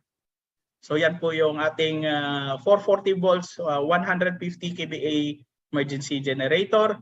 Yan po yung pressure transmitters niya and pressure switches. Yan po yung emergency transformer. Ito po. So from 440 to 220 volt system. So yan po yung nameplate niya. Ito na po yung nakalista, yung mga loads ng 220 volt system and then 440 volt system sa emergency generator. So under SOLAS, your emergency generator must emergency power will be available within 45 seconds after the blackout. So dapat may on-load test ka and blackout test that is regularly carried out. Sa amin po sa barko po na sinasampahan ko every 3 months po. On-load test and blackout test. So ETO pa rin po yung mag-testing yan. So for additional onboard machinery, provision refrigeration plant, ito po yung equipment na nagme-maintain ng fridge ng barko. So reefer plant, refrigeration plant. So meron po tayong ito na po yung sa laman niya. Meron po kasing fridge yung barko para sa vegetable, meron pong para sa fish and para sa meat. So generally 3 lang, pero depende po sa barko, meron pong 4, 5. So depende na po. Generally 3 meron dapat. Fish, meat, and vegetables. So ito na po yung sa loob niyan, mga ano niya, yung mga safety systems. Then you have your purifier rooms. Yung malalaki po, ito po yung para mag-purifier ng fuel oil o ng bunker para po sa makina and sa generators po natin. And then yung mga maliliit po, ito po yung purifier para sa lube oil naman ng makina at ng generator. So yung hindi lang po fuel ang pinupurify, kundi pati rin po yung lube oil para po yung lubrication naman po ng machinery, ng main engine at ng generators. Then this is your freshwater generator. Ito po yung equipment na transform ng seawater into freshwater by the process of distillation. So evaporation and condensation po yung process dyan para magkaroon po ng freshwater. And then, of course, you have your salinity sensor. dito po malalaman kung gaano kaalat yung na-produce mo na fresh water. So kailangan nasa set point lang po kasi syempre bawal naman po na masyadong mataas. Magkakaroon po tayo ng sakit sa bato. Then inert gas generator or IGG, itong equipment na ito makikita lamang sa mga tankers po. Sa ibang barko wala po nito. So ship specific para sa tankers. So kailangan po pababain yung oxygen content ng cargo tank bago po siya kargahan. So depende po sa kargamento sa barko po ni Sir Tax, dapat 3.5 to 4.5% oxygen lang po na nandun. Pero pagdating po sa gas, mas bababa pa po dyan. So, ito po yung isa pa, waste oil incinerator. Ito naman po ang ginagamit para po sunugin yung basura sa barko na pwedeng sunugin. And then yung mga waste oils, as the name suggests, yung dumi ng makina at ng generator natin pwede po dyan sunugin. So ang sinusunog po dyan ay yung mga domestic waste natin na papel, cartons na basura. Meron pong mga incinerator na certified na magsunog ng plastic, pero pag hindi po certified na magsunog ng plastic yung incinerator, bawal po magsunog ng plastic. Equipment and spaces in the accommodation. So wala na po tayo sa makina, akyat na po tayo sa taas. So ito na po, first is yung accommodation air conditioning system in aircon room or the air handling unit ng barko. So yung barko po, yung commercial vessels na sinasampahan namin ni Sir Tax, centralized po yung aircon. So no choice ka po, may aircon talaga yung bawat kabina. So nandito po yung motor, nandito yung compressor niya, nandyan po sa loob yung evaporator, and then nandyan po yung fan para sa yung air conditioning plant. Then ito po yung cargo control console para po ito sa pag-control ng cargo equipments para po ma-discharge or ma-load yung kargamento ng barko. Ito po yung nagbibigay ng pera sa barko. Yung cargo control system. Kasi pag wala pong kargamento, wala pong pera yung barko. So, ito naman po yung kabina ni Sir Takugdoy. So, sa commercial vessels, you are entitled of single occupancy cabin. Meron kang kama dyan, meron kang diban ang tawag namin or sofa. You have your working table. Meron ka rin pong sariling CR at paliguan. Then this is the galley. So dito po niluluto lahat ng pagkain ng barko. You have your electric range, hot plate. So walang problema sa konsumo sa kuryente kasi nga nagpo-produce naman tayo. So you have your hot plate, you have your oven, and there are other equipment na ginagamit ni Chief Cook para po magkaroon ng pagkain sa barko. Then this is your equipment sa electrical room, sa accommodation. Nandito po yung 24 volts battery charger and discharger board. Nandito, ito po yung public address system. And then ito po yung telephone system. So dapat alam mo yung location para po pag may problema, alam mo po kung saan po hahanapin. Then aside from that, you have this VSAT equipment na yun po yung ginagamit para magkaroon po ng internet on board. So kahit sa gitna ng laot, merong internet ang barko. Limited nga lang. So sa ngayon, nagmo-monitor lang po si Sir Takugdoy sa group chat namin kung ano na po yung nangyayari sa atin ngayon. Then ito po yung battery room. Nasa likod po siya ng bridge. Ito po yung access niya. Ito po yung laman.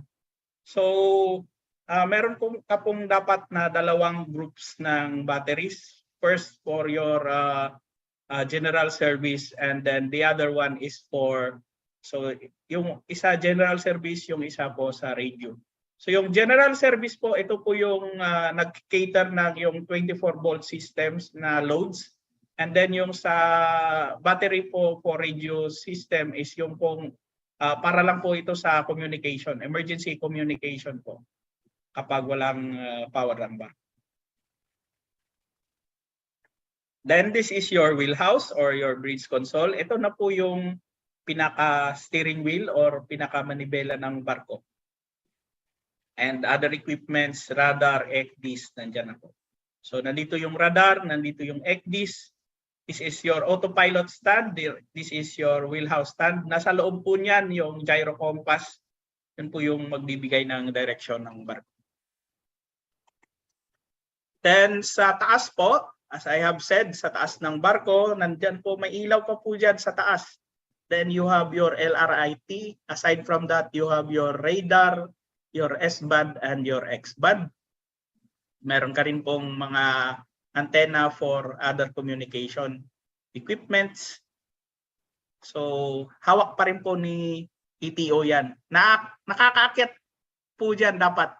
So, kapag ETO ka, dapat hindi po mahina yung tuhod.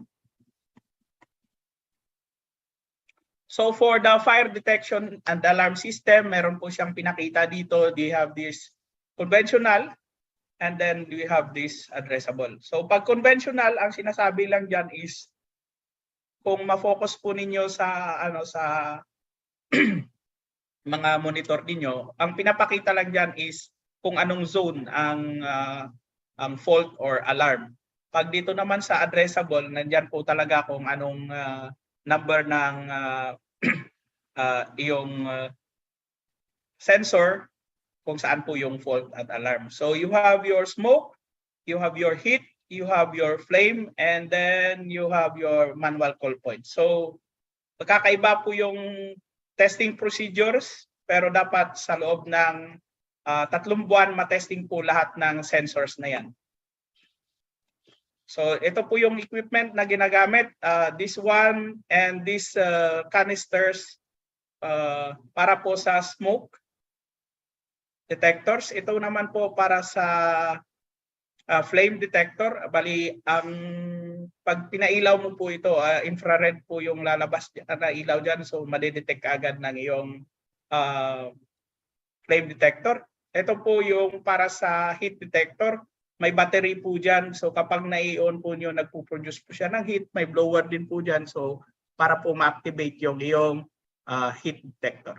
So weekly fire alarm test, usually on Saturdays or Sundays, depende po sa kumpanya. Pero dapat po ma-test po lahat every 3 months. Ito naman po yung fixed firefighting equipment nila on board. Sa gamit nila na is foam. Sa amin naman po CO2. So dyan po nagkakaiba yung depende po sa barko na ginagamit. CO2 para sa engine and then dry powder para sa deck machinery. Yun po yung gamit sa barko namin. Sa kanila naman, Sir Takugdoy, is foam po para sa deck. Ito po yung diagram ng foam pump starter. So for troubleshooting and maintenance naman po sa barko, papakita ko na lang po dito. So kapag sa mast, ito po sa forward mast po ito sa sa pinakaharap po ng barko, meron din pong ilaw doon. So kapag nagpalit ng ilaw diyan, kailangan po ng working aloof permit plus electrical permit. Then yung dito po yung isolation niya. So nandito po sa forward din po 'yan, meron din pong mga breakers doon. And then syempre lagyan mo rin ng tawag doon, warning sign sa bridge, baka i-switch on ng duty officer. So dito po pinapakita po yung 440 volts low insulation. So nakalagay dito is 0.45 mega ohms na lang. So dapat kailangan hanapin na ito at i-rectify. So ito po isolation procedure niya dahil nagkaroon ng low insulation ang main lobe oil pump number 2. So bago po magtrabaho, ito po pala si Sir Takugdoy, may inanuan niya lang yung ano niya. So sa umaga po meron pong toolbox meeting na tinatawag. So mag-usap-usap po kung ano yung gagawin. So pag ikaw yung ETO tapos may gagawin ka sa electrical, so sabihan mo sila para hindi nila ma-operate yun. Then you have to isolate the power, lockout, tag-out, proper PPE, so and then yung permit na kailangan i-accomplish para for record purposes. So a job safety analysis or yung risk assessment kailangan approve ng chief engineer bago magsimula yung maintenance work. So ito po yung number 2 main lobe oil pump kanina na pinakita ni Sir Tax na Sir Takugdoy na mababa po yung insulation. So prior to removal, bawat ang gagawin po, lagyan po ng tagging yung terminals natin. So lalo-lalo na po sa mga motor, kailangan po may tagging para po pagbalik, hindi po magkakapalit. So maiiwasan po yung wrong rotation or reversal motor rotation. So kapag baliktad kasi yung ikot niyan, wala na pong pressure yung bomba. So kakaroon ka po ng alarma, shutdown po yung makina. So nung inangat nila sa gamit yung engine room crane, nung binuksan niya, so nakita kumayod na po yung kanyang rotor sa stator. So ginawa po ni Sir Takugdoy, naglagay po siya ng insulation varnish, tapos nag-bake po siya, binake niya po ng gamit ng halogen lamp, tapos nagpalit po ng bearing. Then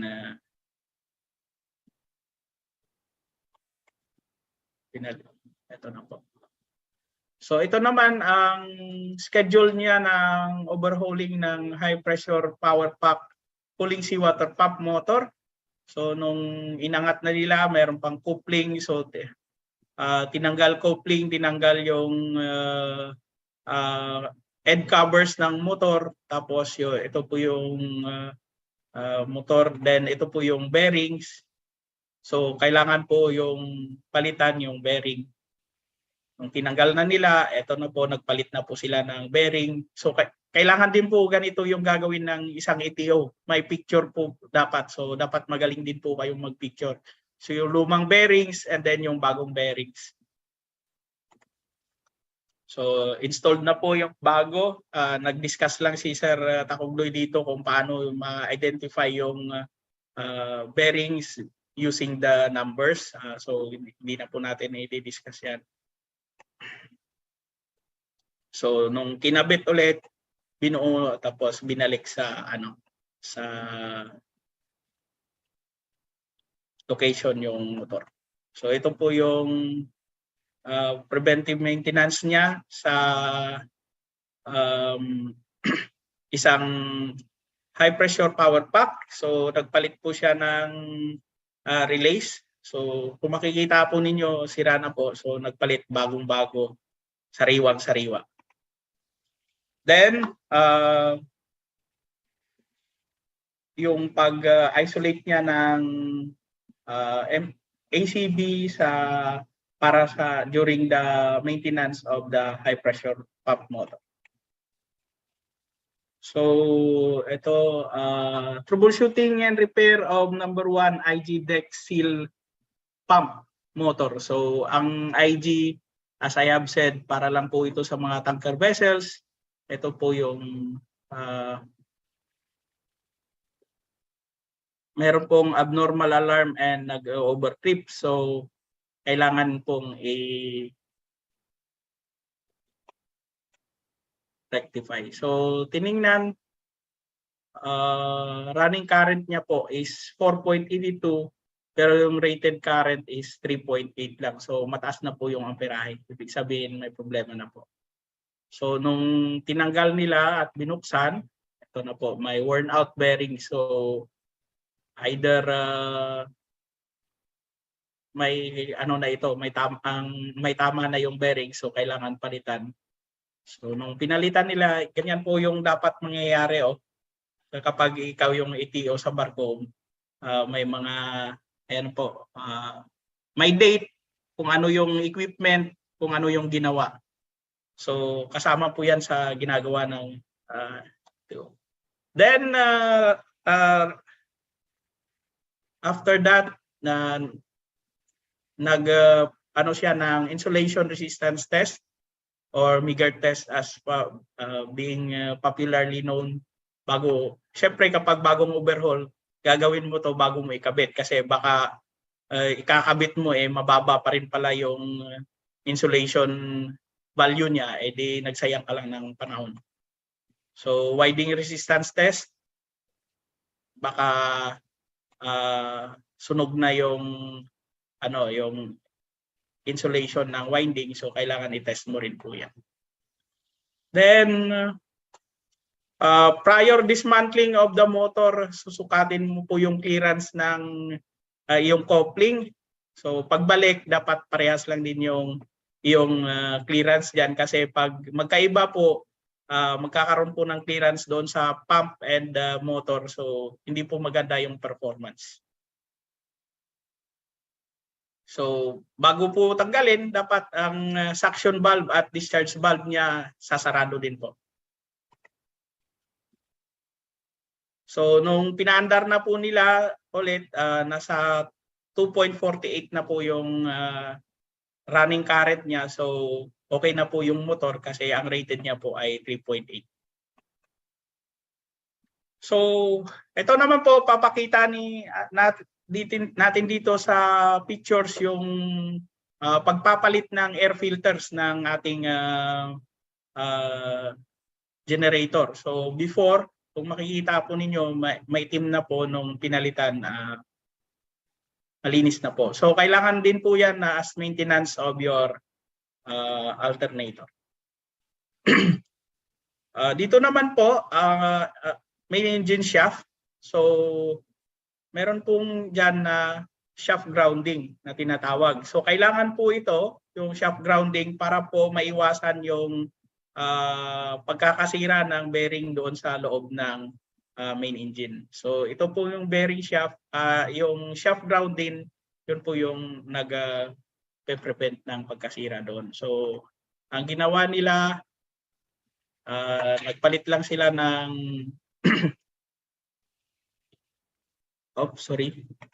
ito po, nililinis lang po ito palagi.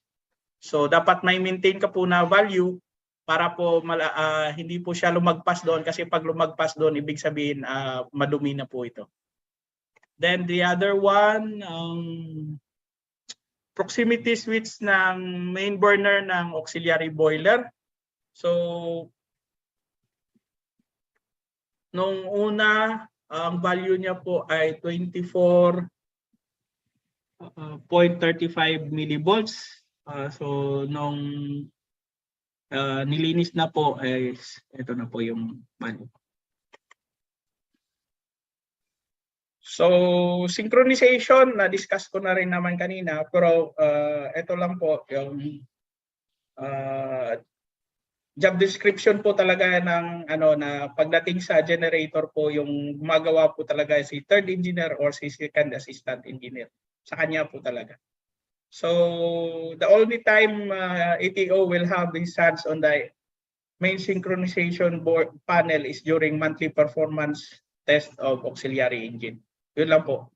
So or kapag hindi po talaga pumasok in automatic or in manual, kapag si ETO na po yung kailangan doon.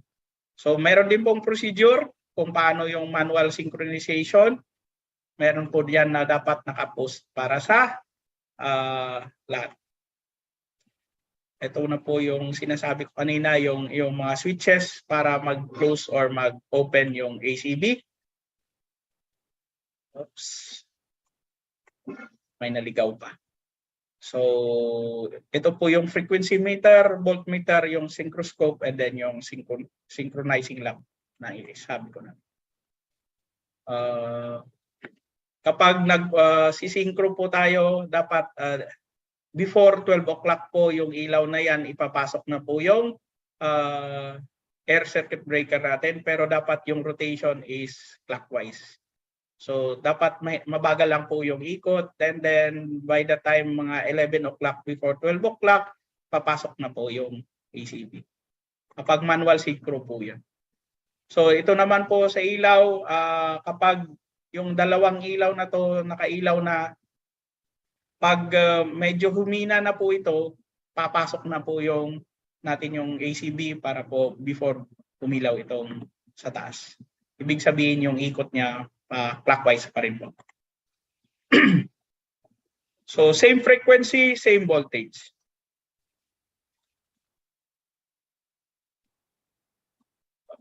So okay na po yan.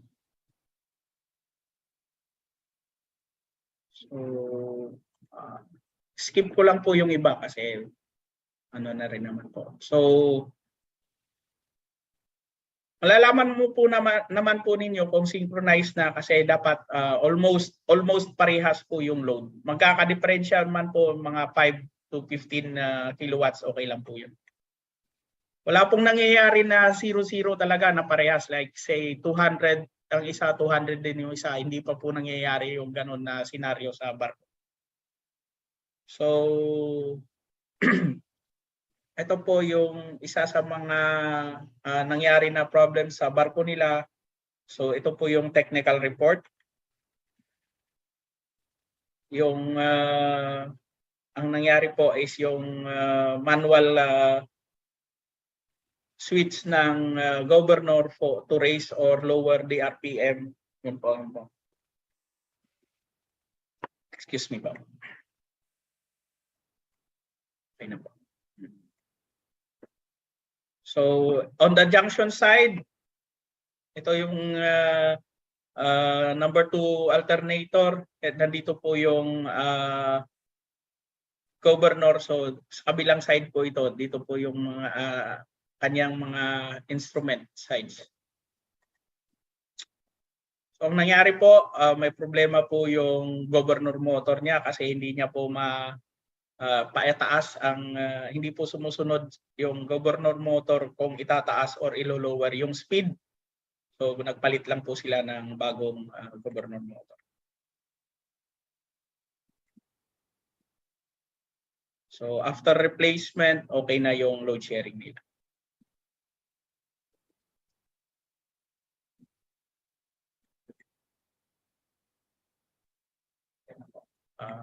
Skip lang po natin to.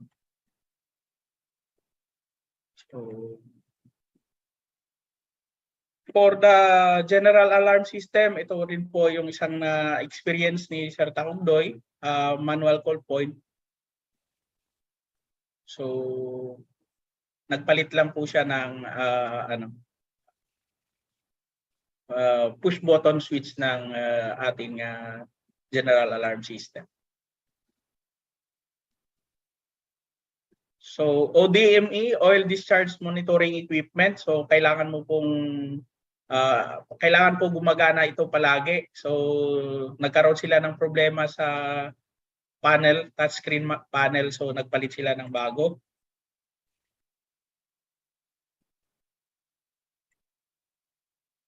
This one is a sample ng float switch. So ito po yung float. Ito po yung manual activation niya to simulate the fault. Ito naman po limit switch. Limit switch mostly sa mga pinto. So kailangan nakasarado bago mag-operate ang isang system. Ito po proximity switch mostly sa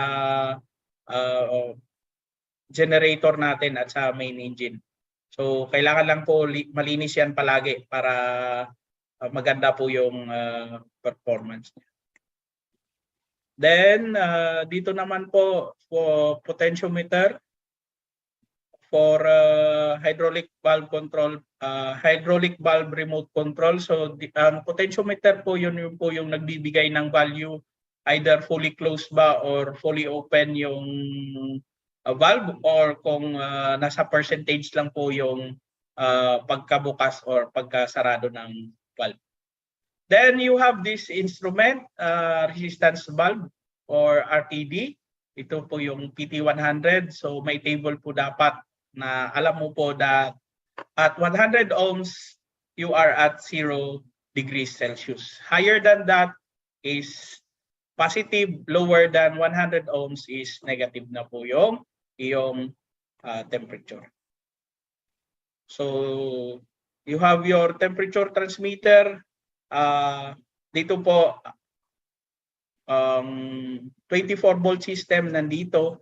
Ito po yung sa ano po ninyo, yung sa RTD, yung PT100. So by the value of this, by the resistance value of this, madidetect po dito ang mangyayari po, yung ang amperahe po dito yung 4 to 20 volts.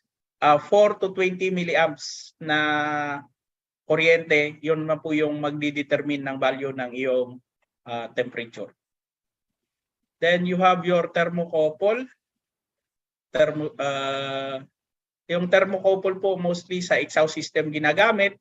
Then you have your temperature switch naman po para sa safety naman po yung temperature switch. Then your pressure switch, ito din po for ginagamit for auto start or stop, or para din po sa shutdown.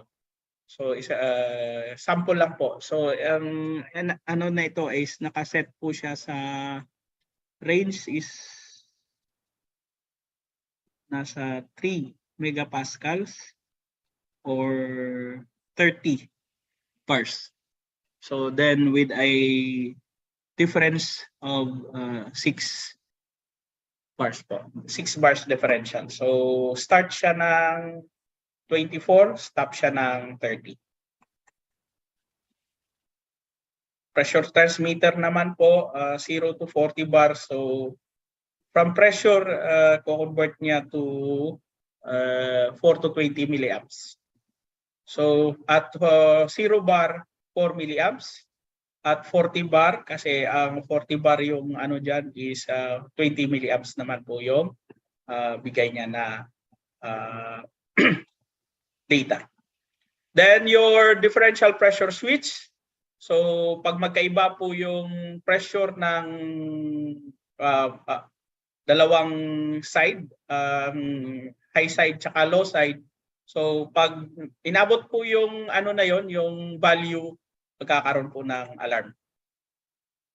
For the oxygen sensor, ito po para sa IG system.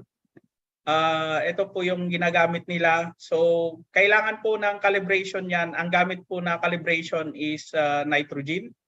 So dalawa po yung calibration mo. Air, dapat ang ma-measure mo dyan is 20.7 na oxygen. And then pag ginamit mo na yung nitrogen, dapat po, depende po sa concentration. Pag 98% yung nitrogen, dapat 2% lang po yung ma-detect niya na oxygen. So pag 99.99 po yung concentration ng nitrogen, so dapat 0 po yung ma-detect niya na oxygen. So for cargo measuring system naman po, tank radar system, ito po yung ano, sa ano po ito, crude oil. So yung tank radar system, ito po yung nagbibigay ng data para po malaman kung gaano nakarami yung laman ng cargo tank. So from that equipment, ito na po yung ilalabas niya doon sa cargo tank system, cargo control panel. Then, paano yung mga ginagamit na instrument? You have your loop calibrator para po malaman po yung sa 4 to 20 milliamps na system. You have your temperature calibrator para po sa temperature sensors.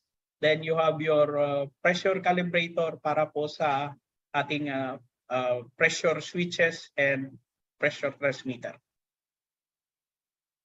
Paano gamitin? So ito na po yung procedure niya. Paano gamitin yung ating loop calibrator.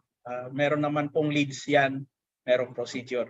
So lalagay po doon sa sensor. So yung sensor calibration, so dapat mababa po dapat yung error po ninyo. So pag zero, for your zero value dapat po 0, and then for your span dapat po ganun.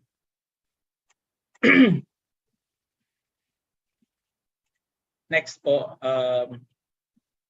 so dito po ang zero potentiometer po yung ginagamit para sa zero calibration, then yung span calibration naman po yung sa span potentiometer. So meron po diyan dalawa. Ito po yung kung makikita po ninyo, i-focus po ninyo. Meron pong zero, merong span. So ito po yung ina-adjust kapag nag-measure tayo, nagka-calibrate tayo ng ating pressure transmitter. With zero temperature, with zero pressure, dapat 4 milliamps ang makukuha. So kapag hindi 4 milliamps, ito po yung i-adjust. Then kapag span naman po, let's say yung 40 bars halimbawa, so dapat 20 milliamps naman po. So kapag naglagay ka po ng 40 bars na pressure, tapos hindi po 20 milliamps ang lumalabas, ito po yung span ang i-adjust natin. So testing, routine testing ng nangyayari sa barko. As per ship maintenance program or PMS, alarm and shutdowns and trips of machinery, yun po yung susundin. Pero weekly po, meron pong testing ng general alarm, public address, fire alarm, testing ng lifeboat engine, lifeboat batteries, lights, emergency generator, emergency fire pump, emergency air compressor, funnel louvers or yung dampers, engine room dampers, doon sa ventilation side, GMDSS and general use batteries, navigation light, panel alarms, Aldis lamp, refer lock-in alarm, hospital alarm, deadman alarm, engineer's call alarm, builds high-level alarms, and etc. So weekly po ginagawa yan. Depende po sa pakikisama, kung minsan yung engineers na yung gumagawa, pero kung minsan yung ETO po talaga yung gagawa maliban po dito sa funnel louvers and dampers. So yung steering gear na alarms naman natin, tinetesting po yan as per regulation prior to arrival and departure sa isang puerto. And then yung mga safety equipment are tested during vetting inspections, port state controls, class inspection, flag inspection, and yung mga internal audits. So yung challenges ngayon sa mga bagong ETO, ito po, yung most new built engines have electronics controlled engines, yung MEB and MEC. So napakalaking bagay po nito kapag meron kayong training na yan.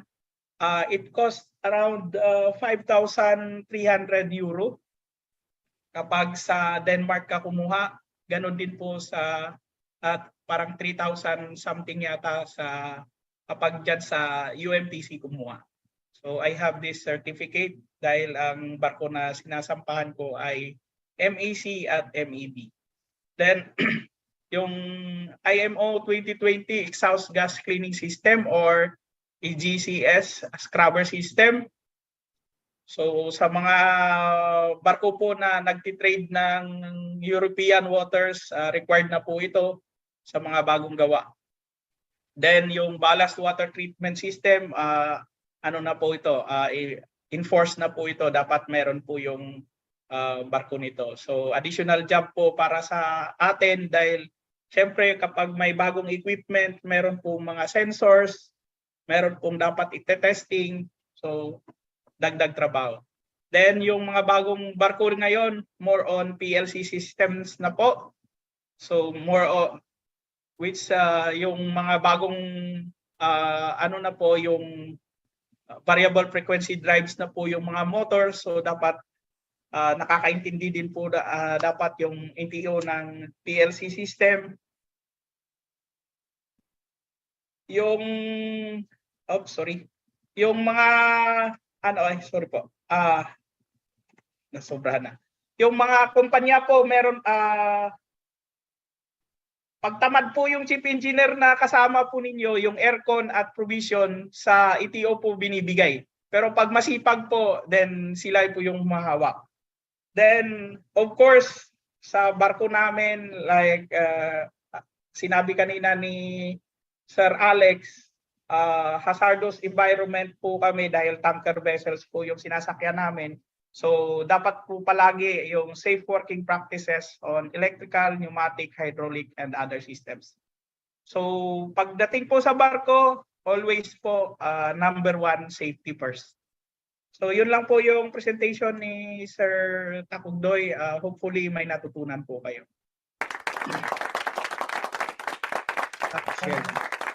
Thank you so much, Engineer La Chica III. So, para sa ating mga delegates, do you have other questions po ba regarding sa ating presentation?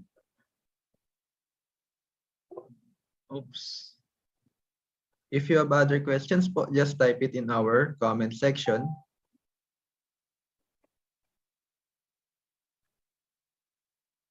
Pag may tanong po, feel free to ask po. Sasagutin po natin.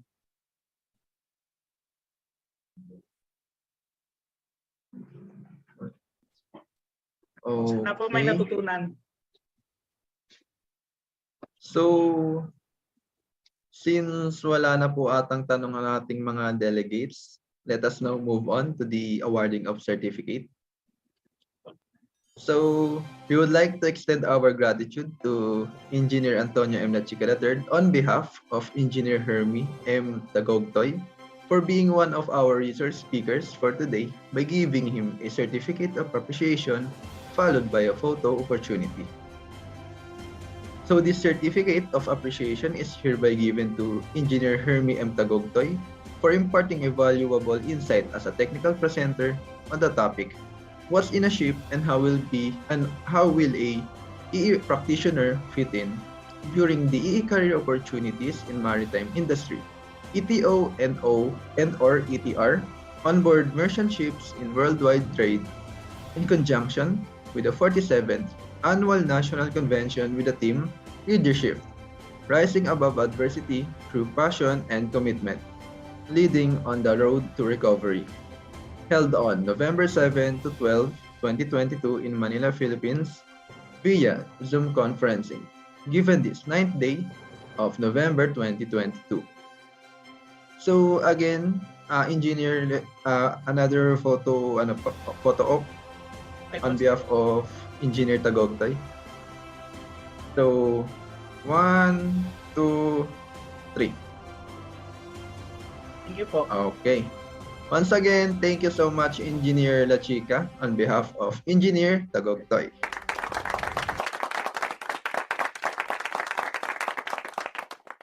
So let us now move on to our next presenter. So we will not wait any longer. So for our next presenter, so are you guys ready? So let us now move on to introduce to you our next research speaker. He is a registered electrical engineer, a registered master electrician, and an electrotechnical officer. He graduated in Technological Institute of the Philippines, Manila, with a course of electrical engineering. He started working as an electrical engineer in the year 1996. He worked in the NYK field ship management and also in Bridex Electric Philippines in the year 2006. He became a part of the Zodiac Maritime Agency in the year 2008. He also worked at the Eastern Pacific Shipping in the year 2013. He is currently working at GM Synchrotech Solution Corporation and a part of a Synchro Sales. He is the IIEE Licensed Electrical Practitioner Seafarers Affairs Committee Vice Chairman. Ladies and gentlemen, please welcome our sixth speaker, Engineer Sherwin Sobrepeña. Thank you po. Hello? Okay po yung sound natin? Yes, sir. It's audible. Mag-share screen ako.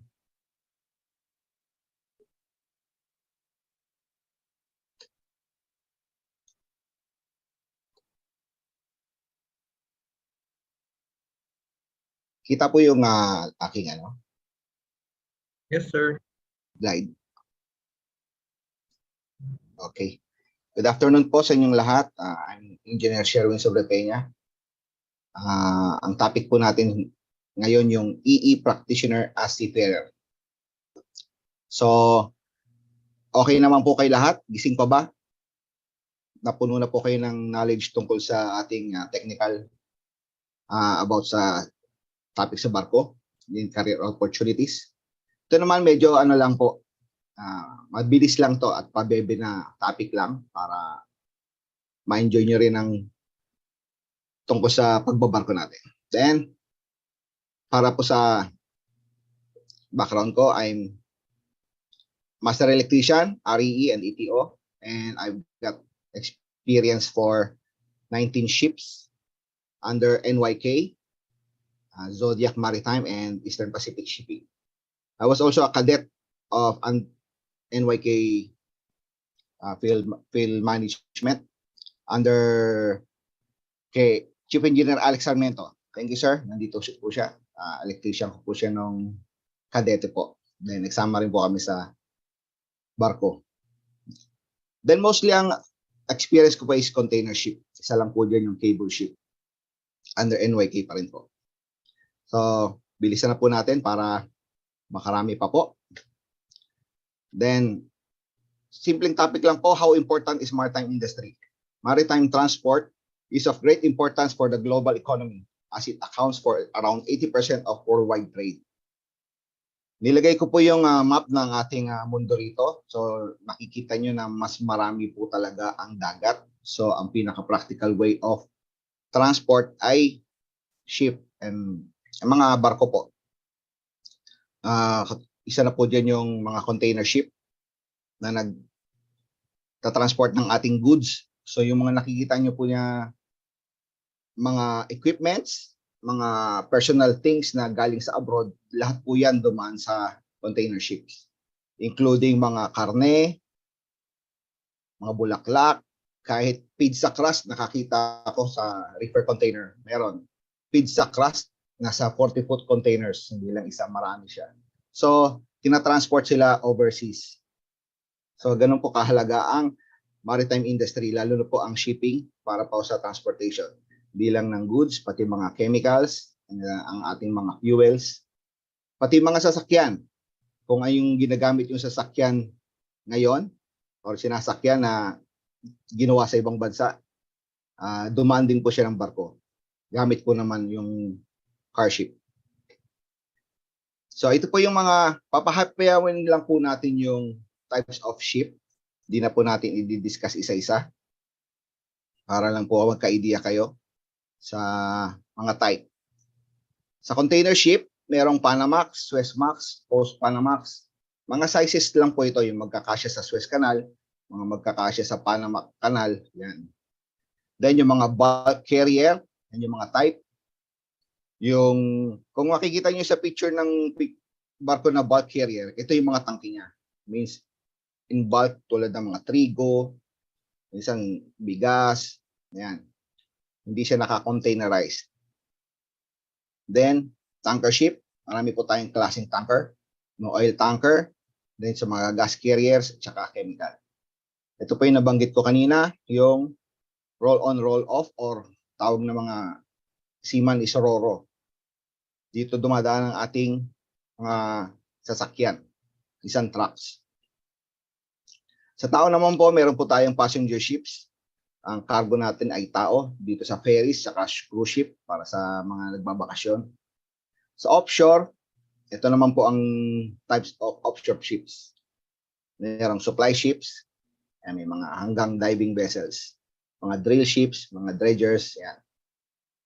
Then, fishing vessels. Pati factory ship, tulad ng paggawa ng sardinas, dyan sa fishing vessels na yan. Then, meron tayong mga specialty ships, tulad ng tugboats. Ito yung naghihila sa barko para maiposisyon sa port, kasama yung mga pilot. Then, may pilot crafts din. Doon nakasakay yung pilot para pumunta sa iba't ibang barko para magbigay ng serbisyo bilang pilot. Cable layers, research vessels, salvage vessels, barge, timber, o yung log ship, yung mga pinutol na puno at ita-transport. Ito po yung barko na yun. Livestock, carriers. Ito po yung ginujoke ng mga seaman na passenger din kasi pero ang karga ay mga hayop, livestock carriers po. Then mga high-speed crafts. Then pag magbabarko pa tayo sa mga interested na magbarko sa wala pa pong idea, ang mga government agencies na involved po, ang una-una yung Marina. Ito po sinulat ko po ang description ng Marina. The Maritime Industry Authority, ito po yung ibig sabihin ng Marina, was created on 1st of June 1974 as an attached agency to the Office of the President with the issuance of Presidential Decree number 474, otherwise known as the Maritime Industry Decree of 1974, to integrate the development, promotion, and regulation of the maritime industry in the country, with the creation of the Ministry, now Department of Transportation and Communication, DOTC, by virtue of Executive Order number 546. The Marina was attached to the DOTC for policy and program coordination on July 23, 1979. So, ang Marina po ang nagtataguyod sa ating sa maritime industry. Kung kukuha po tayo ng Seaman's Book, dito po ang Marina. Then, pag magpapacertify po tayo ng certificates ng ating mga trainings, sila po, dati po sa TESDA, pero ngayon po sa Marina na po. Then, meron pong POEA, Philippine Overseas Employment Agency. Dito naman po tayo kumukuha ng ating passport. Yan. Then para sa mga welfare ng mga OFW, meron pong OWA, Overseas Workers Welfare Administration. Bali, tungkol po sa kapakanan ng mga OFW, hindi lang po seaman, bali under na rin po tayo dito sa OWA. Magagamit nyo po ito para sa mga trainings, mga libreng training, education, mga benefits, halimbawa repatriation, or yung may mga disability benefits, mga death benefits, yan. So, sila ang namamahala, pati life insurance, so sa welfare ng seaman. Then, nabalitaan natin, di ba, nitong 2023, magkakaroon na ng Department of Migrant Workers.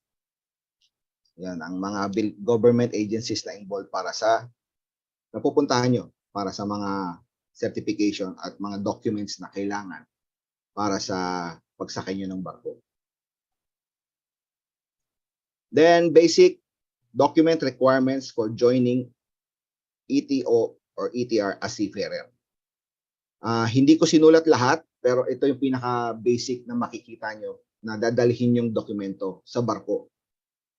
Una is contract of employment with standard terms and conditions governing the overseas employment of Filipino seafarers on board ocean-going ships.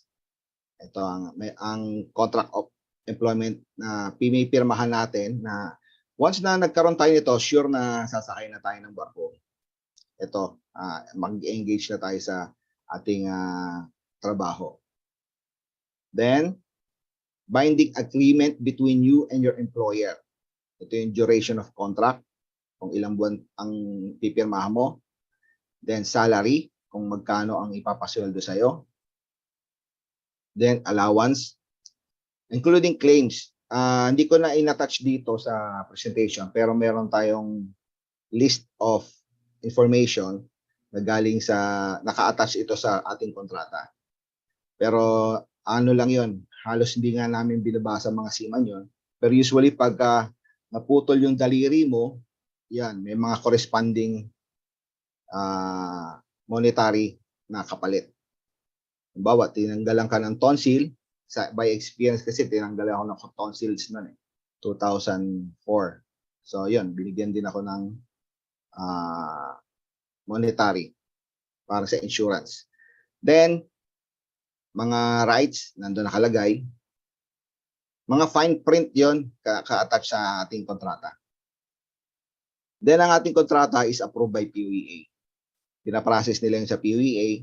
Hindi ka makakasakay ng barko or makakaalis pagka hindi ito na-approve at dumaan sa PUEA. Then, ang ating kontrata ay naka-align din sa International Labor Organization. O tinatawag na merong Maritime Labor Convention 2006 or tinatawag nating MLC. This includes everyone working on board, including those on cruise ships. Sets out seafarers rights at work, including employment terms, health and safety, living and working conditions, access to medical care and social security. And it came into force in August 2013. So, isa pa sa mahalaga ay ang Philippine passport. So, pag wala kayong passport, hindi po tayo makakaalis ng bansa. Doon nga nyo po ikukunin sa PUEA. Then, Seaman's Book or Seafarer's Identification Record Book or SIRB. Ito ang ating Seaman's Book. Then, medical certificate. Dala-dala nyo itong medical certificate hanggang sa barko kasi kinokollect ito ni officer. Chine-check ito ng mga authorities pag may sumasampa kung may mga medical certificate yung mga seaman na sumampa. So, lahat talaga ng seaman na sumampa sa barko, fit to work. Then, ina-attach sila sa documents yung ating PRC license, certificate, tsaka yung pagkapasa natin sa electrical. Then, ETO and ETR certification, 3-6. Ito yung diniscuss kanina ni Engineer Lachica, yung issued by Marina. Bali, meron, ito ang certification na nire-release ni Marina. Pag wala po tayo nito, hindi po tayo matatawag na ETO at hindi tayo makakasakay ng barko. Mula nung in-implement yung bagong rules na maging ETO at ETR na yung mga electrical practitioner. Then, flag state ETO certification. Ito yung mga Liberian Maritime Authority. Yan, yung mga, kung saan naka-register ang barko, yung flag niya, yung mga certain documents na naka-attach dun sa documents na dadalhin mo on board. Then, lahat tayo na magbabarko, dapat umasa sa mga trainings. Una-una rito yung basic training. Ito yung tinatawag noon na SOLAS. Then may kasamang Marina Certificate 6-1, including Training Center Issued Certificate. Nagiging dalawa ito. Isang galing kay Marina na 6-1 at saka isang certificate na galing sa Training Center. Ganon din, Proficiency in Survival Craft and Rescue Boat. And Marina Certificate 6-2.1. Then including, naka-attach din yung original training certificate.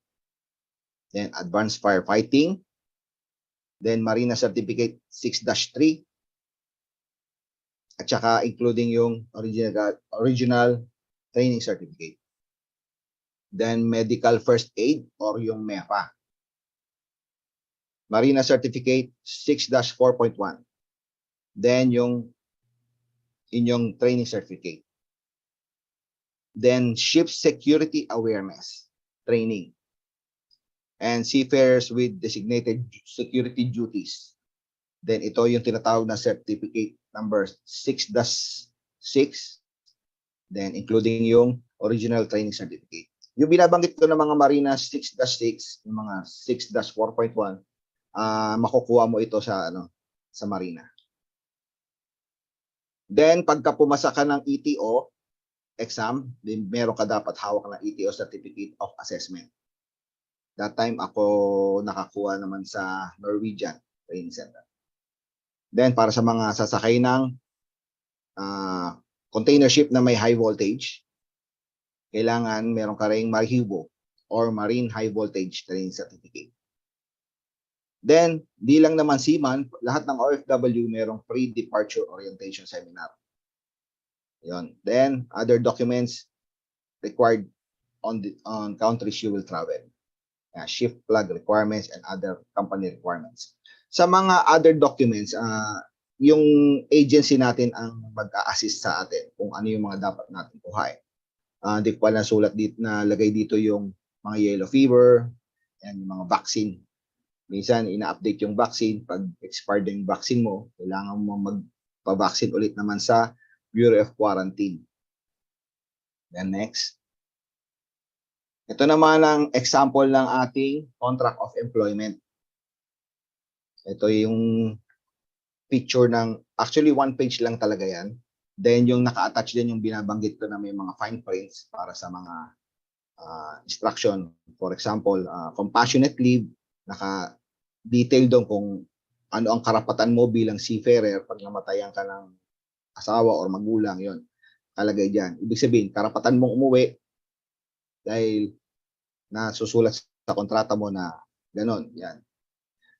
Then sa ating contract of employment, makikita nyo na sa letterhead ito ay POEA, Philippine Overseas Employment Administration, tsaka DOLE, then under Republic of the Philippines.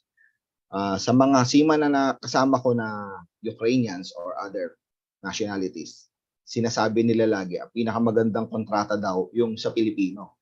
Kasi nga naka-detail doon yung mga karapatan. So pag may time kayo, pag meron na kayong kontrata, pag di kayo busy, pwede niyong basahin nyo para dagdag kaalaman na rin kung ano yung mga karapatan nyo. Then nakasaad dito yung details ng seafarer na may hawak ng kontrata na to. Sa itaas, dito nakalagay yung name of seafarer, pati birthday, place of birth, address, seaman's book, seaman's registration number, license number. Then, contract between sa name of agent, principal, address ng principal, tapos kung anong pangalan ng barkong sasakyan mo. Ito pala, napaka-importante rin ito na kailangan yung sasampahan mong barko parehas ng nasa contract. Kasi may instances na yung barkong binili ng isang company, wala pa siyang pangalan, papalitan siya ng pangalan. Medyo tricky yun eh. Nangyari kasi sa akin yun na ang sasampahan kong barko, magpapalit pa lang siya ng pangalan. So hindi nila mailagay yung pangalan. Naglagay sila ng ibang pangalan ng barko, which is hindi tama yon. So naipit pa ako sa immigration ng ilang minuto kasi pinakausap pa yung agent ko. So okay naman, nabigyan naman nila ng letter. So yun. So mahalaga talaga kung saan barko ka pupunta, yun yung nakalagay sa yung kontrata tsaka sa seaman's book. Then nakalagay doon yung IMO number ng barko, kung ilang gross tonnage, kung kailan ginawa, anong classification society. Ito Lloyd register ito. Kung anong klaseng ship, ito ay container. Then nakasaad doon yung inyong salary. Dito na magkakaalaman ng mga salary kung magkano talaga tatanggapin mo. So, iba't ibang company, iba-ibang salary grade, depende rin sa posisyon mo. Sa previous company ko, mayroong mga salary grade, EE1, EE2, EE3. So, depende sa company. Nung nasa NYK ako, pinakamataas dati nung 3. EE1, EE2, EE3. Nung lumipat ako sa ibang company, number 1 naman ang pinakamataas. So, pangalan lang ang nagbabago. Depende sa company policy. Pero sa salary, yon, dusunod kayo sa kung ano yung salary brackets. Dito nakalagay kung ilang months ang kontrata nyo. Minsan may 4 months lang, minsan 6 months, minsan 5 months. Pero usually ang electrician or ETO, ETR, 6 months. Pero balita ko yung iba nagpo 4 months na. Minsan meron ako sinakyan 4 months. Then, kung nakita nyo sa position, hindi nakalagay na ETO or ETR. Kasi ang mga position talaga, electrician lang ang tawag sa atin eh. Kahit electrical engineer ka, electrician. Ito lang nakagawian na noon pa, electrician. Then may salary grade. Then, pero ang requirements na hinihingi sa inyo na certification is ETO or ETR.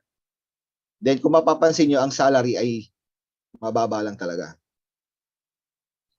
Kahit since nung nag-start ako sa NYK, 728 lang tong basic salary. Kung makikita nyo ilang taon na to, 2020, hindi naman siya lumaki ng husto. Sa basic, hindi talaga malaki. Nagkakatalo yung mga iba't ibang company, dito nila sa others nilalagay. Kaya dyan. Kung nabanggit nga ni Chief Engineer Sarmiento, kung magsha-shopping kayo ng mga company, pwede kayong mag-shopping ng mga mas malaking sahod. Depende nga kasi may mga malalaki talagang salary, pero konti lang yung barko nila. It means mas matagal yung bakasyon mo. Meron namang tama lang yung salary, may barko naman sila, so tuloy-tuloy naman ang sakay. So ayan, pipirma ka dito as ikaw ang seafarer. Then pirmado ng mga sa agency POEA official. Yan. Then salary varies on rank and company wage scale and benefits. Kasi may mga seniority. Yan. Nagbabago rin yung salary pagka mas matagal ka sa company. Kaya yung iba na palipat-lipat ng company, although nababawi nila yung salary kasi mataas. Yun. Yung iba naman, kahit mababa ang sahod, pero hindi sila umaalis ng company, nagbibigay ng incentive yung company ng retirement benefit, seniority. Mas matagal ka sa company, merong mas mataas na sahod. Then yung iba, merong retirement pay, pero minsan yung mga retirement benefits na yan, bibigay sa'yo pagka talagang naabot mo yung 60, mga ganun. And next, punta naman tayo sa shipboard organization. Mostly kasi pag baguhang seafarer, hindi lang naman si ETO, kahit sinong seafarer, lalo yung baguhan, pag sampa nila sa barko, hindi nila alam yung mga taong in mga posisyon. Nakikita lang nila, hindi nila alam kung sino yung engineer, sino yung anong department. So, discuss lang natin itong shipboard organization. Mostly sa lahat ng barko, mga cargo ships ang pinag-usapan natin. Iba kasi ang organization na sa passengers. Mas marami sila ron. Meron tayong 3 department. Engine, deck, tsaka catering.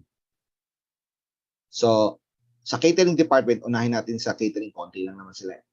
Si Chief Cook, siya ang namamahala sa pagkain, sa pag-request ng food, tsaka mga consumable like yung mga tubig and dati kasi may alcohol pero hindi na nila mga palaman, mantika, lahat dito sa galley department. Then sa ibang barko mayroong second cook. Pero eventually habang tumatagal, dati merong akong second cook na nakakasama sa NYK. Pero nung lumipat ako ng European, walang second cook. Steward at messman kagad. Then eventually, may bago ata silang rules sa catering department na wala na yung messman. Steward na lang tsaka cook. Ang boss nila dito ay si Chief Officer. Si Chief Officer ang namamahala sa galley department, catering department. Then sa deck department, sila yung mga nag-aral ng marine transportation. Simulan natin kay Kapitan. Siya ang overall. Ang bara niya ay 4. Si Kapitan. Si Chief Officer, yung shoulder board niya. Yung applets niya, 3. Then si second officer, 2. Then si third officer, 1. Kaya tinapat ko yan dito kasi para makita niyo na si chief engineer, which is head of the engine department, ang bara niya is 4 din. Then si first assistant engineer or second engineer, kaya 2 pangalan to kasi sa European, second engineer na ang tawag. Pero sa Japanese at sa mga Jewish, si first assistant engineer yung gamit namin. Sa mga Grego or Greek, ganito. So nilagyan ko yan. Dito na ang bara nila is 3, then ito is 2. Tinapat ko to rito kasi ang bara ng ETO is 2 rin. Yan. Kaya magkakatapat ang kanilang rango. Then meron tayong petty officer, si Chief Cook, Bosun, tsaka Fitter. Around 2002, nung kadete pa lang ako, katapat natin tong petty officers, lalo na sa sahod. Pag overtime lang ng matindi sila fitter, mas mataas pa sahod nila sa electrician. So, yun. So, sa engine department, merong 3 oiler. Kaya ako tinawag ng oiler. Sa Japanese company, oiler tawag. Sa European naman na iba, motorman. Pero parehas lang yung kanilang trabaho. Huwag lang kayo malilito na paglipat lang yun ng ibang company, iba yung pangalan, pero yun din yun. Then, dati meron may mga wiper. Pero minsan, wala. Depende sa barko kung nagtitipid yung sila sa manpower. Tsaka minsan pag merong engine trainee. Ganun din, counterpart sa deck. Si boss yun yung deck boss. Meron siyang 3 able body na seaman or AB. Then meron 2 OS. Ito pala nakalimutan kong banggitin. Itong mga motorman, may mga assistant siya may mga partner sila. Kung sino yung motorman ni first engineer, sino yung motorman ni second engineer, motorman ni third engineer. Yan. So, na-familiarize lang kayo sa positions, tsaka sa mga tao on board, lalo na sa kanilang responsibility. So, the shipboard organization are graphically arranged based on department and ranks. Captain are the overall in charge of the whole ship itself and in direct communication with the ship management team shore. So kung napapansin nyo, nilagyan ko ng direct solid line dito kasi siya talaga ang overall in charge, in command, at siya yung binigyan ng responsibility ni ship owner and ship management. Si chief engineer, nakaka-direct naman siya pero sa mga na-experience ko, dumadaan muna siya kay kapitan bago sila para coincide yung reporting nila. Pero pag mga technical, dumidirekta namin sa si chief. So, harmonious relationship lang ditong ating 3 boss, si chief engineer, si captain, tsaka yung mga boss sa office, sa ship management system. And yun ang ini-implement nila na policies tsaka rules sa ating organization sa barko. And duties and responsibilities of ETO or ETR on board. Duties and responsibilities varies on type of vessels and company manuals. Kasi si company talaga nagdi-dictate kung anong trabaho natin. Sila na may nagpapasahod. So hindi naman sila lumalayo sa standard. For cargo ships, most common duties are the following. Maintaining the electrical and electronic equipment on board ship. Navigation equipment, engine equipment, kitchen equipment, and domestic appliances. So, dito pa lang sa word na sinabi nating electrical and electronic. So, overall talaga, lahat ng may wire, responsibility natin. Maganda man tignan, officer tayo, pero minsan, kahit pagpalit ng remote control, battery ng remote control, hahanapin ka pa rin. Para lang magpalit ng battery. So, electrical and electronic. as electro-technical officer, electro-technical writing, or matawag tayong electrician or electrical engineer, hawak natin lahat ng equipment at saka maliit man or malaki.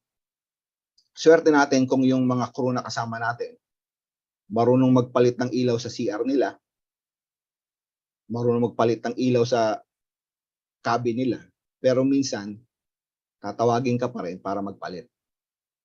So minsan may argument diyan.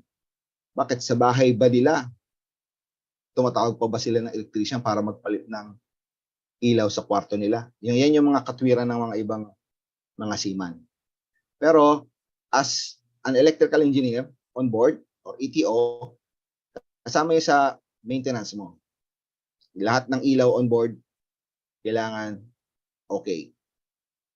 Then, ensuring the maintenance schedule as per plan. Ito yung lahat ng equipment may running hours. Tulad ng pinakita sa inyo ni Engineer Kachika kanina, nagpalit sila ng bearing.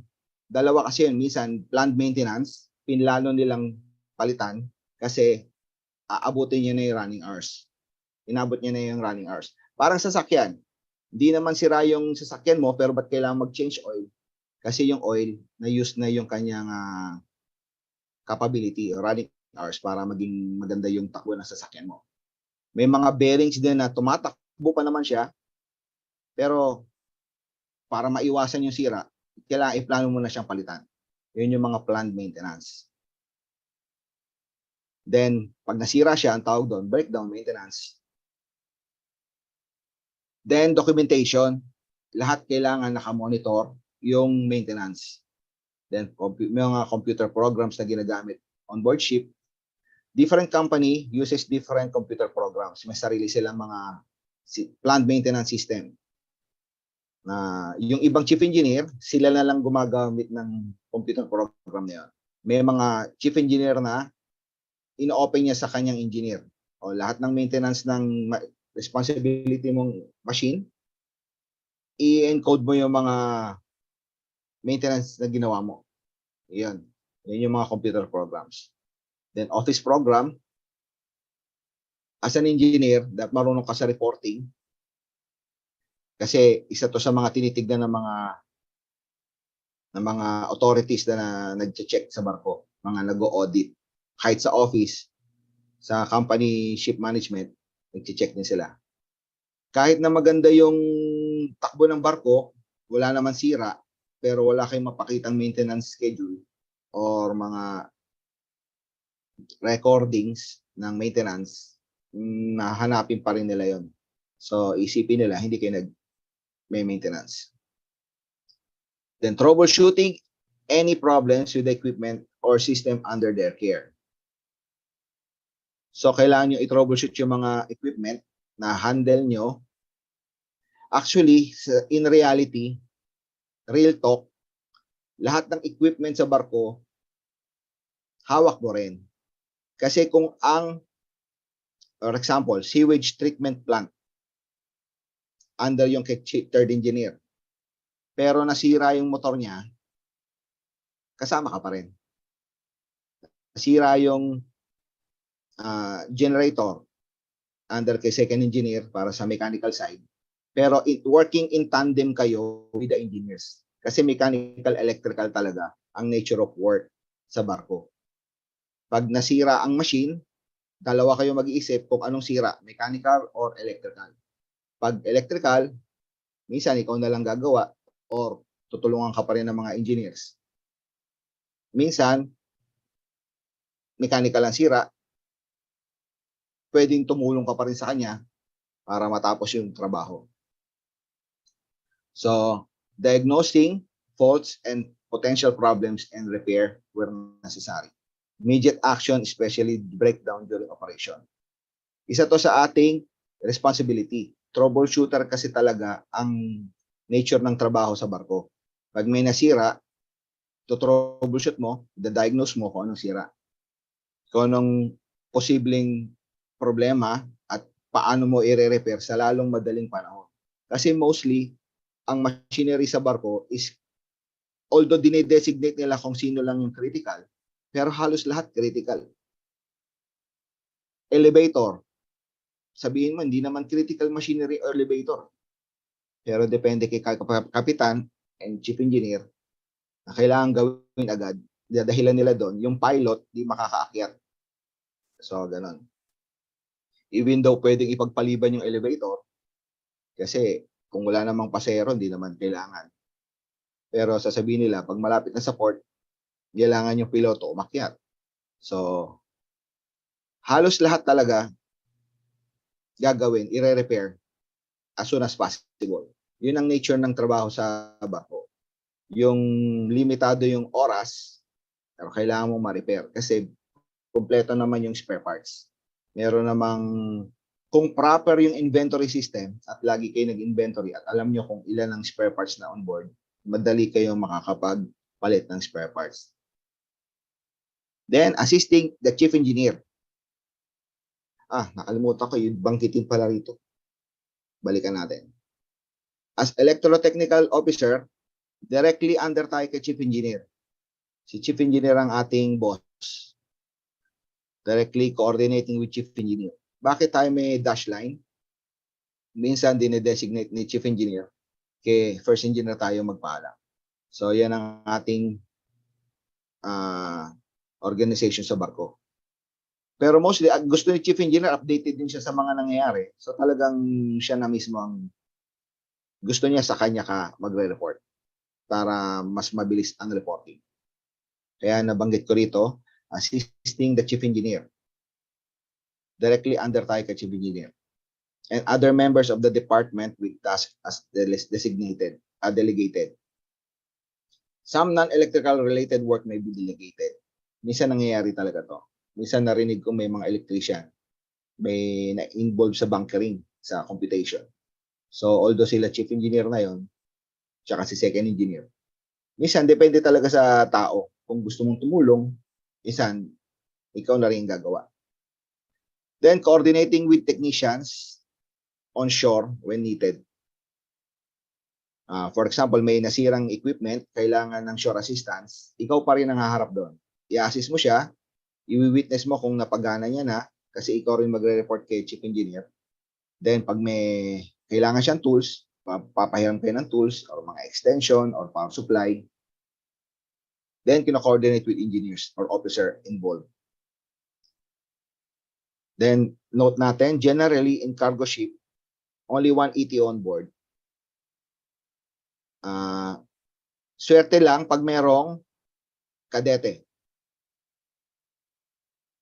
In reality, isa lang talaga. Tulad na nabanggit ng mga previous speakers, nabanggit nila, hindi naman talaga tayo safe manning requirement. Pero kailangan tayo doon kasi nahihirapan din yung mga engineers pag walang ETO. Kaya meron isang ETO. Swerte pag merong cadet or merong ETR. And the ship crew rely on your technical knowledge and skill. Ikaw lang yung may inaasahan nilang expert sa electrical field, electronics and electrical field, sa mga troubleshooting ng equipment. So, kailangan lagi tayo nagbabasa ng instruction manual. Always read instruction manuals. Familiarize yourself with the location of manuals and drawings. Arrange if necessary. Mostly magulo yung manuals on board pagka hindi nila binibigyan importansya yung mga instruction manuals. Pero may tinake over kami na barko dati. Kahit yung manual sila naka-alphabetical. Parang library. Sabi ko, ang ganda ng manuals nila rito, naka-plastic pa. Talagang naka-arrange. Parang library lang. Pero that time kasi, ibinibenta na yung barko nila. So siguro, marami silang time para mag-arrange. Pati manuals naka-arrange. New technology at present time can communicate with email. So pag may mga trouble sa barko, na hindi nyo, nahirapan kayong mag-troubleshoot, yung shore, ship management, nagde-designate ng mga technical team. Usually, nag-email, and then minsan pag emergency situation, gumagamit ng satellite phone or voice over internet call, minsan na video call, can help you communicate with the shore assistance. Minsan yung troubleshooting nyo, nahihirapan kayo, minsan pag may internet, nasa-search nyo sa Google yung instruction manual. One time, may experience ako yung boiler. Ano bang part ng boiler yan? May part yung boiler na tinotroubleshoot ko. Walang instruction manual on board. So, nasa port kami, may SIM card, na-download ko yung instruction manual. So, yan. Yan ang isa sa mga benefits natin sa new technology.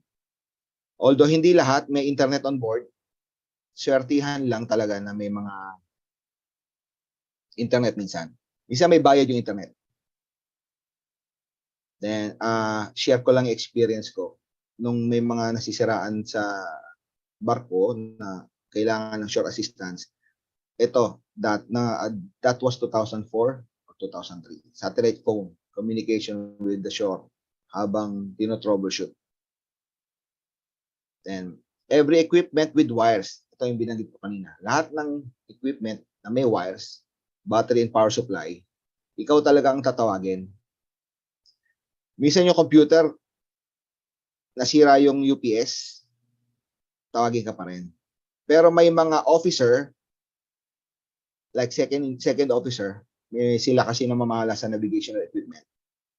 Minsan pagkaya nila, sila na gumagawa. Minsan sa radar, pag may mga maintenance routine na gagawin sa radar, minsan may tatawag sa'yo para dalawa kayo or minsan siya na lang. So, swerte talaga kung yung kasama nyong officers and other engineers knowledgeable sa electrical field. As ETO that usually works alone, safety culture is a must. So, walang nagsasabi sa inyo na magpaka-safe kayo, pero understood, it is expected of you na safety conscious kayo. Usually kasi mag-isa lang talaga nagtatrabaho ang electrician. Kung mabigat yung trabaho na may kailangang buhatin, dun lang kayo bibigyan ng superior nyo ng assistance. Minsan kasi may time na nasa port, lahat busy. Lahat may ginagawa. So, minsan hindi ka napapriority na bigyan ng tao. Kung cargo equipment yung sira, for example, reefer container, wala kang mahugot na tao sa engine room kasi nagme-maintain sila ng main engine.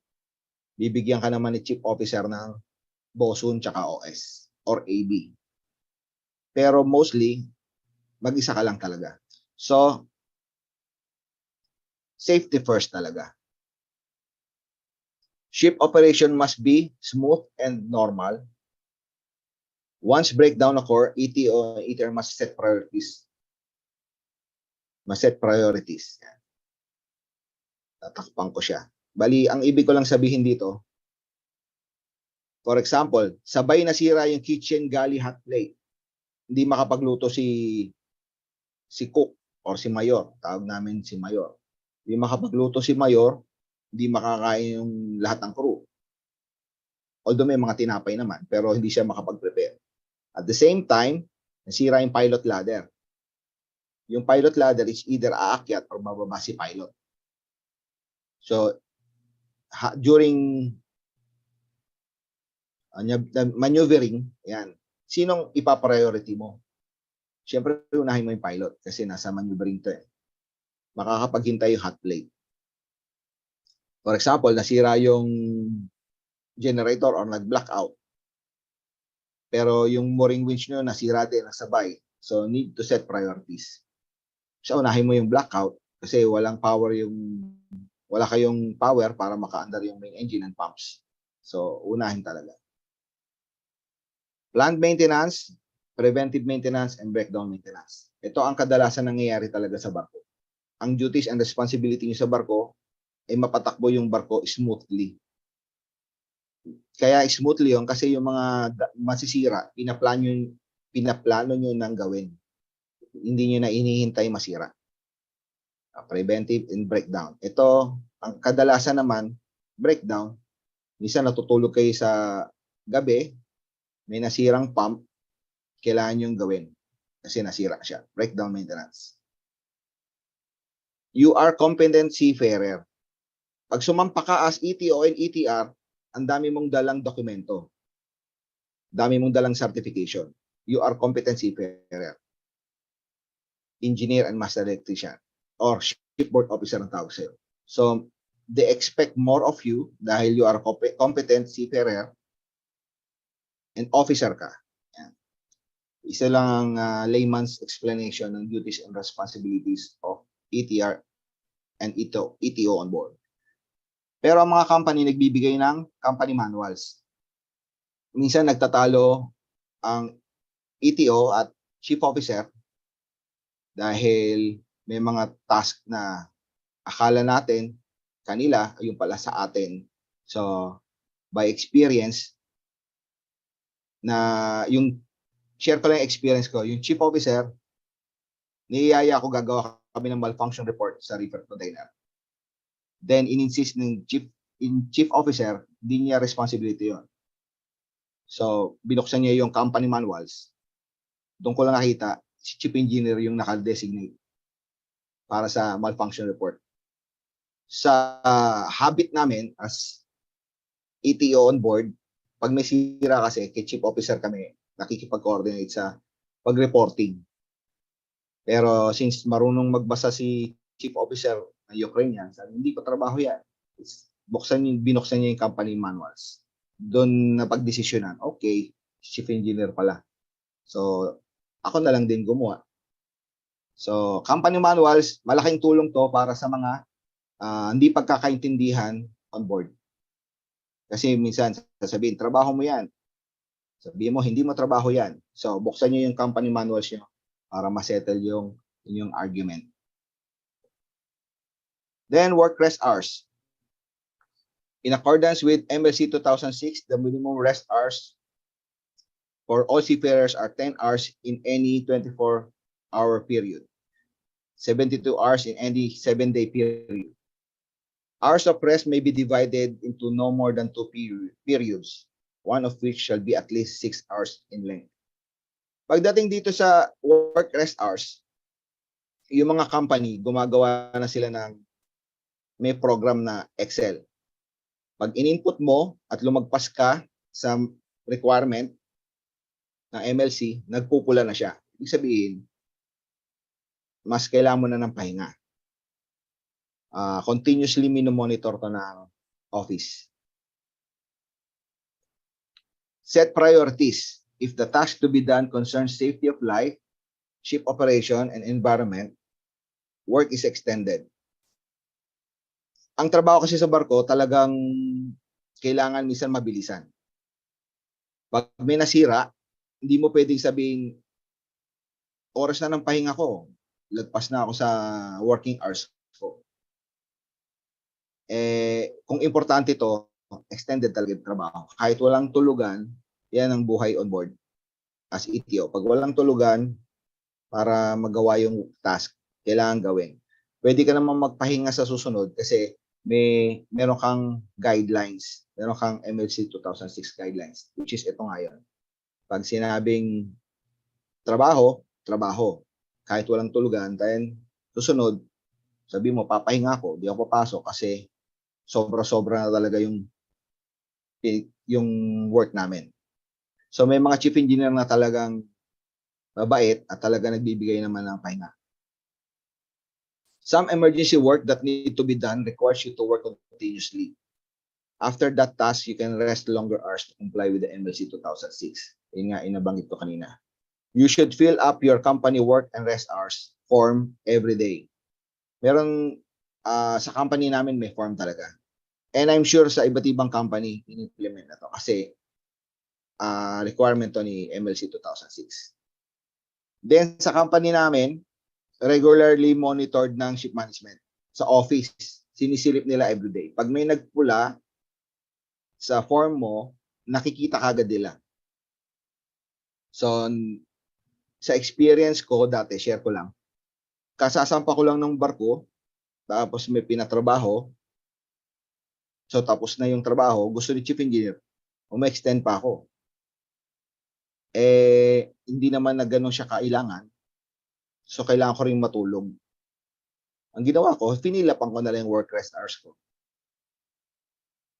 Sumunod na araw, nag-email yung company. Bakit daw ang haba ng work hours ko? So, yun. Pinoint out ko lang doon kila chief engineer that time na kailangan i-manage talaga yung work. Ang ginawa lang sa akin, pinabuhay yung in-input ko. So, even though meron tayong guidelines, nangyayari talaga na kailangan mong burahin yung tinrabaho mo para lang mawala yung pula, para hindi masakit sa mata ng mga authorities. Once kasi na mayroong nakita sila, kailangan mo i-explain bakit. Yung mga iba na nasa management, mga chief engineer and captains, para maiwasan na yung question, minsan binubura na talaga. Para lang walang masakit sa mata ng mga tulad sa work rest hours para makakomply. Shipboard tasks can never finish during your contract. Hindi talaga matatapos yung lahat ng trabaho sa kontrata mo. Kailangan, so many work to be done. Always set priorities. Then, fatigue. The most common cause of fatigue on board is lack of sleep, poor quality of rest, and overwork. Kaya mahalaga yung MLC 2006 para sa kapakanan to ng crew. Hindi lang ng ETO, kundi lahat tayo, including captains and chief engineer, nag-fill up nito. But I have a note na yung disiplina ay kailangan. Dahil sa new technology kasi, pag yung barko nasa port at meron kang SIM card, imbis na matutulog ka na, hindi ka na makatulog kasi nagvi-video call, nag-YouTube, nagfe-Facebook, at minsan naglalaro ng online games. Kaya minsan pag nasa port, nakikita mo yung mga crew, talagang walang tulog. Kasi ina-priority nila yung video ko sa family, pero minsan yung iba nanonood lang ng pelikula, nagda-download, or online games. So, disiplina. Kasi sa barko, pagka wala kang tulog, nandun yung disgrasya, yung accidents. Next. Ito naman ating living and work environment sa barko. Hindi ko na nilagay lahat. Total, yung ibang speaker, din detalye naman nila lahat. So, yung mga common lang para mapag-usapan lang natin. Unahin natin ang cabin. Kung nakita nyo sa report ni Engineer La Chica, halos similar yung cabin sa tanker. This is container ship. Parehas din, may sofa, may bed, then may table. And then point out ko lang kasi karamihan dati nung araw may mga crew, pag sumampa sila, lalagyan nila ng poster, magbabarya na sila ng kung ano-ano. Bawal po 'yon. Kasi kung lahat ng crew at sasampa at magbubutas sila diyan, mawawala na yung quality ng kwarto. Paano naman yung susunod na crew kung lahat yan butas-butas na siya? So, mini-maintain yung cleanliness. Minsan nasa tao na rin kasi. Pero may mga kapitan na chine-check talaga yung cabins. Every Sunday. When I was in NYK, every Sunday, cleaning day. Para mapangalagaan din yung cabin. Tsaka hygiene. Then sa loob ng cabin mo, nandito, ganito ang itsura ng toilet or comfort room. Maliit lang siya. Nandito ang mirror. Ito yung iyong lavatory, yung lababo. Nandito yung shower head. Ito yung toilet bowl. Similar siya. Malaking barko, maliit na barko. Halos pare-parehas. Common ang itsura niya. Kaya kung napansin nyo, tanker ship, container ship, parehas lang. Siguro sa passenger lang. Pero yung company namin na EPS, nag-ano sila ng bagong design ng mga barko. May mga wallpaper na siya para daw hindi ma-board yung tao. Pag tumingin sa cabin, may mga wall designs. May mga design ng halaman. Yan. Yun yung mga bagong cabin ng EPS. Then, itong mahalaga kung saan kayo kakain, mess hall. Ito yung tinatawag na mess hall. Few years back, merong officers mess hall, merong crew mess hall. Separate pa yung officer, separate pa yung crew. So, kung nakita nyo sa organizational chart, yung officers doon, from third officer, third engineer, pataas, may separate na mess hall. Pero sa company namin, para daw magkaroon ng harmonious relationship, kailangan mag-usap naman daw yung crew. Dahil sa new technology, lagi na kasi nag-internet, so hindi na nag-uusap yung mga tao, lagi nanonood sa cabin ng mga movie. So yan, pinagsama na nila yung crew and officers. Then, para makatipid sa pagkain, buffet style na siya. Hindi na yung serve by plate. Nung araw kasi, serve by plate, mas maraming natatapon. So, meron tayong recreation room. Dito pwedeng manood ng pelikula at kumanta ng video, okay? Pero mostly, nanonood lang sila ng pelikula dyan. Then, separate na ang smoking area. So, sa mga smokers, nagkakaroon na ng separate na room. Ina-adapt nila yung mga tanker vessels. Then, meron tayong gym. Nung araw ang gym, walang mga gamit. Pero nowadays, ini-improve na nila. Dahil na sa MLC 2006, dahil dun sa Maritime Labor Convention niya, kailangan nilang mag-comply. Lagyan nila ng gym equipment yung gym. Tsaka recreation ang recreation room. Then ito ang bridge. Ito ang bridge control console. Nakikita nyo, nandito yung radar.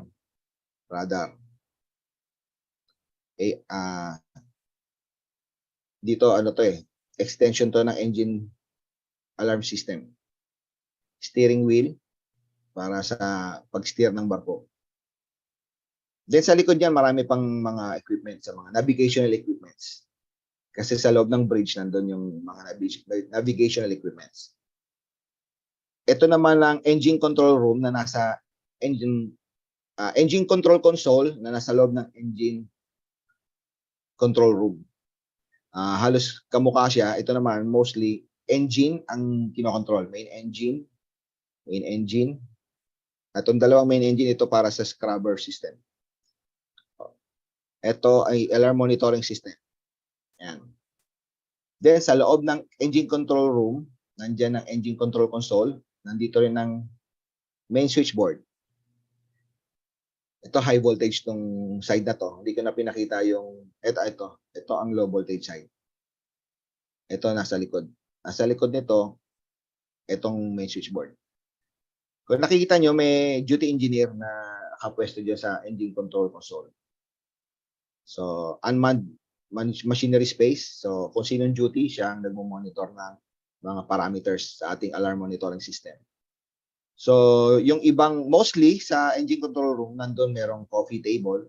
So, doon nagbi-meeting, toolbox meeting sa umaga, then coffee break at 10, then lunch break, then coffee break at 3, then 5 o'clock pag day work. Pero pag kami mga nasa port, may mga bisita, dito rin itong loob ng engine control room. So, mostly pag baguhan ka sa barko at di mo pa kabisado ang pasikot-sikot doon, mostly dito ka talaga magpa-familiarize kung saan ka natutulog sa accommodation at sa machinery space. Nandito ang engine room. As ETO, ito muna ang iyong iikutan sa pagbaguhan ka pa lang. Eventually, mapupuntahan mo talaga lahat yan kasi may ilaw dito. Navigation lights. Dito may Christmas tree tayo dito, mga signal lights. Dito may mooring winches and windlass. May mooring winch din dito. Mga emergency boat thruster room. Tsaka emergency fire pump. At lahat ng cargo hold may ilaw. Then mga valve control system nandyan. Then sa cross decks may mga ilaw, may saksakan ng reefer. Ayan. So lahat talaga as ETO, iikutan mo lahat yan. Pero as beginner, hindi mo talaga siya take in lahat pag unang sampa mo. Sa first day, dito ka muna magpa-familiarize. Familiarize yourself on your ship machinery location. Yun ang mahalaga, location. And your way around the ship. Minsan kasi maubos yung oras mo, naliligaw ka na, hindi ka na makabalik sa control room. Then the ship will be your home and workplace for your whole contract. For your contract, which is 6 months or 4 months, depende, makakabisado mo yan. Kaya, mapapamiliarize mo rin, lalo na sa location. Mahalaga kasi yung location ng machinery. For example, kasasampa mo pa lang, nag-black out. Hindi mo alam kung nasa yung main switchboard. Yun. Familiarize yourself and the duty and responsibility during emergency situation. Maraming klaseng emergency situation. Kasama na rin yung fire, ayan, pati mga ang tawag dito, yung mga abandoned ship, fire, tsaka man overboard. Ayan. Since hindi sa unang sampa mo as ETO or ETR, pero huwag kayong mag-alala kasi yung duties and responsibilities halos pare-parehas lang. Malipat ka ng ibang barko, sa susunod na contract, halos parehas lang din yung inyong duties. Familiarize yourself with the location of drawings and instruction manuals. During emergency, kung maghahanap ka ng drawing, at least alam mo kung saan mo kukunin. You will rely on them during machinery malfunction and emergency repair situation. Kasi during maneuvering, pag may nag-breakdown na machinery, kailangan mapagana nyo agad yon. Or else, baka magkaroon ng collision, mabangga sa ibang barko, lalo na pag nas-channeling. So, kailangan, kahit man lang yung drawing, alam nyo kung paano nyo kukunin. Kasi drawing talaga at instruction manual ang inyong kaibigan sa barko, lalo na pagdating ng malfunction. Always read instruction manuals. Mahalaga to. Maraming time sa barko, pero pag baguhan kayo, kailangan basahin nyo yung manuals. Although ang container ship pare-parehas ng machinery, pero over time, may mga new technology tayo. Tulad ng scrubber system, water ballast treatment system, water treatment system, mga bagong system na kailangan mong aralin kahit marami ka ng experience. When you join the ship, ask the outgoing ETO for turnover notes. Ask all the questions that you need answer as long as the outgoing ETO is still on board. Kung hindi kayo makapag-isip habang nandyan na, ahead of time, isulat nyo na lang para maitanong nyo kaagad. Discuss lang natin yung turnover. Turnover with outgoing ETO. Turnover notes are collection of important information and history of machinery maintenance. Kasama dito yung mga passwords. Kailangan na isusulat man lang sa turnover notes yung passwords. Kasi minsan nakakalimutan during emergency, hindi nyo mabuksan yung monitor dahil hindi nyo alam yung password. Kailangan, ikaw pa rin ang tatanungin. Although, hindi lang naman ikaw ang nagsisafekeeping niya, pati si chief engineer or including captain. Pero as a responsible ETO, yung responsibility mo, dapat alam mo lahat, including passwords. Tapos kung saan ang location ng tools, tanong mo kung nasan ng mga tools mo, nasan yung ginagamit na testers, kasi di mo alam, mamaya pagbaba ng ETO, may nasira, hindi mo alam kung saan ka man lang kukuha ng tester. Yung mga ginagamit sa barko, clamp ammeter, insulation tester. At saka kung saan ang mga documents, battery log, saan yung loto, kasi sa loto meron ding documents, mga work permits, mga fire detection logs, yung mga maintenance documents. Lahat ng maintenance documents na makita mo on board na pang-electrical or pang-ATO, alamin mo na kung nasaan at kung updated. Kasi during baka may audit, makita yung fire detection nyo, wala pa pala. Actually, na-experience ko to. Pagsampa ko sa barko, may nauna ng electrician. Wala siyang fire detection logs, pauwi na siya. So nakaligtas siya ng buong kontrata na hindi man lang gumawa ng fire detection logs. So ako pa yung kauna-unahang gumawa. So kailangan talaga. Kasi pag ikaw na yung electrician at sumampa yung auditor at sa'yo na tapat, responsibility mo siya eh. So dapat nagawa na siya. Then computer and computer documents. Mostly ang ETO or electrician may sariling computer or kasama ng mga ibang engineer. So at saka yung mga documents mo kung nasaan. Hindi lahat kasi nakaprint. Minsan mga soft copy lang. Then including yung mga emails, si chief engineer kasi nakikipag-communicate technically sa mga, for example, tungkol sa spare parts order. Tapos may conversation sila ron. Kailangan mabasa mo rin yan. Kasi pag tinanong ka, hindi yung magugulat ka na lang na meron pala no. Then mga keys. May nangyari to na umuwi na yung seaman, dala niya yung cabin key. Although may spare part naman si chief officer ng mga key, pero mas maganda pa rin, take your responsibility na pati yung key, ibigay mo. Cabin key, elevator emergency exit key, yan. Yung workshop mo, minsan may nakapadlock. Yung mga spare parts mo nakapadlock kasi yung mga susit no. Minsan ginagawa ko pati sa turnover notes, nakasulat kong key number as na-receive niya. Inventory of electrical spare parts. Although sa turnover, hindi mo naman magagawa ito. Pero alamin mo kung updated yung inventories. Pati sa stores. Then, turning over includes going around the ship to show location of machineries around engine room, including operations procedure. Sa main switchboard, kung paano kayo nagpa-parallel ng generator. Although similar naman in theory yung mga paralleling, pero minsan sa barko gusto ni chief engineer sa local magpa-andar, hindi sa computer, yung mga ganon. Alamin kung ano yung ginagawa nila on board. May switchboard, shore power, tsaka emergency generator.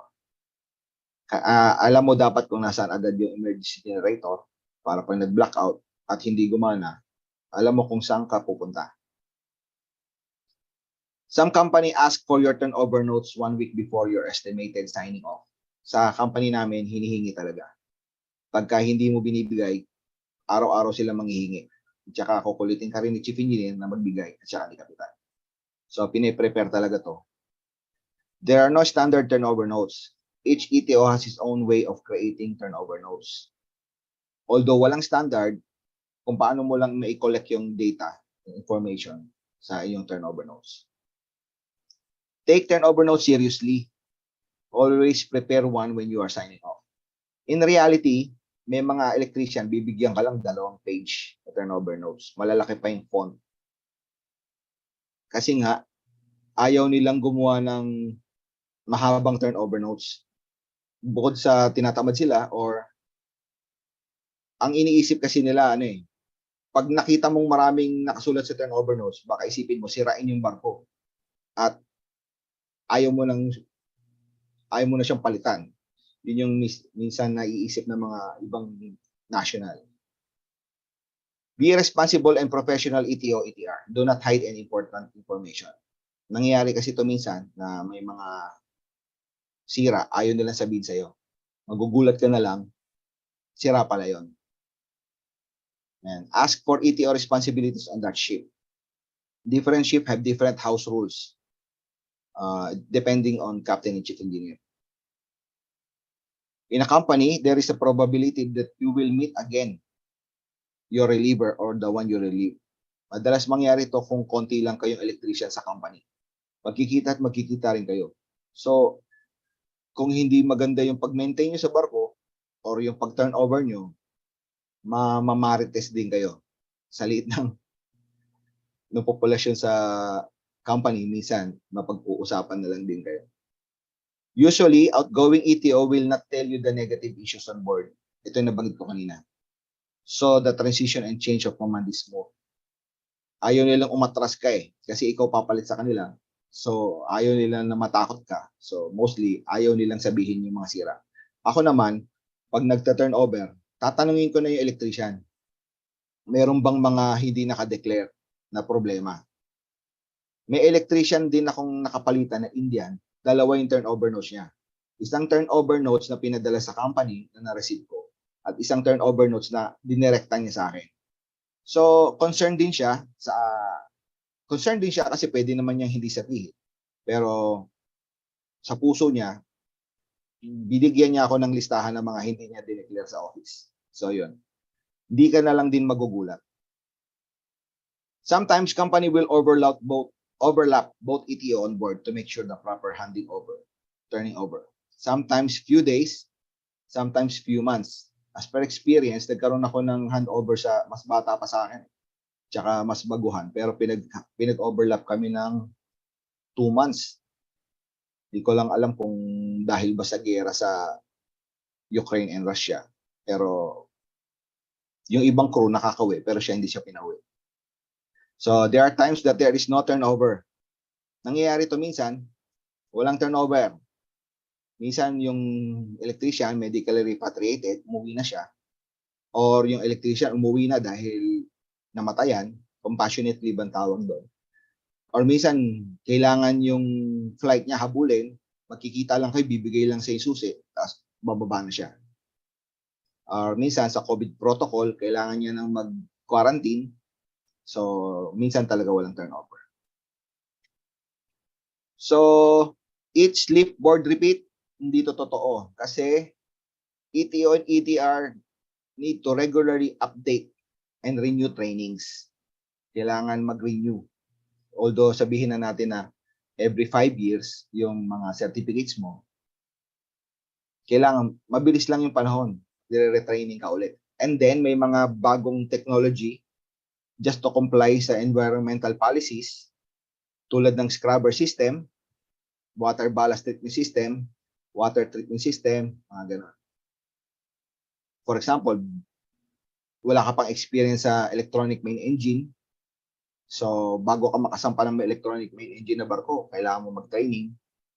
So, sa LNG, pag gusto mo sumakay LNG, meron na kasing bagong technology ngayon, yung dual fuel engines. Pwede siyang LNG, tsaka yung diesel. So, magre-retraining ka rin nun. Iba rin yung mooring winch operation pag LNG powered ship in dual fuel. Then, exercise and healthy habits need to consider since medical examination is one of the requirement to join the vessel for work. Pag di ka pumasa sa medical, hindi ka makakasakay sa barko. So, different type of vessel also have different standard for medical examination. As I understood, mas mahirap ang medical sa passenger ships. Mas matindi yung standards nila. So, mas mataas. So, sa cargo, hindi ko lang sure sa offshore. Yun. My boat, my rules. So, wrong statement pa rin. Ship management implements rules and policies aligned with international standards. Read company manuals, especially your duties and responsibilities to guide you throughout your contact. Meron kasing may mga captain na masyadong maigpit, minsan nagbibigay siya ng kanyang rules. So kung meron tayong Maritime Labor Convention, yung MLC 2006, so sinusunod naman natin yon. So may company manuals pa kayo. So yun ang dapat sundin para may harmonious relationship. Then safety first. ETO is an officer. It is expected of you to work safely and organized. So, kung baguhan ka na magbabarko, isaisip mo na dapat safety cultured personnel ka. Because usually ETO works alone. There are chances that you have an electrician cadet. Swerte mo na lang pag may electrician cadet. If you need additional manpower, motorman, engine cadet, OS fitter, bosun are sometimes in your team. So ikaw pa rin ang officer, so you are still the leader of the team. So you must consider safety all the time. Hindi naman pwede na wala kang alam sa safety, bara-bara kayo mag-work, and you are leading a team of motormans and engine cadets, then you don't like accidents on your during your command, di ba? Kaya always safety first.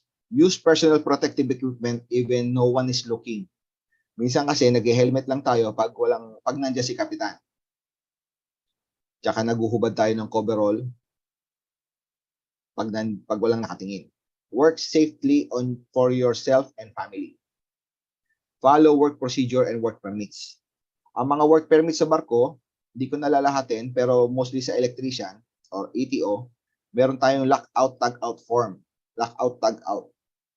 Ilalak mo ang breaker para ang energy, electrical energy, hindi mag-flow dun sa maintain na machinery.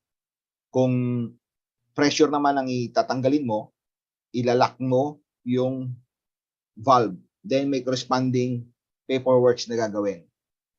Yung mga padlock, may mga serial number. Yan. May mga time in, tsaka time out ka doon na i-specify sa tag. Then, pag maggagawa ka, kailangan meron kang electrical isolation work permit na dinisconnect mo na yung electrical source, then firmado rin ni chief engineer. Work aloft permit, pag magtatrabaho ka sa mataas, dapat alam nila at may permit ka rin. Pagka-involve si fitter sa work mo, hot work permit and cold work permit. Pag meron kang gagawin na machinery sa loob ng tangke, for example, level transmitters, enclosed space entry permit. May procedure tayo dito. Tsaka para pag-test ng mga toxic, tsaka sa oxygen. Then, dapat marunong tayong mag-fill up ng risk assessment. Then, as a seafarer, hindi lang naman ETO, ito ang common na PPE natin. Hard hat para sa ating ulo. Minsan kasi, pagbaguhan, nahihirapan talagang suotin yan. Kaya mainit or mabigat. Pero sa umpisa lang naman yun. Kasi sasamahan mo pa ng earmuffs. Itong sa tenga, para protection sa tenga. Spectacles, para protection sa mata. Coverall, para protection sa iyong katawan. May mga ugali rin yung mga Pinoy na pagka mainit, tinatanggal yung coverall, tapos tinatali sa baywang. Although refreshing yon at presko, iwasan natin gawin yon para sa safety mo na rin. Ay, ang mga coverall recently, may mga reflector yan para makikita ka sa dilim. Safety shoes, masanay na tayo magsuot ng safety shoes para sa paa natin. Gloves and appropriate gloves. Minsan cotton, minsan kailangan mo leather gloves. Pag gumagawa ka ng mga with live electric circuits, rubber gloves, o insulation gloves. Pag magpapalit tayo ng ilaw, magsa-safety harness tayo. Hindi na po uso ang safety belt on board. Hindi na siya kino-considered. Safety harness lagi agad.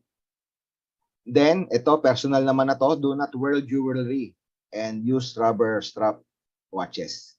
Kasi minsan yung sing-sing, bakal, minsan sumasabit talaga yun sa mga machine. Yung relo, pag bakal, minsan tatama yun sa electrical power na makokuryente tayo. At pag nag-aral kayo ng Mahibo, marine high voltage, may mention din yan. Then, hazard identification tool. Papahapyawan lang natin to.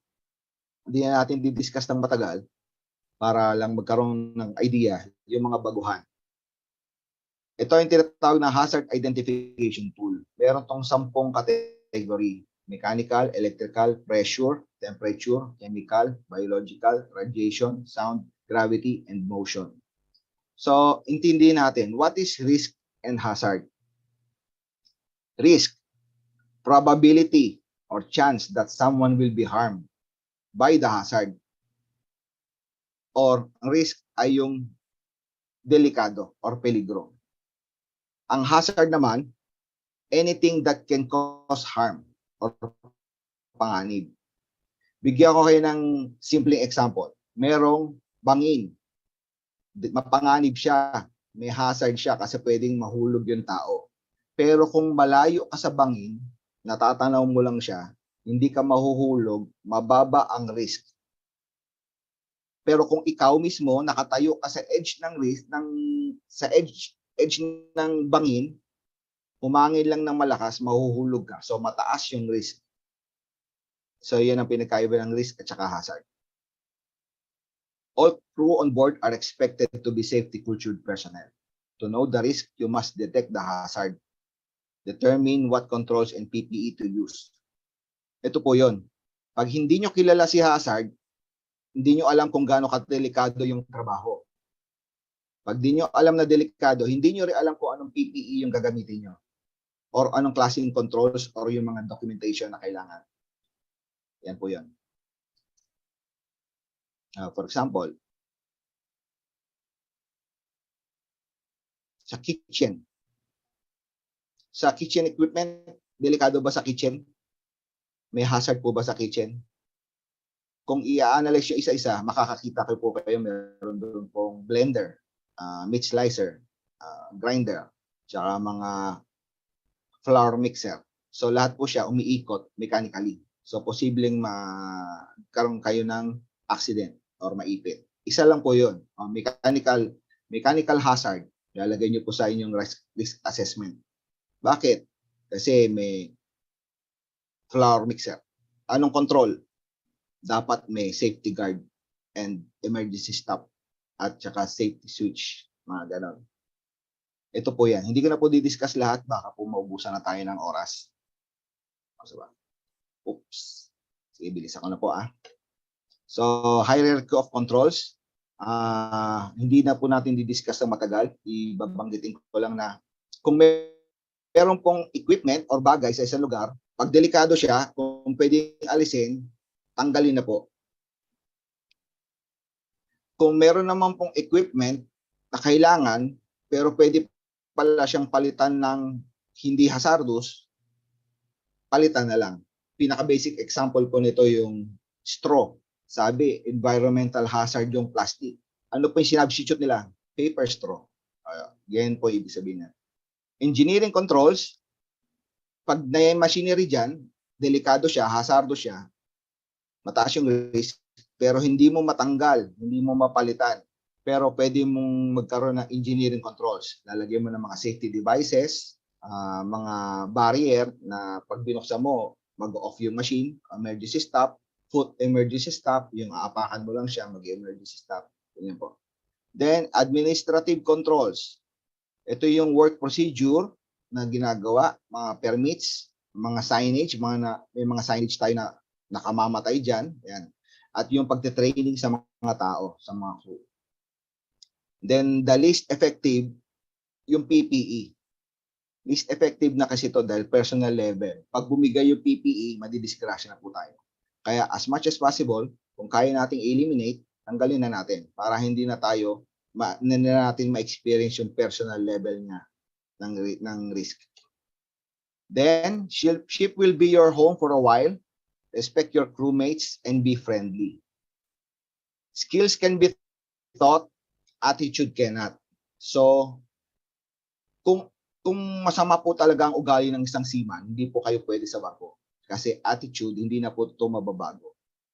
Magkakaroon lang po kayo ng di pagkakaintindihan, pag-aaway, at yung mga kwento nung araw na tinatapon sa barko, nangyari na po yun. Nagkakasaksakan, nagkakabubugan, kasi sa attitude po. So, malaking bagay po ang attitude bilang seaman, lalo na po kayo as ETO, ETR, which is officers, you are considered officer. Kahit sa panahon po ngayon, kahit electrician cadet, they're treating you as officers na rin. So, they're expecting more of you. Kahit kung baguhan ka sa barko, skills can be taught. Magbasa lang po kayo ng maraming instruction manual, mag-practice magbasa ng diagram, then more experience, matututunan nyo po yung skills. Ang attitude po, hindi na po mababago kung paano po kayo pinalaki. Kaya, kailangan po natin tingnan din yung ating personal level na attitude. Kasi kailangan po natin ng harmonious relationship. Kasi sa barko po, isa po tayong teamwork po ang kailangan.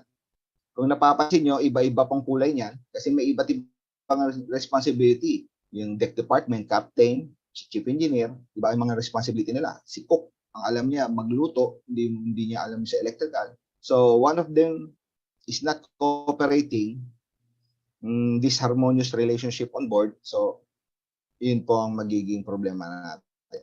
So, thank you po. Have a safe journey and a boring ship. Boring ship po yung walang trouble. So thank you so much, Engineer Sherwin. So sa ating mga delegates, meron po ba tayong mga question tungkol sa discussion ni Engineer Sherwin Sobrepeña?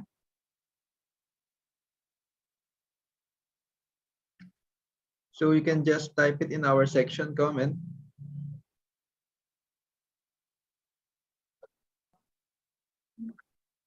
So if wala na po tayong tanong, we can now move on to the awarding of the certificate. So we would like to extend our gratitude to Engineer Sherwin Sobrepeña for being one of our research speaker for today by giving him a certificate of appreciation followed by the photo opportunity.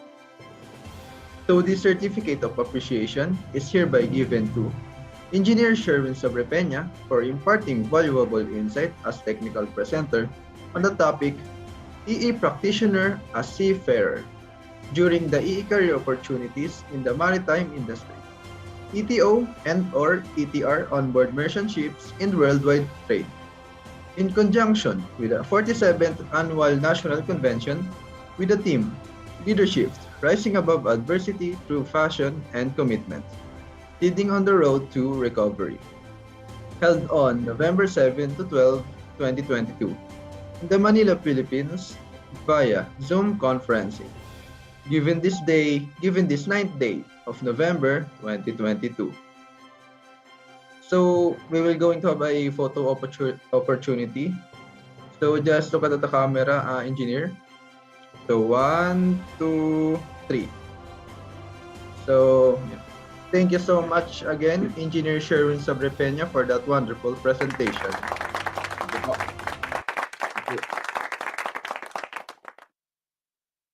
So now, let us not wait any longer. Ladies and gentlemen, please welcome our last two outstanding research speakers for today. They will present about the IIEE Foundation and the UMTC Agreement. There will be two presentations. For the first part, let me introduce to you the presentation of our previous IIEE National President in the year 2000 and currently our President of the IIEE Foundation, Engineer Arthur A. Lopez Jr. So unfortunately, due to the unavailability of Engineer Lopez, Mr. Marcelito Mangawag will present on his behalf. So let me call on our laboratory head of the IIEE Foundation and the member of the RMEA EAC, Mr. Marcelito Mangawang.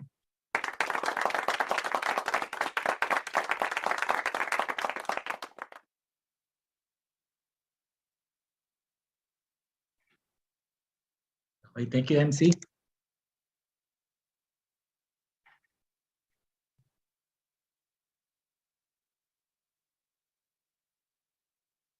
So while waiting for the slide,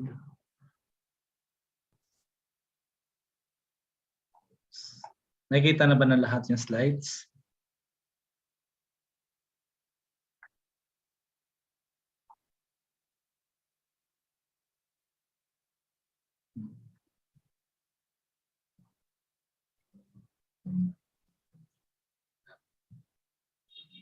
Sige, wait lang.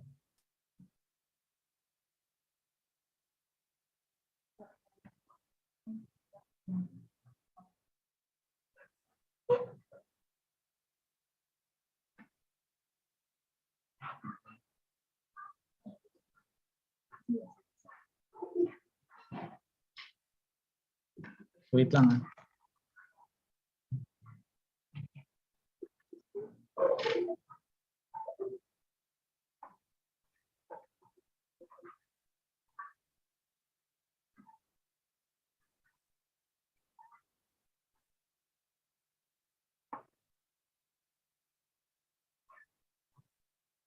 Okay na. Akin na lang.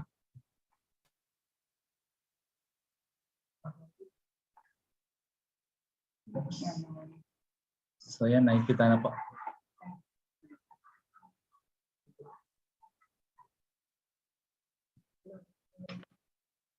So I'm here now to discuss the agreement between the IA Foundation and the UMTC, or the United Marine Training Center. So first, let me introduce what IIE Foundation is all about.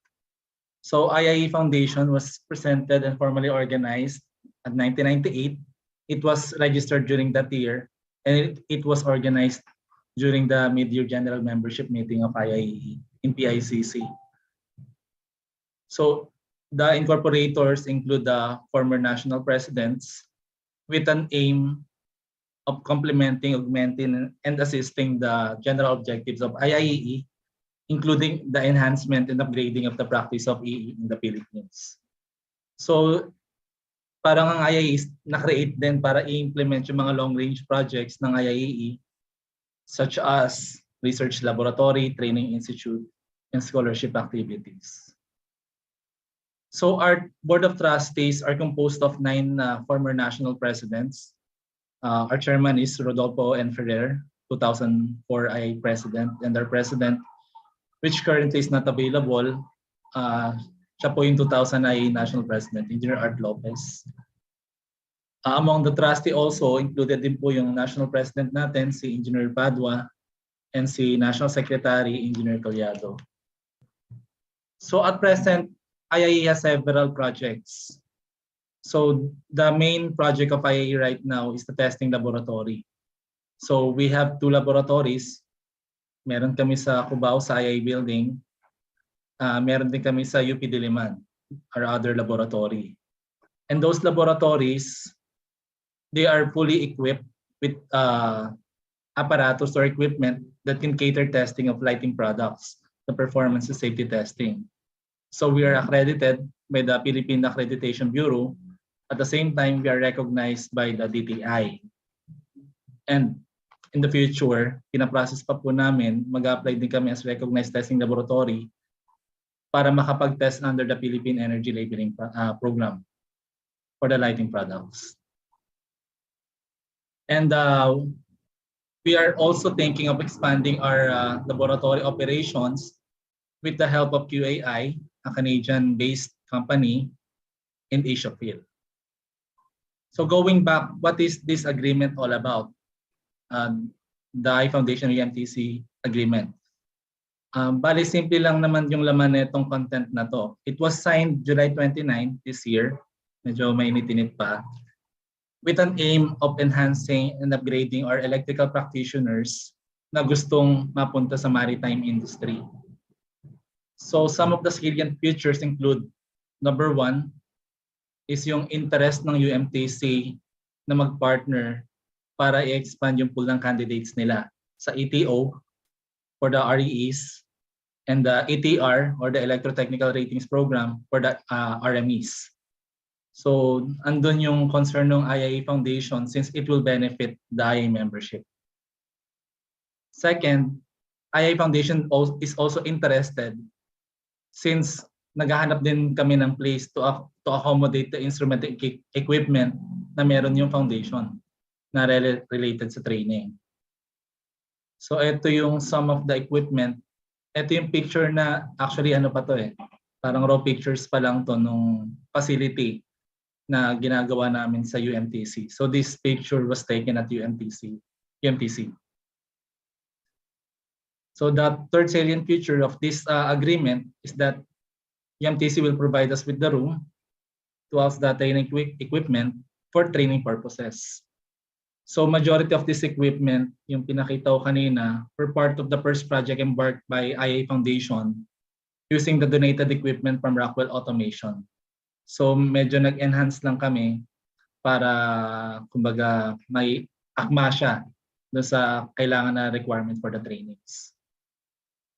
And lastly, para rin sa benefit ng mga members, IIE Foundation will promote the programs and services of UMTC, particularly in providing student candidates for the ETO and ETR.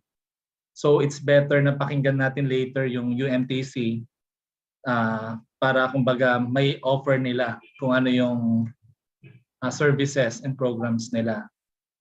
So, including in this agreement is that II Foundation will conduct a hands-on appreciation training course to all interested II members, wherein yung mga II members na mag-undergo nun, pag nakatapos sila, screen namin sila, titingnan yung mga requirements, and later, ipaano namin sila sa UMTC. I-endorse namin sila sa UMTC. So, ayun. So that ends the agreement. So para makilala natin kung ano ba yung meron sa UMTC, I also would like to introduce the next speaker. Sorry. So I will introduce the next speaker to me to discuss the programs and opportunities of the electrical practitioners na pwede nila makuha sa UMTC. So the speaker will be Engineer Donald Bautista. He is the Managing Director of UMTC.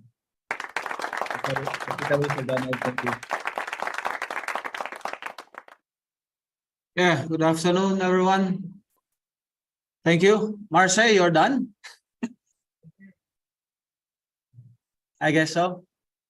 Can anyone or can everyone hear me? Or no one is hearing Yes, me? sir. Audible po. Okay. Maraming salamat. I think we have a good still number of attendees for today. So I shall proceed now, Mr. MC Earl Olalo. Yes, sir. Okay, good. Thank you very much, Marce, for the introduction. Again, it's our privilege to have this opportunity to have you, ladies and gentlemen, to be speaking on behalf of the UMTC.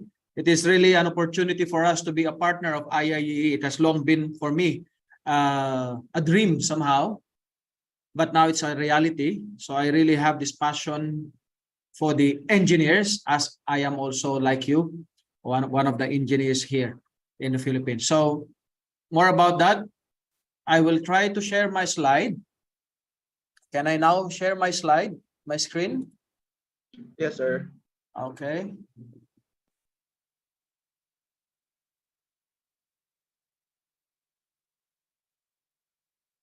Can everyone see it now? Earl, Earl, is it? Yes, sir. Visible? Okay. Yes, sir. It's Good. visible. So the name of our training facility is United Marine Training Center. And we are situated in Leon Ginto Street at the heart of Malate, Manila. That's me. I'm the managing director of the center. A bit about my background. I'm graduate of Mapua, BSECE, 1995. And I also have taught in my alma mater in Mapua for 7 years, handling electrical and electronic subject. My master's degree was also in Mapua. MEP major in ECE. And then I resigned from Mapua and joined TIP Manila as the head of engineering department. 2006, I joined UMTC. As instructor, I started the structured ETO cadetship program of the company. And I moved from one position to another until I now have this managing director position.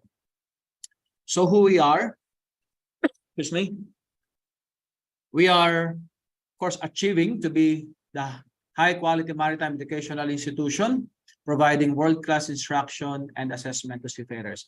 This is actually our vision, and we are doing all our best to be able to deliver this thing.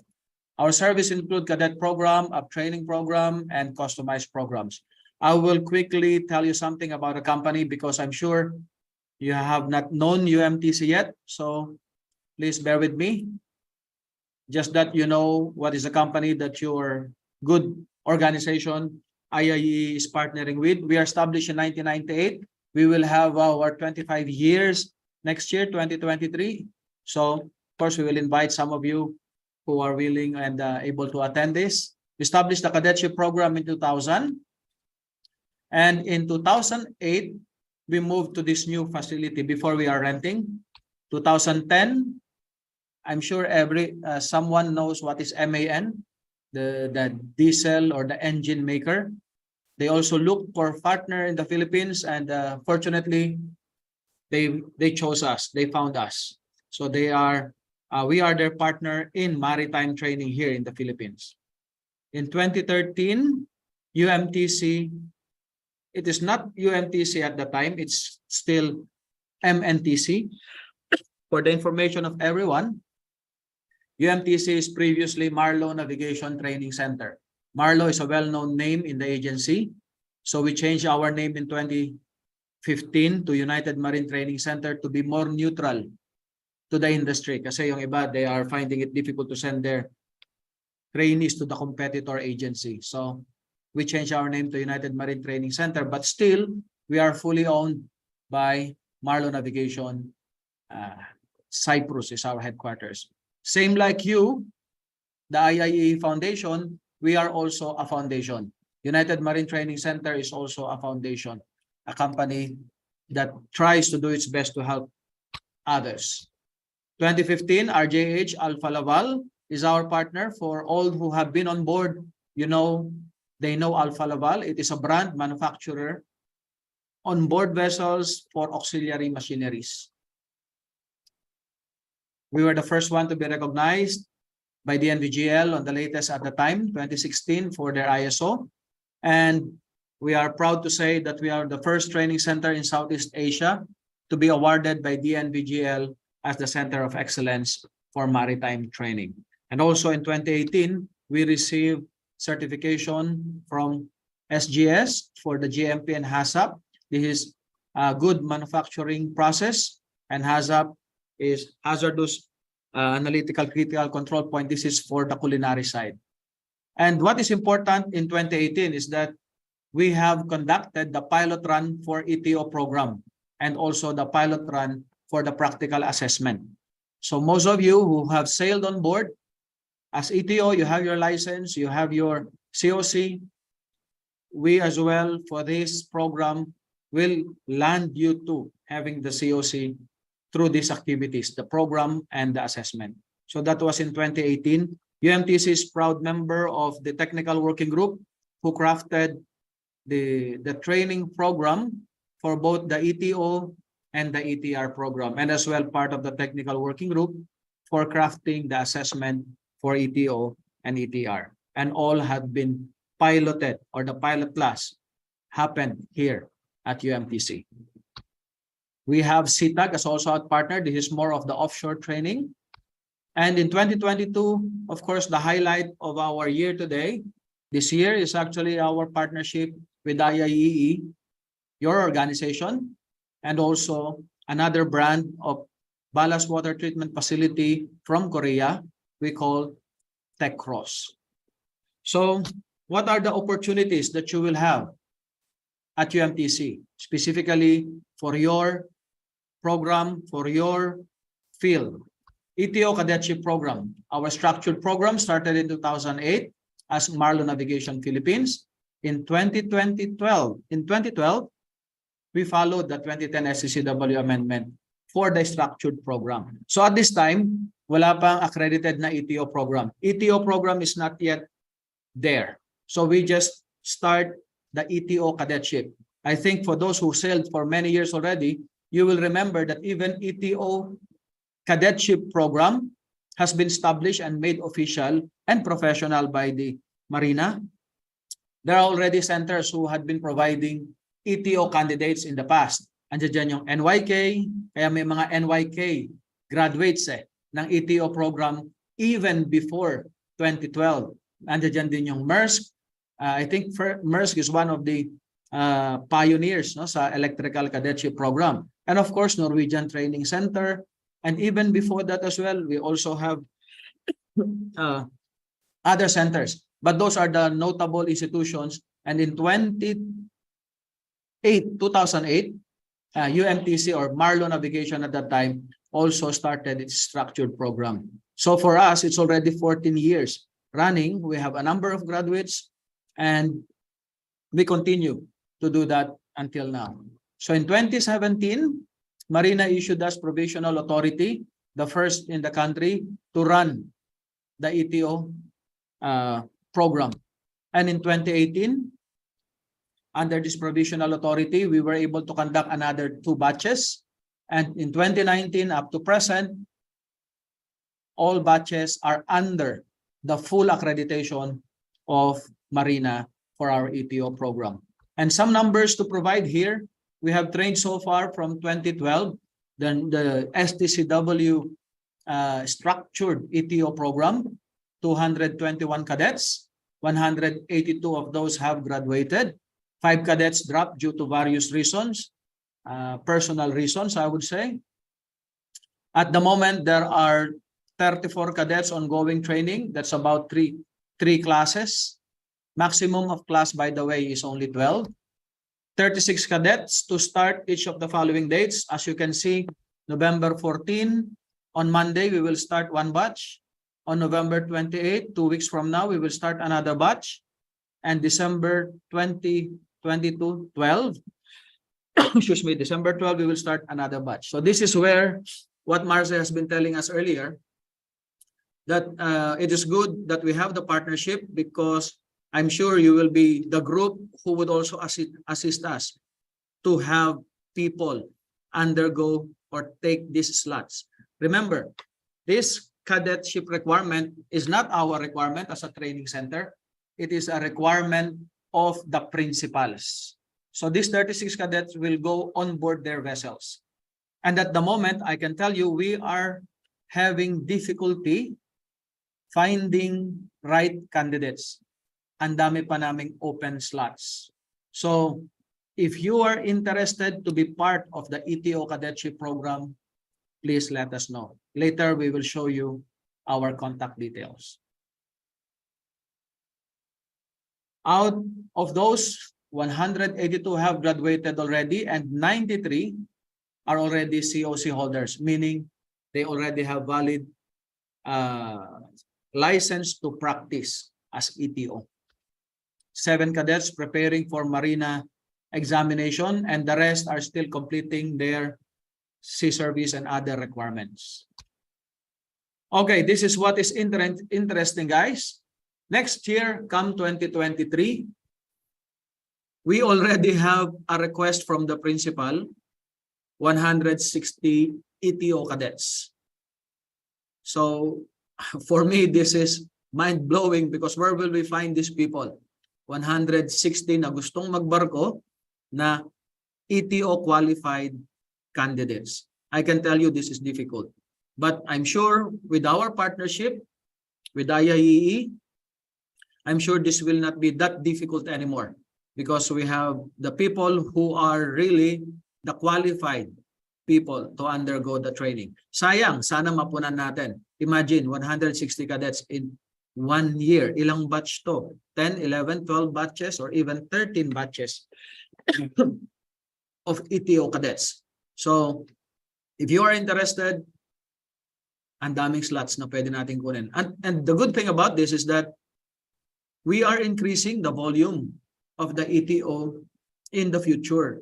Kasi if we don't do training for ETO, walang makakwalify. And slowly, our somehow senior electricians are slowly getting older. Kung hindi natin sila napapalitan, bababa yung number ng ETO practitioner sa barko. Kaya we will be very happy if we can continue to produce good, qualified ETO candidates. So I hope you can assist us on that. So how is the program looking like? So the program that we have here, we follow the accredited program by Marina. It has 6 phases. Phase 1 is the application, the recruitment or the selection, the qualifying exam, technical interview, and so on. And then we will have the phase 2 selection process. This time, once you have been qualified for UMTC, then we will endorse you to the principal. That's the phase 2. So phase 1 is UMTC doing the qualification. Phase 2, it's UMTC endorsing you to the principal. Phase 3 is the training program itself. It is the 107 days, 5.5 month training at UMTC. This is the accredited training program by Marina. Phase 4, you go on board, sea service of 8 months at least as a cadet with training record book. And after 8 months of sea service, you come back to UMTC, we will give you the briefing, and there is the after onboard assessment to ensure that you have really learned what needs to be learned on board. Once you pass the assessment at UMTC after your embarkation or after completing 8 months, then now we will issue, that's the only time that we will issue the certificate of completion. Okay, and that certificate of completion will be your document to show to Marina that you are now qualified and apply for the assessment, the ETO assessment. Okay, so those are the 6 phases. You have the call this QR code on your screen. If some is interested to apply later, you can somehow scan it now and then later do the details. Or you can send or ask us through these details, eto.program@umtc.com.ph, with the numbers also available, both landline and the mobile numbers. Okay, so that's for the ETO. Later, for those who will have questions, we will reserve it once we are finished, or I don't know what the MC would like to. Maybe the questions will come in one go after my presentation. I think that's even better. Am I correct on that, Earl? Bali sir, answering question and answer po muna tayo. Question and answer muna. O, kasi the next will be the ETR part. Yes sir. Okay, so question, sige. Bali sir, may ETR part pa pala po, no? Yes, may ETR part dito. I think you have also RMS listening. Bali, continue po muna tayo sa ETR. Sa presentation. Yes, sir. Okay, that's good. To continue, ETR Cadet Training Program, the one that I mentioned earlier, that's the ETO. Okay, the Electrotechnical Officer. Kanina na-discuss ni ETO Antonio Lachica, what is the ETR. So, I will just discuss to you ano yung program. At the moment, just to give you a background, we have 42 available slots for 2023. Wala pa kaming nakukuha dyan. Vacant pa yung position na yan. So if you are a qualified ETR, let us know. These are all fully sponsored training. Wala kayong gagastusin sa training when you apply on this program. So please let us know. On the other hand, the training phase for ETR is this. As you can see, you have the entry criteria there. At least graduate of basic education, K-12 program in any of the following. Pre-baccalaureate maritime specialization under science and technology, or yung STEM. Technical, vocational, livelihood, maritime specialization, or technical, vocation, education, and training with any of the following specializations. Electrical, electronics, or instrumentation. Next, requirement, licensed, registered, or RME, or it is a registered master electrician. At least 21-year-old, but not more than 35.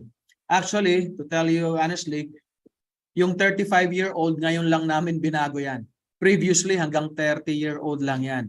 The problem is, we are finding it difficult to find qualified candidates at the age of 30. So we extend it at the age of 35. So for those that are listening that maybe have applied to us in the past, but did not make it because of the age requirement, you can still come back to us, and now 35-year-old we will already allow. Holder of passport, Simas book, and Beckley, etc., and preferably with at least 2 years relevant experience in the industry. Okay, so again, this is the QR code for ETR program.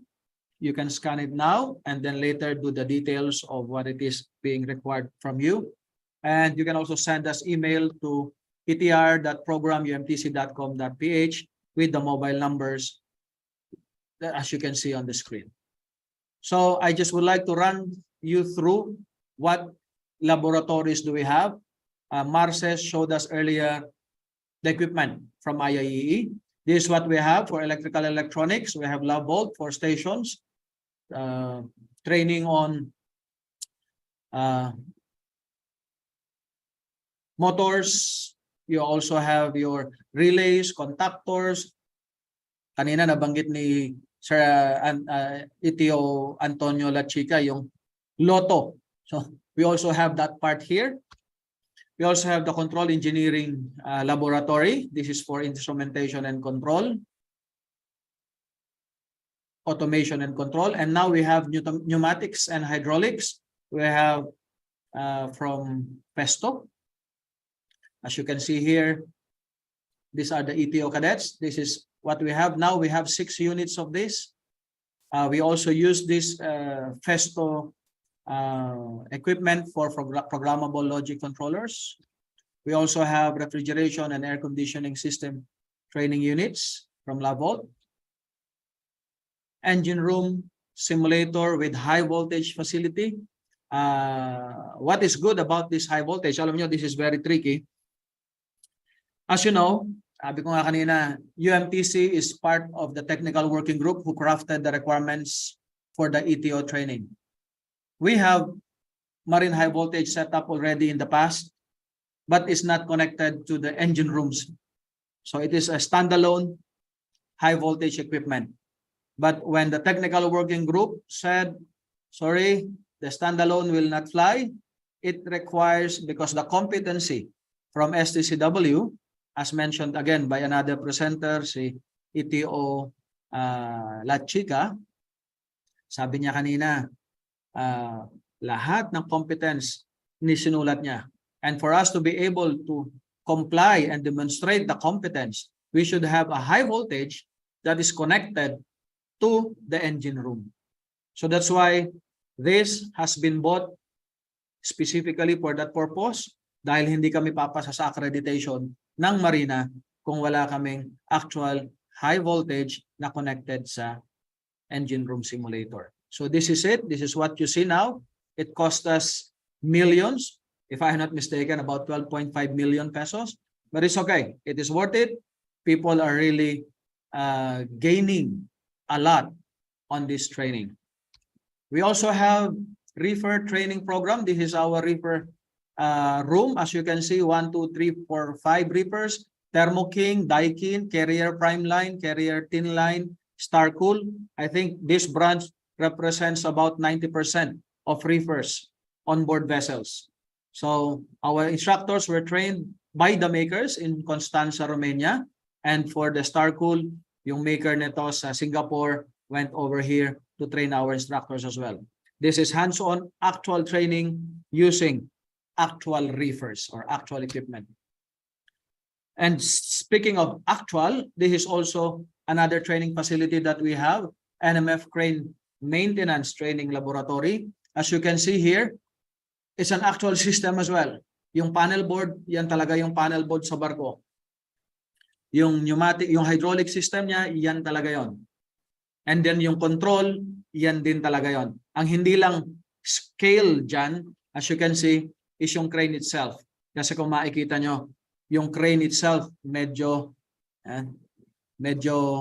maliit as compared sa actual. But all the electrical, electronic, hydraulic controls and systems, connections, it's all actual from on board. Yeah. We also give training for practical workshop skills. Kailangan nyo to. Para hindi nyo lahat ipapagawa kay Peter. Kung simpleng bagay lang naman, kayo nang gumawa. This is our partnership with Alfa Laval. This is a working auxiliary machinery system from the heavy fuel oil, freshwater generator, meron din purifier. We also have pure ballast treatment facility. So these again are all actual hands-on equipment that you can play with. Okay, so these are some of the equipment that we have. And once you train here, you will be staying in our accommodation facilities. So just to show with you a quick run through to our accommodation and recreational facilities. These are the rooms. As you can see, it is like on board, double bunk or bunk beds. And then may curtain. So that will be you 4 in a room or 6 in a room together with your co-trainees, either ETO or ETR. They have common shower rooms, common CRs, and then we have the basketball, volleyball court. We have 2 basketball courts, 2 badminton courts. At the moment, due to the pandemic, this is still restricted for playing, but you can walk, you can run, you can do shooting, pero bawal pa yung laro. Hopefully, sometime next year, January, pwede na tayong makapaglaro. In the dormitory as well, we have the billiards table. The dormitory, by the way, is fully equipped with the Wi-Fi facility. So again, these recreational facilities, billiards and table tennis at the moment, hindi pa siya pinapagamit uli due to the restrictions of COVID. But again, next year, we are looking forward to open these facilities. In the building of the dormitory, you also have the gym. Meron ka ring treadmill, may weights, etc. So yung mga nagba-bodybuild dyan or gustong mag-gym, hindi nyo na kailangang lumabas. Nandiyan dyan na. And also, what you can see as the alfresco area, there's a waiting area, common area, just outside the lobby of the dormitory. Excuse me. Sorry, I'm trying to make it fast kasi alam ko, medyo pagod na rin kayo. You can explore UMTC virtually. This is the QR code. You can visit our website.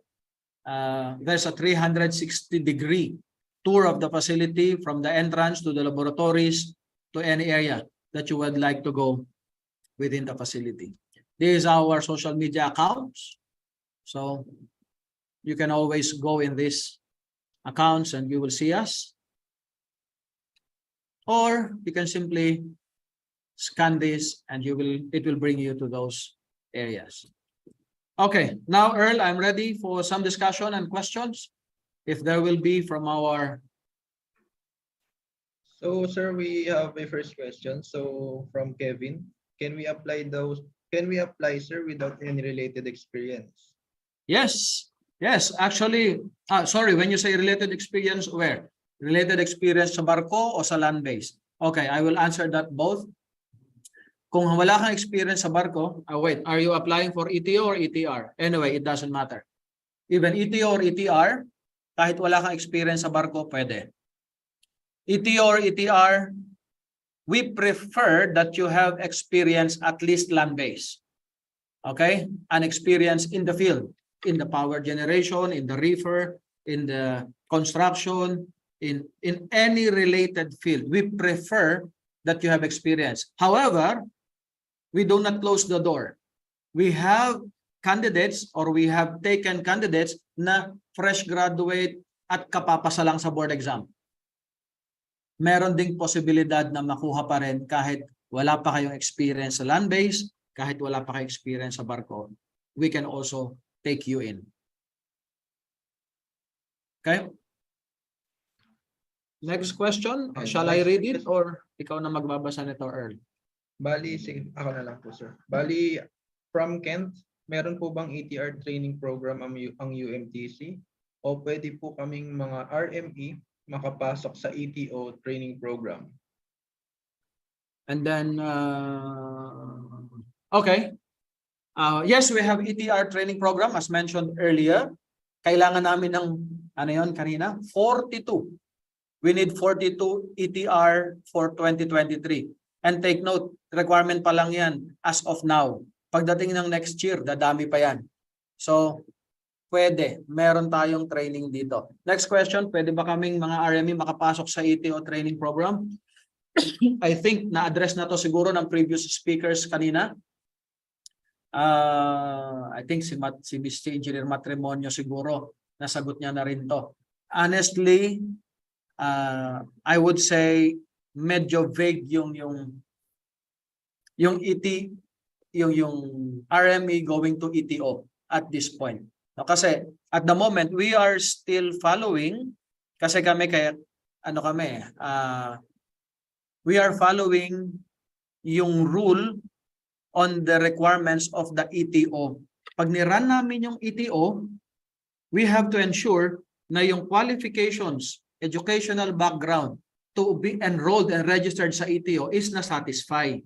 And at the moment, ang ina-credit ng Marina is yung ETO program, which specifically says that the candidates should be BSEE, BSECE, Industrial Technology, graduate, major in electrical or electronics, or marine engineering graduate.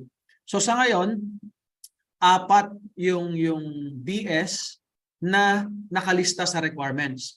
So if you will ask me, pwede ba kayo sa ATO program? Sa ngayon, I can say no, kasi if we allow that, hindi sa ayaw namin ha, dahil kasi yung sinusunod naming accreditation by Marina says hindi pwede. Kailangan yung mga BS degree.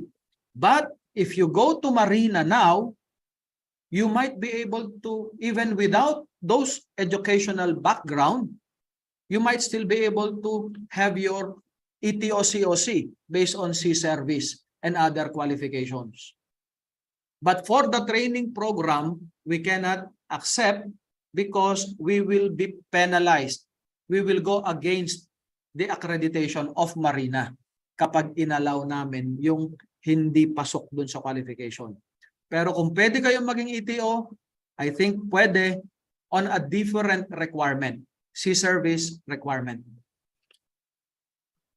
So for the next question, sir, regarding daw po sa qualifying exam, what type of exam po kaya ito? Math, ESAS, or NPEC? This is, yes, may few math, very few physics, pero more on the hardcore technical part talaga. Yung mga ginagawa sa barko like general distributions, generators, general distribution system, pneumatic, hydraulic, marine electrotechnology, control engine automation and control. So basically yung expertise talaga na kailangan sa inyo. So for the next question po, paano po pag maintenance and design ng experience? Pwede pa din po ba mag-apply sa ETO training? Maintenance and design, yes, pwede pa din. Pwede pa rin. Actually, maintenance, hands-on nga yan eh. Di ba? Pag dinala mo sa troubleshooting yan, talagang experienced yan. Actually, mga ETO yan ang gagawin sa barko eh. Maintenance and troubleshooting. So, I would really say, actually, you are very much qualified as well. Wala pong problema. So for the next question po, what is the age bracket daw po for ETO, ETR? For ETO, at the moment, we only accept up to 30 years old. For ETR, as I have mentioned earlier, we have just extended the age to 35. The main reason is, sinabi namin sa principal, nahihirapan kaming kumuha ng ETR qualified sa age na 30. May mga qualified pero 32, 33, 34. And we are happy kasi pumayag naman sila na even at 35 years old, you can still apply and be part of the training program. So for the next question po, is UMTC also offering sponsorship program for ETO? Yes, yes. Yes, I can say the 160 ETO cadets for next year. Fully sponsored yan. I mean, sponsored talaga. So kapag sinabi natin sponsored, the company will pay, not you. There are also, I have to say as well that there are also sponsorships na hindi full. Kasi sponsorships comes in different ways. Meron tayong tinatawag na full sponsorship, meaning 100% sasagutin ng principal. Meron namang half sponsorship, 50% of the total training fee will be shouldered by the principal. And the rest will be shouldered by the cadet. There are different ways how the cadet will pay. Either the cadet will pay directly to the training center or the cadet will pay to the principal kapag nakakasakay na siya ng barko. May ganun ding setup. And there are also other setups. So for the next question po, for the said 42 ETO candidate was asked by the said principal, after na-complete na ba nila yung training period and pumasa, may nag-aabang na po bang work sa kanila sa barko? Yes, lahat ng tinitrain namin dito, sir, may sponsor na. Based on the requirements of Marina, we cannot train ETO and ETR cadets na walang sponsor. Bawal po yun. Kaya lahat ng nagtitraining may nag-aantay na principal. And by the way, it is not 42 ETO cadets o candidates, 42 ETR. Yung ETO po, ang kailangan namin 160. Ang ETR po sa ngayon, 42. But I'm sure, come next year, madadagdagan pa po yung mga requirements natin. Kaya apply lang po kayo. And yes, surely, pagkatapos po ng training, sasakay po kayo ng barko. Bakit? Meron po tayong tripartite agreement. Meaning, the training center, the principal, and you will agree that after the training program, isasakay kayo ni principal. Hindi niya pwedeng hindi kayo isakay kasi pipirma siya ron. After ang responsibility ni principal, isakay kayo. Ang responsibility nyo, ipasa yung training and be medically fit. Ang responsibility ni training center is to train you according to the ETR program as approved by Marina or ETO program as approved by Marina. So yun yung tatlong summary ng responsibility of the tripartite agreement. So sir, don't worry. Pagkatapos ng training nyo, isasakay kayo ng principal. Bakit hindi nila kayo isasakay? Ginastosan nila yung training nyo. So for the next question po, magkano po ang fee range ng ETO and ETR course if hindi po nakapasa sa qualifying sponsors? Actually, sir, pag hindi ka nakapasa sa qualifying ng sponsorship, hindi ka pa rin makakapag-training. Hindi ka namin tatanggapin, sir, kahit may pambayad ka. Why? Kasi, sir, bawal tumanggap ang training center ng trainee na walang sponsor, na walang magpapasakay. Ang pwede niyan, sir, sumakay ka ng, kung meron kang isang sasakyan na shipping company, maghihingi ka ng endorsement sa kanila na pagkatapos ng training mo, isasakay ka nila pero ikaw ang magbabayad ng training mo. Kasi sir, part ng kailangan naming proof of evidence na ipakita sa Marina is the tripartite agreement na isasakay ka ng isang shipping company. So kung nag-apply ka sa shipping company at sinabi nila na sige, isasakay ka namin, pero bahala ka sa training mo at pipirmahan nila yon, pwede ka namin tanggapin. For the range of training fee, ang training fee ng ETO is $6,950. That's 107 days. For the ETR, yung training fee alone yan, hindi kasama yung accommodation and board and lodging. Okay? Or accommodation and meals and materials and everything. Training fee lang yon. So kung walk-in ka, sponsored, hindi ka sponsored ng company, ikaw ang magbabayad, kung self-sponsored ka, $6,950 for 5.5 months. Yung ETR, we are looking into the costing. Again, we are doing recosting, pero that might probably around $4,000 US dollars. Yung 63 days, 3 months of training para sa ETR. Ang ETO, 5.5 months. So for the next question po, kailangan po ba muna ng sea service before ETO training or vice versa? Ay, hindi po. Wala pong nire-require na sea service training para makapasok sa ETO training program. Kahit hindi po kayo nagbarko pa, you will be accepted for the training program. As long as you qualify with the other requirements. Sea service is not a requirement. Requirement po ang sea service bago kayo bigyan ng endorsement for assessment. Yan. Pag ipaprocess nyo na po ang inyong COC, yun, kailangan na ng sea service doon. Sea service on the rank, hindi lang basta sea service. Kailangan on the rank related to the expertise. Like kailangan electrician ka, assistant electrician, A, B, C, or for ETR naman, yung mga ETR, reefer electrician, reefer engineer, etc. Kailangan related. Hindi pwedeng sumakay ka, sir, ng engine boy. Hindi pwedeng yun lang kung yung 12 months ang kukuhanin mo. Merong requirement or another option na kahit hindi related pero mas matagal. If I am not mistaken, parang 36 months ata in the engine department bago ka mag-qualify for the assessment. But for the training, sir, walang requirement na si service. So for the next question po, ilang months po ba ang phase 3 na training program? Ang training program, phase 3 ng ano po yan, ETO, ETR. Ang ETO po is 5.5 months ang training, specifically 107 days. Ang ETR, 63 days.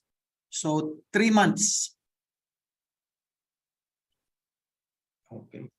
So meron pa po ba tayong mga questions, delegates? Tungkol sa UMTC program? Meron pa po ba? May nabasa ako rito, tertiary di napasok. Sir, ETO 30 years old, di napasok. 31 na this year. And may smiley pa si Cavite Nimrod. Ilang months ang phase? Study now, pay later. Yes, sir. Chief Engineer, sorry, Earl, ako na nagbasa ha. It's okay, sir. I hope okay lang. Nakita ko kasi rito si Chief Engineer Alex Sarmiento, sir. Almost good evening na. Study now, pay later. Yes, sir. Meron din po tayong study now, pay later. Actually, yung nabanggit kong isang option kanina na may ilang kumpanya na hindi nag-go 100% full sponsorship, yung iba ron, sir, study now, pay later. For example, 50% lang ang sinagot ni principal. 50% babayaran ni kadete. Yung study pay later na yun, sir, babayaran ni cadet for this setup now that we have 36 months. Parang amortization. So para siyang nag-loan sa bangko na napakababa, halos walang interest, 36 months niyang babayaran sa UMTC. Mag-i-issue lang siya ng post-dated checks, month 1, 2, 3, 4, 5, hanggang month 36 until makomplete po yung 50% payment. Yes, sir, we do have the study now, pay later. Gaano po katagal ang training? Nasagot na natin. 5.5 months, I mentioned earlier, duration. Okay. Okay, may tanong dito, maganda, Earl. Sir, how about phase 4, which is 8 months sa barko? Po ba ito or facilities ng UMTC? Sa barko to, sir. Sa barko. For the ETO, kailangan nyo ng training record book. That is part of the requirement. So you should be able to demonstrate the competencies listed dun sa training record book. So sa barko po yan. So may question pa po ba para sa ating mga attendees dyan? Just type lang po sa ating comment section. May saritong pumasok ba? Yes, ito. Sir, if you can inform them that we are in the exhibition. We are. Yes. Okay, thank you. Thank you for this information. Yes, para sa mga nakikinig po na nandirito ngayon or may mga kaibigan kayo, please let them know nasa November 10, 11, 12, which is tomorrow, the next day, the next day. We are at the exhibition sa SMX MOA. We have a booth there. So kung gusto nyo pong mag-apply, mag-inquire pa, we have personnel who stays there for the next 3 days, who will stay there for the next 3 days to be of service to you, to answer your requests and etc. We have also raffle there. May mga goodies din tayo ron. Marami din kayong makukuha from UMTC. What else? May opportunity po ba yung ETR tapos gustong mag-ETO? Posible po ba? ETR gustong mag-ETO? Posible po to. Honestly, I would like to share with you. Sabi ko nga, we have 42 requirements sa ETR and nahihirapan kaming makumpleto. Ang sabi ko po sa aming kasama rito, si Sir Don, yung mga hindi na-qualify na ETO applicants, pwede mo bang tawagan? Baka gusto nilang munang mag-ETR o baka gusto nilang mag-ETR. So basta qualified po kayo sa BS yung BS degree, pwede kayong mag-ETR muna and then later on mag-ETO kayo. Kaya lang you have to undergo the requirements for ETO. Ano yan? Si service and training and the BS. So kung qualified kayo ron, nagawa nyo, okay. Ngayon hindi ko po sure kung nag-training kayo ng ETR, nagsi-service kayo, pwede kayong mag-ETO. Medyo hindi ko po sure yung part na yan. Baka pwede, I am not sure pagdating po sa Marina. Meron po ba kayong training centers beside Malate, Manila, like Visayas, Mindanao? Pasensya po, medyo mahirap kong i-duplicate ang training, ang training equipment. I have to tell you frankly, you need to spend for the equipment alone, 70 million approximately for you to be able to qualify as an ETO training provider. Kaya po rito sa Pilipinas, dadalawa lang ang accredited ETO and ETR training provider dahil talagang napakapahal po ng mga equipment at napakarami. And at the same time, ang maximum po natin is 12 lang. So to answer the question, wala po tayong ibang training facility kung hindi dito lang po sa Manila. Sir, pwede po bang mag-apply po ulit kapag hindi nakakapasa sa exam? Yes po, pwede pong ulit. May requirements po tayo ron, may guidance po tayo sa mga una, hindi nakapasa. Pwede po kayo uling mag-try. I-advise po kayo ng ating staff kung kailan po kayo pwede mag-try. May passenger cruise line po ba kayong principal? Actually, meron. I would say because for the ETO, yung isang kliyente po ron is cruise line. Sir, regarding po sa entrance exam ng UMTC ETO, online lang po ba o kailangan pumunta mismo sa UMTC? Meron po tayong online. The examination is online. Pero kapag nakapasa na po kayo sa online, meron pa po tayong practical exam dito and then interview. Kailangan nyo pong pumunta dito. But yung first exam, online po. Normally, I think after 6 months, pwede ka nang mag-exam ulit. I'm not sure kung nabago yon, but in the past, it's 6 months. Sir, yung principal po ba ay principal or local? Okay, lahat po ng principal natin, puro international. 99% po ng trainees ng United Marine Training Center are boarding international vessels.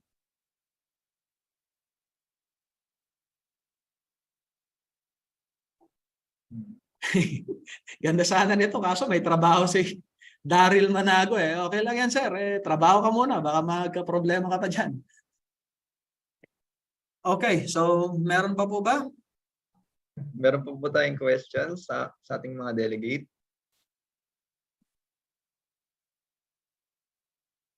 So, okay, if wala na po, we will now continue or we will now proceed to the awarding of certificates. Oh, okay. Yeah. So, we would like to extend our gratitude to Engineer Donald B. Bautista for being one of the research speaker for today and by giving him a certificate of appreciation followed by a photo opportunity. So, this certificate of appreciation is hereby given to Engineer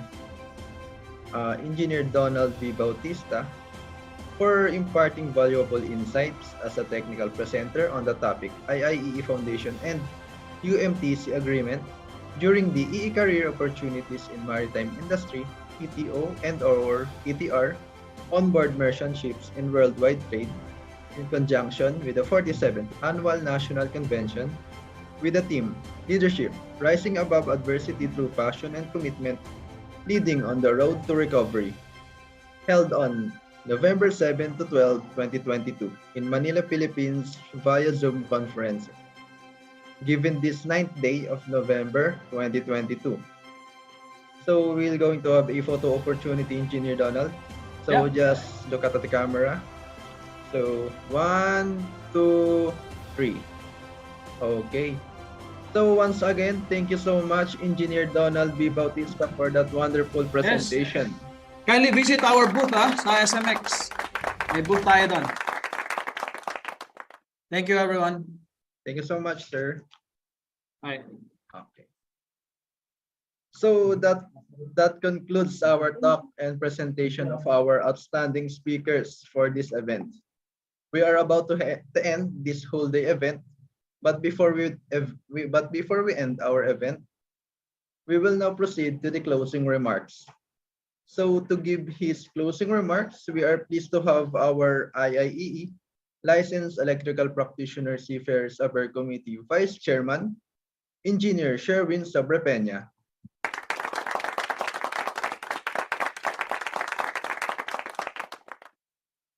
For today's event of 47th Annual National Convention EE Career Opportunities in Maritime Industry, Overview and Guide to Become Electrotechnical Officer and or Electrotechnical Rating on Board Merchant Ships in Worldwide Trade, we have discussed the importance of electrical practitioners for operations and maintenance on board and offshore on the maritime industry. This event gives you overview of the life of an overseas Filipino worker as seafarer and an electrical practitioner on the field of maritime industry. We discuss not only the work side but also the career opportunities available to us even we are not on board the ship. This event gives you an idea how ETO and ETR are very important to the maritime industry. Our skills and knowledge as electrical practitioner is part of the world economy. That is why we want to express our sincere gratitude to God for making this event happen, family for being strong and supportive, to IIEE and IIE National President Feliciano Flores Padua for creating Licensed Electrical Practitioner Seafarers Affairs Committee or LEPSA. This will pave the way to increase the quality and quantity of Filipino electrical practitioner that can be competitive worldwide. To Vice President Lyndon Bague for overseeing and Mambrona for support, national officers, organizers, speaker, delegates, and to the LEPSA community. I will close this event by stating some famous quote. Success is no accident. It is hard work, perseverance, learning, studying, sacrifice, and most of all, love of what you are doing or learning to do. Thank you. So thank you so much. What a great message to end our program. Thank you so much, Engineer Sherwin Sobrepeña, for the inspiring message. So again, we would like to extend our deepest gratitude to our valued speakers and of course to everyone who attended and participated in this event. Always remember, as we continue pursuing your goals, your dreams, do not stop until you reach your goals. Once again, I am Wilson Olalo, your Master of Ceremony. And this is the EE Career Opportunities in the Maritime Industry Overview and Guide to Become the Electro-Technical Officer and Electro-Technical Rating on Board Merchant Ships in Worldwide Trade. Signing off. Thank you very much. Welcome. Before we begin our meeting. So before po tayo umalis, can you please open your camera for the virtual photo opportunity?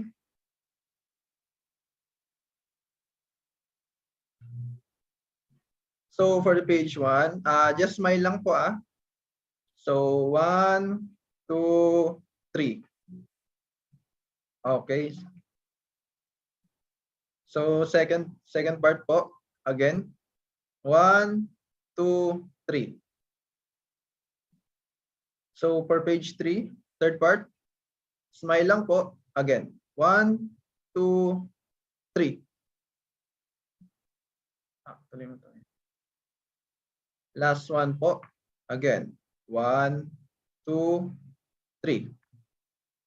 All right. So once again, thank you very much to everyone for attending this event.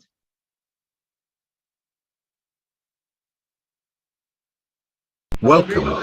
Before we begin our meeting, please be informed of the following video conferencing etiquette. Number 1. If using a laptop, tablet, or mobile phone, Make sure that your battery is fully charged to avoid sudden disconnection. Number 2. To be the best, you have to look the best by observing and wearing appropriate attire fit for the meeting. Number 3. Be on mute at all times and listen attentively to whoever is speaking. Number 4. Maximize the use of chat box and other tools made available by the system whenever you want your voice to be heard. Number 5. Avoid interrupting the speaker and make sure that you are acknowledged before you speak. Number 6. As much as possible, turn on your video so that we could have a wonderful conversation. Number 7. We encourage you to station yourselves at a place free of destructive noise so that you could focus on the meeting. And lastly, number 8. We want to capture the moment with you. Kindly stay until the end as we will have a group photo after. Thank you. And have a good day ahead.